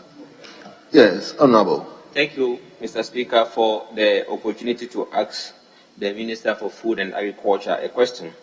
I rise to ask the Minister for Food and Agriculture when the warehouse constructed under the special initiative of government in the Kumbungu district will be handed over for use by farmers.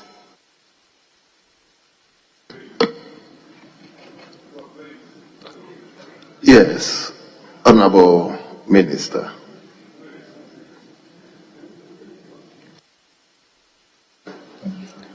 Thank you, Mr. Speaker. Mr. Speaker, the table office should capture the full answer as I provided them for the records. But to give an abridged version as an answer, yes, the Kumbungu warehouse, which is about 99% complete, will be in use by the farmers in the Kumbungu area. Permit me to mention that there are some items that are currently not in place in that warehouse. The ministry is working with a consultant to ensure that in the month of March, all the items needed to effectively run the warehouse is installed so that the farmers in the Kumbungu area can benefit from the facility. Thank you very much. Yes, Mr. Minister, so I can, your words that the facility will be available for use in March. Can that be on record, Mr. Minister? My first is, if you look at the production capacity of the district, it's quite large because it's predominantly a farm community. So, and if you look at the size of the warehouse, it's far below the quantities of food produce produced by farmers in the area. How do you intend to manage it in such a way that it doesn't create problems, since the capacity is far below? We are talking about getting to 100,000 metric tons, and this capacity is about just 1,000. So far below the capacity. How do you intend to manage it in such a way that it doesn't create problems? Yes, Honorable Minister. Thank you, Mr. Speaker. I want to put the warehouse challenge that we face as a country in context, so that my honorable member will appreciate the issues that we are grappling with. Mr. Speaker, first of all, we consume about 1.2 million metric tons of rice. We also consume about 4 million metric tons of maize, 4 to 4.5 million metric tons of maize. Mr. Speaker, the total installed capacity of government-related warehouses is less than 250,000 metric tons. Rice, maize, soya alone, we require close to 6 million metric tons of installed capacity. As a country, all the warehouses that government is affiliated with is less than 250,000 metric tons. So the issue is not peculiar to Kumbungu. Indeed, the government effort in the last 7 years has led to just about 80,000 metric tons, and it is inadequate. And so the proposal that I am pushing, and I hope to get the support of this house. I was going to say this warehouse. The proposal that I'm pushing, and hope to get the support of this warehouse, for us as a people to appreciate the deficit in our warehousing, including for buffer stock, so that at least if we know that we'll consume 6 million metric tons of our grains, the efforts must be made to at least have about 600,000 metric tons, which is about 10% of what we consumed, always stored, and another 600,000 metric tons for operational purposes. And so, Mr. Speaker, we should have an agenda in the next 4 or 5 years to move our installed capacity of about 250,000 to 1.2 million metric tons. And that is an investment that we have to make. So it is not peculiar to Kumbungu, but it's a general Ghanaian problem, and we are going to fight it head on. Thank you, Mr. Speaker. Mr. Speaker, my last question. I want to find out from the Minister the steps that will be taken to manage the warehouses, not only Kumbungu, because if you look at warehouse management, you need to have certain expertise to be able to do that. So what steps are being taken by the Minister to ensure that we have knowledgeable people, those who know about warehouse management, to manage the warehouses. Yes, Honorable Minister.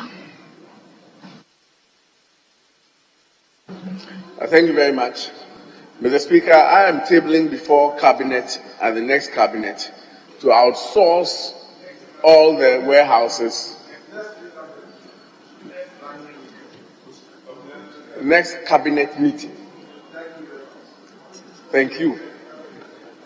Next Cabinet meeting, a proposal to outsource the warehouses to a private sector operator.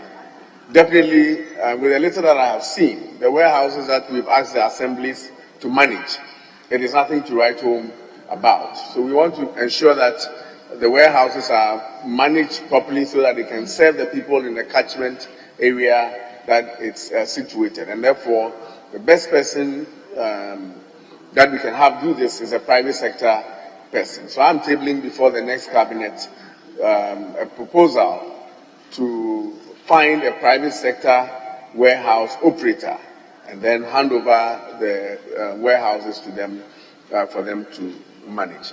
But Mr. Speaker, whilst I have the opportunity, let me make a quick correction. I said we consume about 4.5 million metric tons of maize, actually 2.5 million metric tons. Thank you. I'm grateful, Mr. Speaker. It's just being sincere to the House, and I think it's good. So we turn to question 1473. Question 1473. A member for Nkransa North, Honorable Joseph Akwesi Mensah. Honorable, I guess that is not your seat. The indication is Heron Adjournment Toso. Please go to your seat so that the question can stand in your name.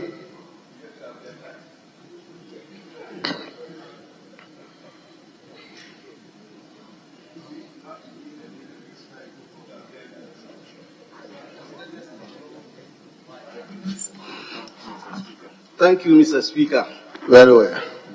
Mr. Speaker, I rise to ask the Minister for Food and Agriculture measures put in place to build mango and cashew processing factory and a cold room at Bonmaso in the Nkransa North constituency to help ease post-harvest losses and to solve marketing problems of the two products in Bono East and Bono regions. Thank you. Yes, Honorable Minister. Thank you, Mr. Speaker. As of now, our country has over 200,000 hectares of mango plantations, predominantly cultivating Keith and the Kent varieties. The production geography is divided into three enclaves: the northern, middle, and southern enclaves. Mr. Speaker, the middle enclave accounts for about 45% of Ghana's total mango plantation and operates on a single season. In contrast, the southern enclave contributes about 35% of the total national production, engaging in 2 seasons. Mr. Speaker, while the middle enclave season overlaps with the major season of the southern enclave, it results in a glut. Mr. Speaker, the middle enclave faces challenges in processing and pack houses compared to the southern enclave, which is equipped with 3 major processors. And Mr. Speaker, these are all private processors. Mr. Speaker, we know of the Blue Skies, HPW, and BOMAT. These organizations purchase the fresh mangoes and process them. Indeed, given their proximity, these processors predominantly source from farmers in the southern enclave before considering those in the middle enclave. Consequently, the middle enclave experiences oversupply issues annually. Mr. Speaker, this is purely a private sector investment affair. What the government seeks to do is to continue to attract private sector investment into the producing areas to ensure a completion of the entire value chain for that product. Indeed, I don't think anybody will suggest that government in itself should go about and be building processing factories. I mean, that era is past. What we are doing now is attracting private sector, looking at the production numbers that is coming out from the Middle Enclave. It is important that we step up our efforts in inviting and attracting private sector operators to take advantage of the huge raw material that is coming from that area. Mr. Speaker, in posing the question by the Honorable Joseph Kwesi Mensah of Nkranza North, I have taken steps to reach out to the existing processors to see if they can set up a shop in the processing areas, especially in the Middle Enclave, to take advantage of the raw material. And I intend to engage and apprise the Honorable Joseph Kwesi Mensah of whatever comes out of this. Indeed, I want to invite him to join me on this engagement to ensure that at least those who are in the system already producing can set up shop there whilst we attract permanent infrastructure of investment in the area. Thank you very much, Mr. Speaker. Thank you very, very much. Honorable, do you have any supplementary question? Yes, Mr. Speaker. Mr. Speaker, as we are aware, agric is the backbone of the country's economy. And we are encouraging tree planting and tree products. That is cocoa, mango, cashew. Hence, we have a sector of the ministry as a tree crop development. And we are encouraging the youth to go into farming. And the youth are into these tree crop production, reducing the rural-urban migration in the country. Mr. Speaker, I think it will be proper if the ministry goes into this processing factory to help ease government in the country. So, Honorable, you are just passing commentary. Yes. I just wanted, if you have a question, if you don't have a question. So, Mr. Speaker, the question is, what measures is the ministry putting in place to put up processing factory and a cold room to help ease post-harvest losses and marketing problems? I think the answer didn't answer the question I asked. Honorable Member, I think your question has been answered. It appears your supplementary question is still directing to the same original question. Yes. You want emphasis? What assurance is the minister giving to the people of Bono East and Bono regions to... Okay, Minister, give him assurance.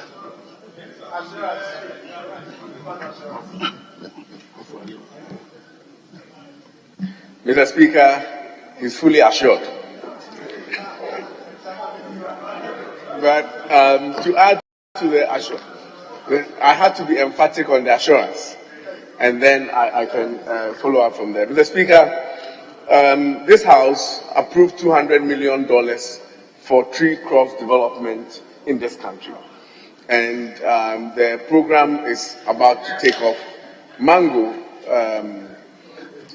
and the entire mango value chain is indeed part of the tree crops development agenda of this country. The last part of it is that tree crops is for the promotion of the industry. The processing aspect is always a function of a private sector. And therefore, what we are encouraging tree crops and the ministry as a whole is to invite or attract investment into the processing. So government will not on its own set up a processing plant. What we are actually doing this year, 2024, is to set up 36 pack houses. And a significant number of them is coming into that area. I don't have the full details of where they will be looking. It was in the budget. If you have the benefit of the budget, you can look at the number of pack houses that government is constructing this year. And those in your area is to help at least deal with the issue of post-harvest losses. So that one we are doing this year.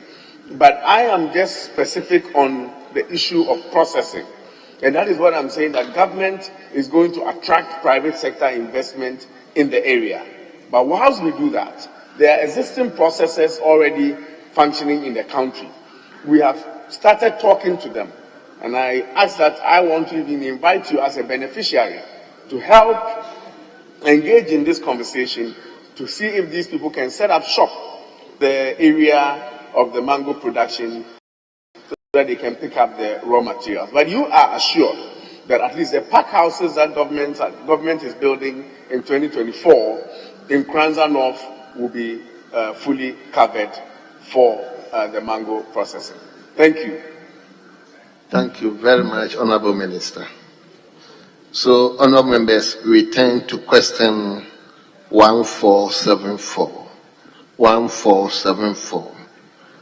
Gumwa East, Honorable Desmond de Graaf Petu. Honorable, you have the floor now.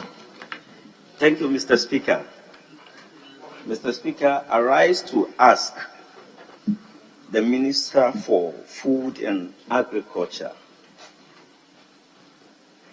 what plans the ministry has to reduce the high cost of farm inputs, which has led to the reduction of farm size for cultivation in some parts of the country. Mr. Speaker, this question was asked 2 years ago, but I would like the minister to answer. Thank you. Yes, Minister. Thank you, Mr. Speaker. Mr. Speaker, my very good friend Desmond de Graaf Petu was honest in saying that the question is 2 years old. Simply because the Planting for Food and Jobs Phase 2 deals with the issue of input in extenso, and therefore he has apprised himself. But for the benefit of Ghanaians, Mr. Speaker, starting this planting season and under the Planting for Food and Jobs Phase 2, if a farmer requires seeds, fertilizers, agronomic services, and machinery, there's going to be no subsidy this year. Yes, we were going to provide input grants to the very needy smallholder farmers. There shall be input grants. There are some people you just can't recover. But for a majority of farmers, we are providing the input credit.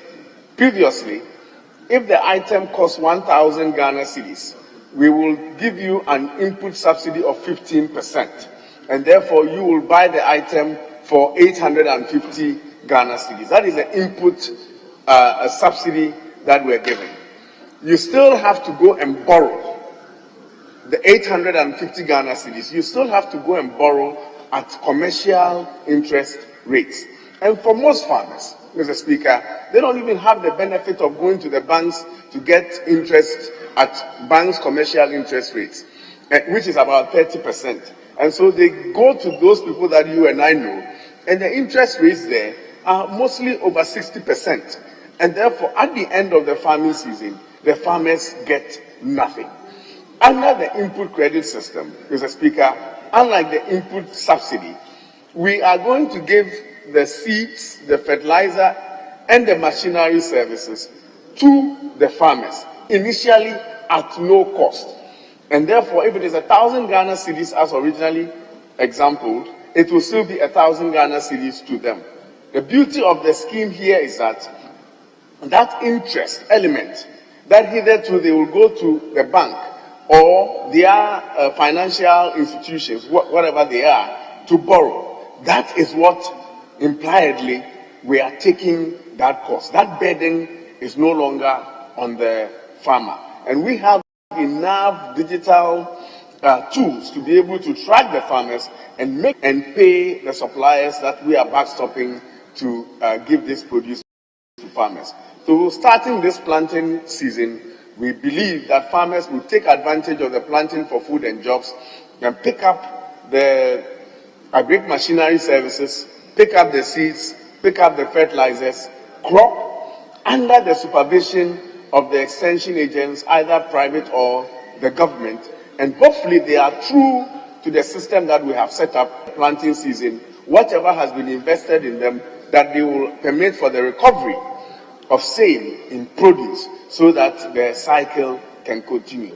We believe that if we do this, the farm sizes that have been reduced will increase because the burden of cost and huge cost outlay that farmers require will no longer be an option. It will be the thing of the past. So this is where we are going with the planting for food and jobs phase 2, and Ghanaians, at least the farmers so far, very, very happy with it. Thank you very much, Mr. Speaker. Thank you very much.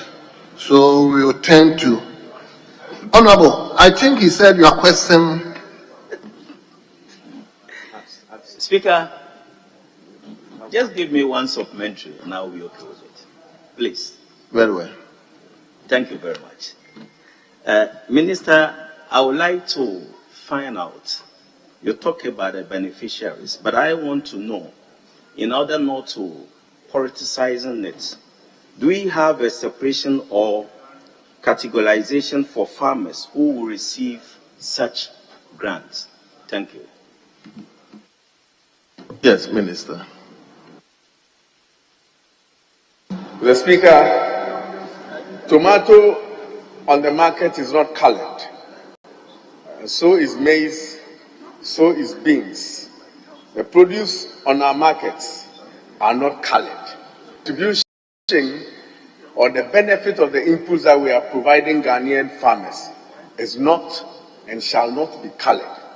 Any and every farmer who requires the services as we have outlaid in the planting for food and jobs shall be considered a beneficiary of same, and therefore there will be no such discrimination of farmer A. We have enough inputs in the system. For the first time in our history, Mr. Speaker, we've ensured that the suppliers have enough stock on ground to cover all farmers, including the expansion that we are expecting farmers to do. We have enough inputs on ground to cover all Ghanaian farmers, and it will be done so without discrimination for whatever reason. Thank you very much, Mr. Speaker.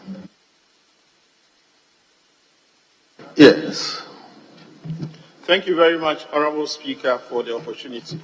Honorable Minister for Agriculture, you make it sound so good, and so I'd like to find out further. You told us that the planting for food and jobs phase 2 is private sector led. Is that still the case? So these inputs you talk about will be carried out by the private sector, and it's not as if government is going to give it to farmers. Is that the case? So farmers will have to pay full price, no subsidy, correct? Yes, Minister. Thank you. Mr. Speaker, there's the strength in the power of a government. What the government is doing is back that you, Jesol, and I know you are a farmer, that when the private sector person gives you the input. Because we have taken your Ghana card, because we have taken a polygon map of your farm, because we are supervising you on the land clearing, because we are supervising you with the planting, because we are there to track the progress of your crop, because we are there with you in the application of fertilizer, because we are monitoring the yield, because we are there at harvest. When they give you the fertilizer, during harvest, you will pay. And that backstopping is what government is giving you. So indeed, you, Honorable Jesol, you don't have to come out of pocket in the beginning for machinery service, for seeds, or for fertilizers, and indeed for the agronomic services. This will be provided you. The cost benefit that you are getting is that if it was coming out of your pocket, you will be paying interest on it. But because the power of government is backstopping the private sector input provider to give the item to you, and that we will recover the crop and then pay him, you are paying 30% less. The input subsidy that was earlier employed by government was giving up to, at the last time, 15%. But taking the bank interest rate at currently about 35%, that is a savings that you are making by picking the items for free at the beginning of the planting season. Because we have enough systems to ensure that at harvest, you, Honorable Jesol, we will recover the produce as invested in you and then pay the farm, the input supplier. So government is backstopping this entire value chain for the benefit of Ghanaians. Thank you very much. Thank you very much. We will now move to question 1915. Question 1915. And that is Techimanov, Honorable Elizabeth Ofusu Ejare. I thank you very much, Mr. Speaker, for the opportunity. Mr. Speaker, I rise to ask the Minister for Food and Agriculture, what plans, if any, does the ministry have to supply tomato farmers improved varieties of tomato seeds that can compete with Hens, Mungal, FBT3, and Agito 1122 varieties grown in Burkina Faso? Thank you very much. Yes, Honorable Minister. Thank you, Mr. Speaker.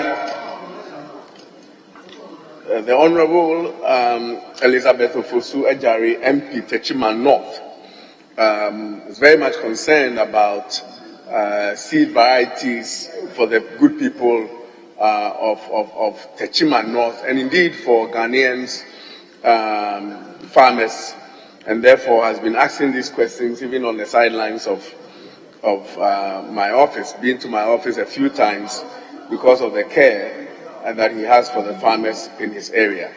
Indeed, Mr. Speaker, with the agricultural component of the Ghana Cares Obatampa program, 3 hybrid tomato varieties, that is a Cobra 26 and 34, F1, Raja F1, and Sultan F1, were procured and distributed to tomato farmers at subsidized prices.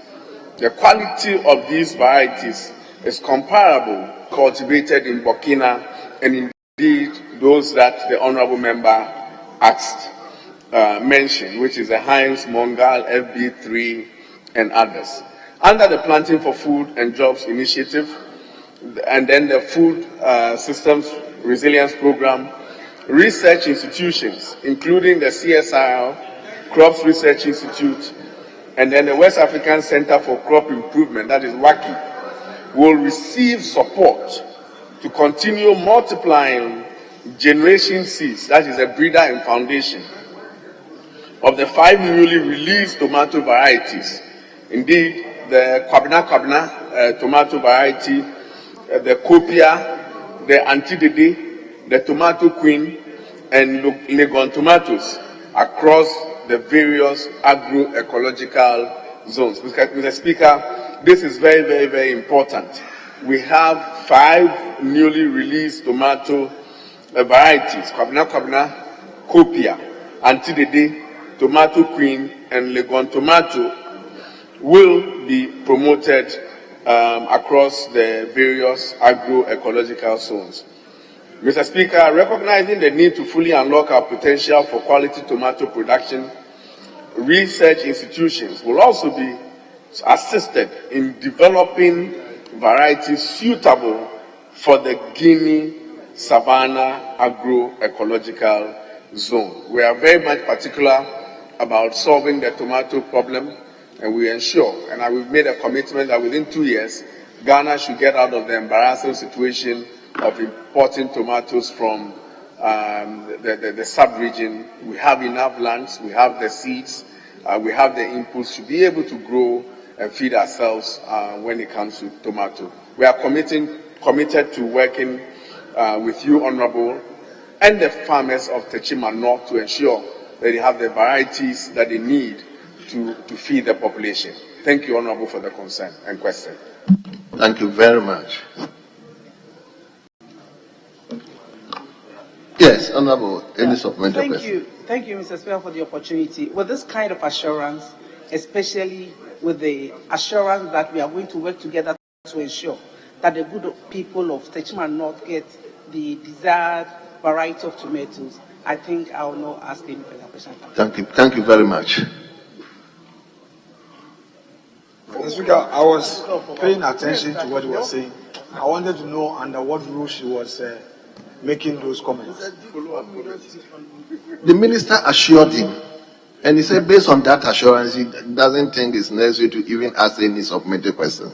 So, Mr. Speaker, that is so. She doesn't have supplementary questions. She doesn't need to make any comment. Because you must act within the rules. Counsel, you know. No, you are not supposed to respond to me. Just because she is not supposed to respond to you. You have not called her. And in any event, this is not your matter. It's between us. We are two friends. It's not your matter. This is not a matter for the two of you to get up.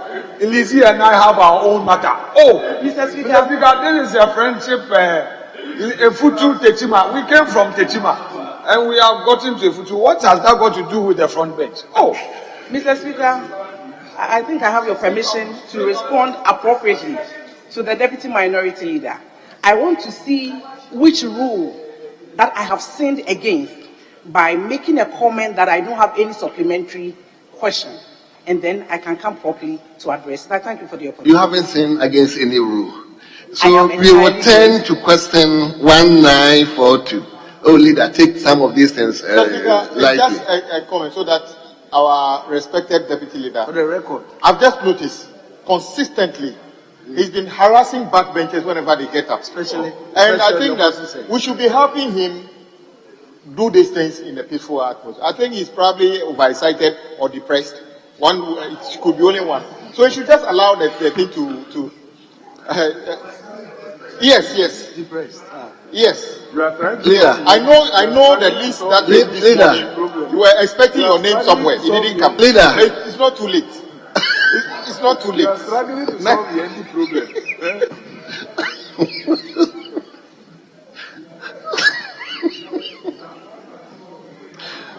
Honorable members, let's turn to question 1942. Question 1942. And the question stands in the name for Sisala West. Honorable Mohammed Adam Sapalu. Honorable, you have the floor now. Thank you, Mr. Speaker. Mr. Speaker, I rise to ask the Minister for Food and Agriculture what immediate steps the Ministry is taking to ensure that the good people of Sisala West get government-subsidized farm inputs for this farming season. Thank you. Thank you very much, Honorable Minister.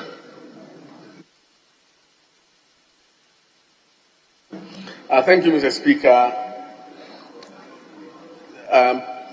Indeed, I've answered this question through a previous explanation, but as it stands, Mr. Speaker, let me just read the answer provided by the Ministry.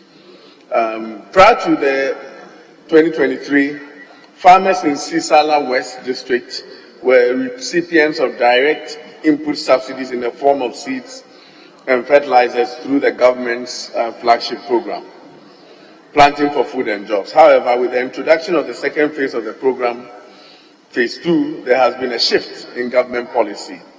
The focus has transitioned from direct input subsidy to an input credit system wherein all participating farmers will obtain farm inputs on credit facilitated by aggregators. The input credit system extends its coverage to include mechanization and technical support for farmers through extension offices. A significant advantage of this is that farmers will repay the value of the inputs in kind. This approach not only eases the financial burden on farmers, but also liberates resources that would have otherwise been spent on purchasing subsidized inputs. Additionally, farmers enrolled under the Planting for Food and Jobs Phase 2 will benefit from off-taker arrangements, ensuring convenient access to markets. This strategic move is poised to address the persistent issue of recurring post-harvest losses, ultimately safeguarding the returns of investment for farmers. Farmers in the Sisala district can therefore anticipate government support under the Planting for Food and Jobs Phase 2 without any reservations. Thank you, Honourable Member, for the question and concern. Speaker, yes, thank you. Honourable Sapalu. Yes, I have a follow-up question. Mr. Speaker, I want to find out from the Minister what measures is the government putting in place to ensure that the facility gets to the farmers early. You know, Mr. Speaker, we in Sisala West District, let me put it that way, the northern part of Ghana, the rainy season, the farming season starts from April, May.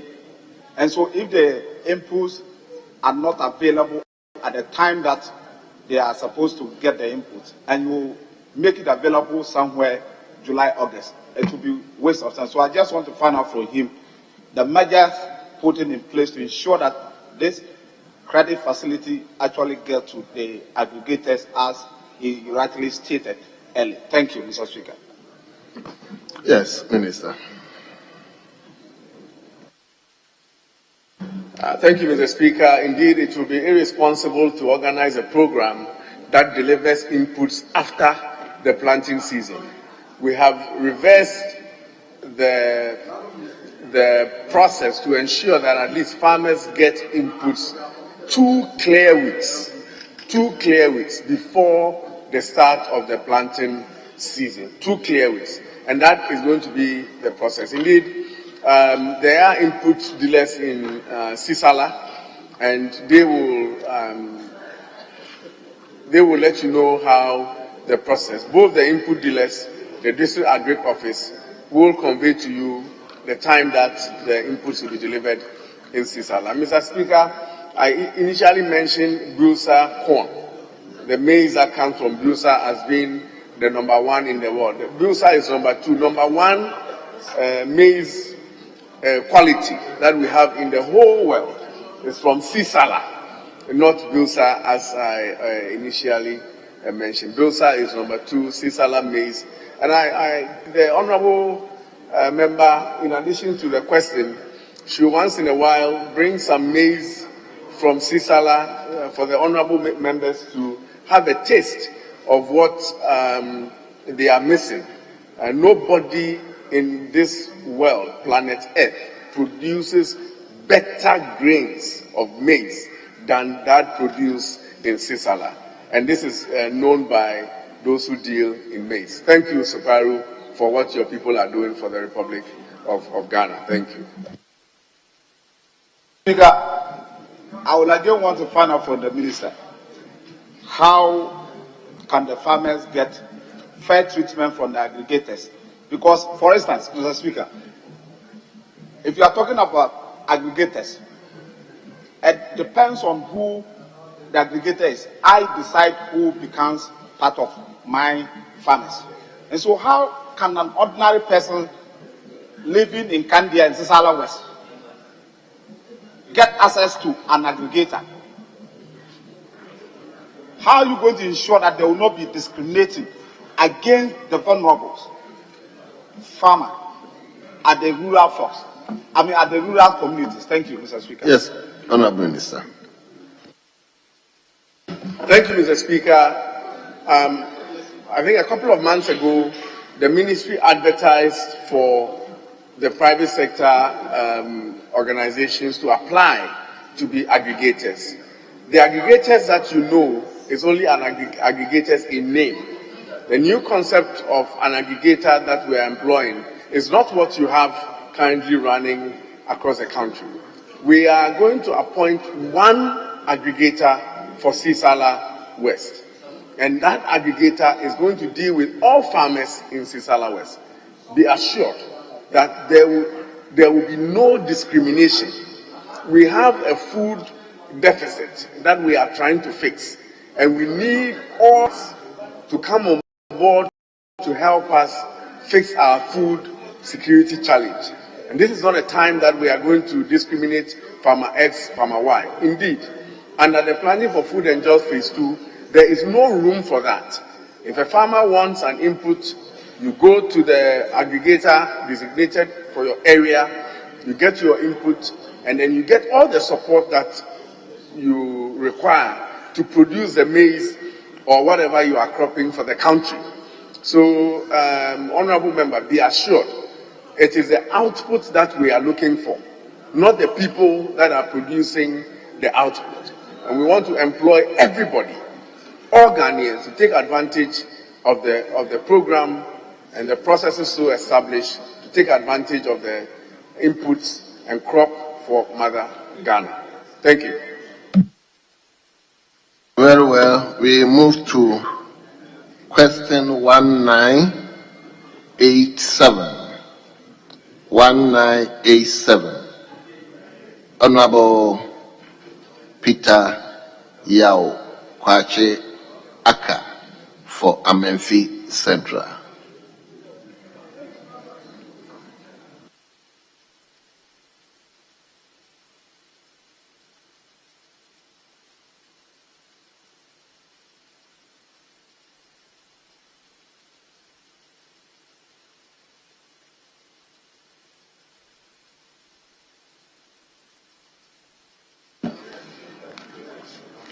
Thank you very much, Mr. Speaker.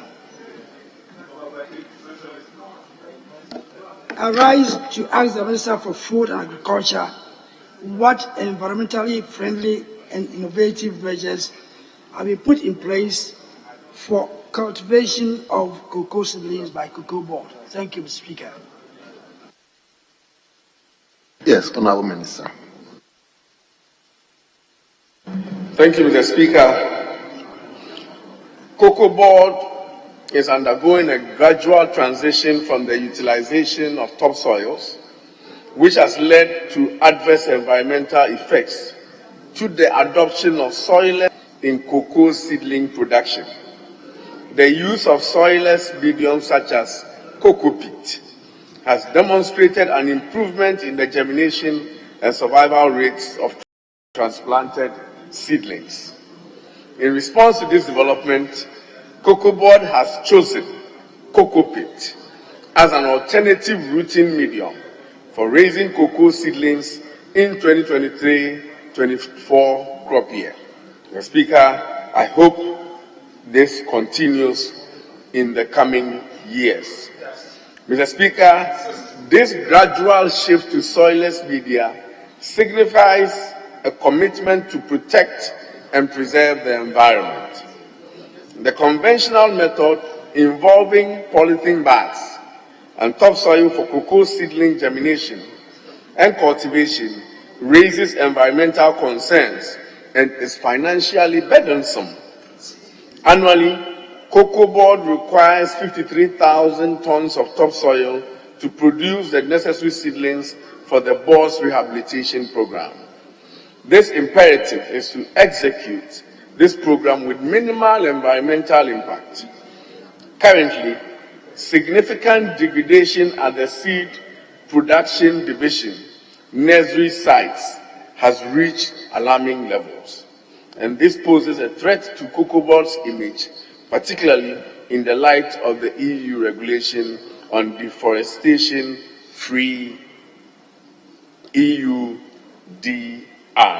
So, Mr. Speaker, the issue of cocoa pit, as we have the soilless media cocoa pit, as we've started using, seems to be the way that we're going to go for some time to come. Thank you, Mr. Speaker. Well. So, honorable members. Yes, Mr. Minister, you mentioned the advantages of using cocoa peat. But I also know that cocoa peat has got a high acidity and a loss of air porosity, less retention of water, and lack of nutrients. How are you going to mitigate the effect of these using this cocoa peat? Yes, Minister. Thank you, Mr. Speaker. For now, this is what has been tested compared to the polythene bag and topsoils that were being used and have found to be very effective for now.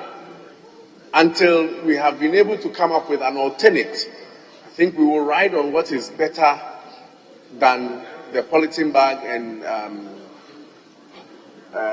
the polythene bag and the topsoil method that we have been employing. Research is still ongoing, and Cocoa Board is ready to take any ideas of what works best for the environment. But for now, with the European Union and the seed production units, this is what they have found to be effective, and that is what we are going with. If they come up with anything adverse, well, I'm sure that Cocoa Board will change the methods. Thank you. Thank you very much.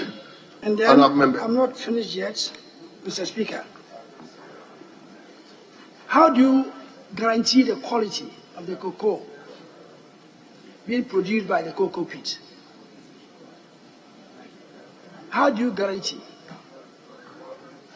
of the cocoa which is going to be produced by this cocoa pit? Have you been able to test? Yes, Minister. Thank you very much, Honorable. I don't think that the quality of the cocoa rests in the seedlings, but indeed the planting and the agronomic practices that will follow is what is going to ensure quality product in the end. I'm not a technical person to be able to answer this follow-up question, but everything tells me that even in humans, if you have a baby, you are able to fix a baby through how you take care of the baby. It doesn't matter how malnourished they look when they first come out. But in the end, it is how you take care of the baby that will lead to a quality product. I think it's same for cocoa. The seedlings indeed may not matter, but after the planting, what you do with it is what will matter. But if there are any expert advice that you will want to offer, we stand advised to advise Cocoa Board on it. Thank you very much, Mr. Speaker. Be in the chambers. Thank you very, very much. Honorable members, on behalf of the House, let me thank the Minister very, very much for attending upon the House to answer questions from members. So far, together with the urgent question, he has answered 10 questions. Honorable Minister.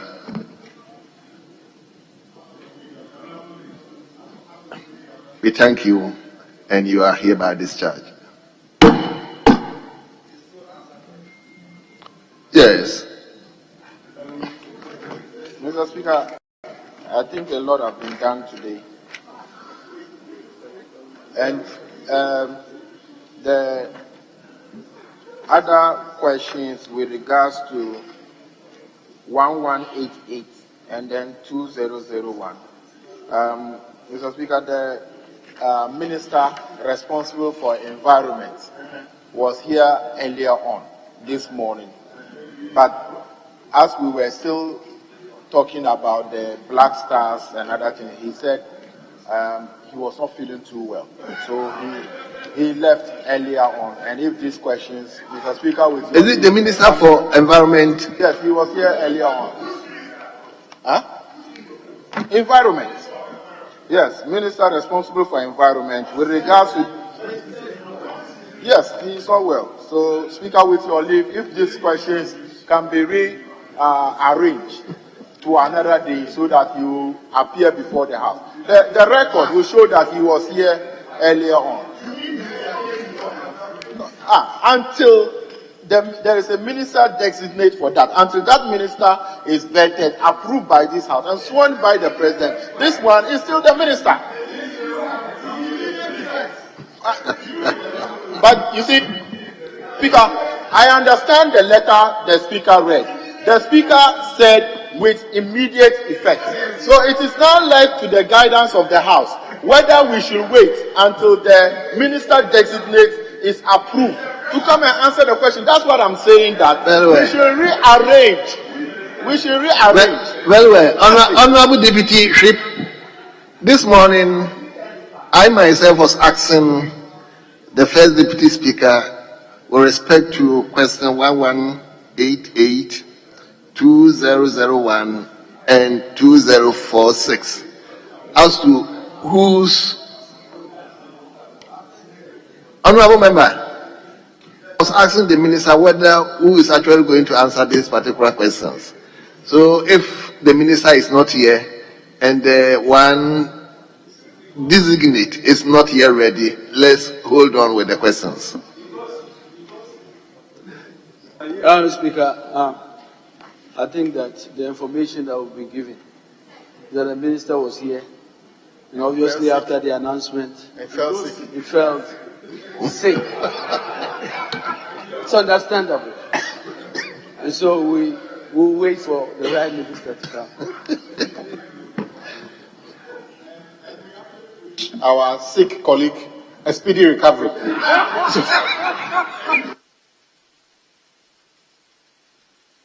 Yes, honorable leader, may I come to you for any for direction? Speaker, at this juncture, without anything further, we are in your hands for adjournment. Very well.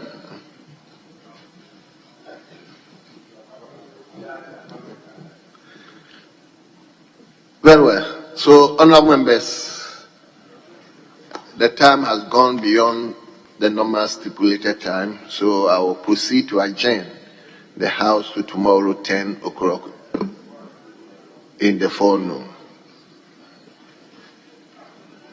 So, Speaker, with your indulgence, Mr. Speaker announced the first phase of the orientation on the new standing orders takes place this weekend at Walters Rainbow. Colleagues are supposed to indicate if they want to be part of phase 1 or phase 2, so the clerks can make arrangements.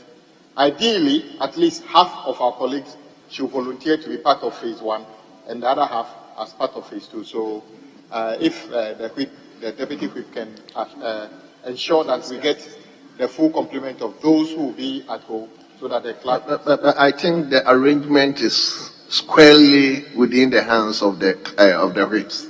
You should do that and feed the House as to which members are going for the first trip and which members are going for the second trip. So I think the whips are supposed to put themselves together and let us have the list. So on that note, I'll proceed to adjourn the House. The House is accordingly adjourned to tomorrow, 10 o'clock in the forenoon. The House stands adjourned.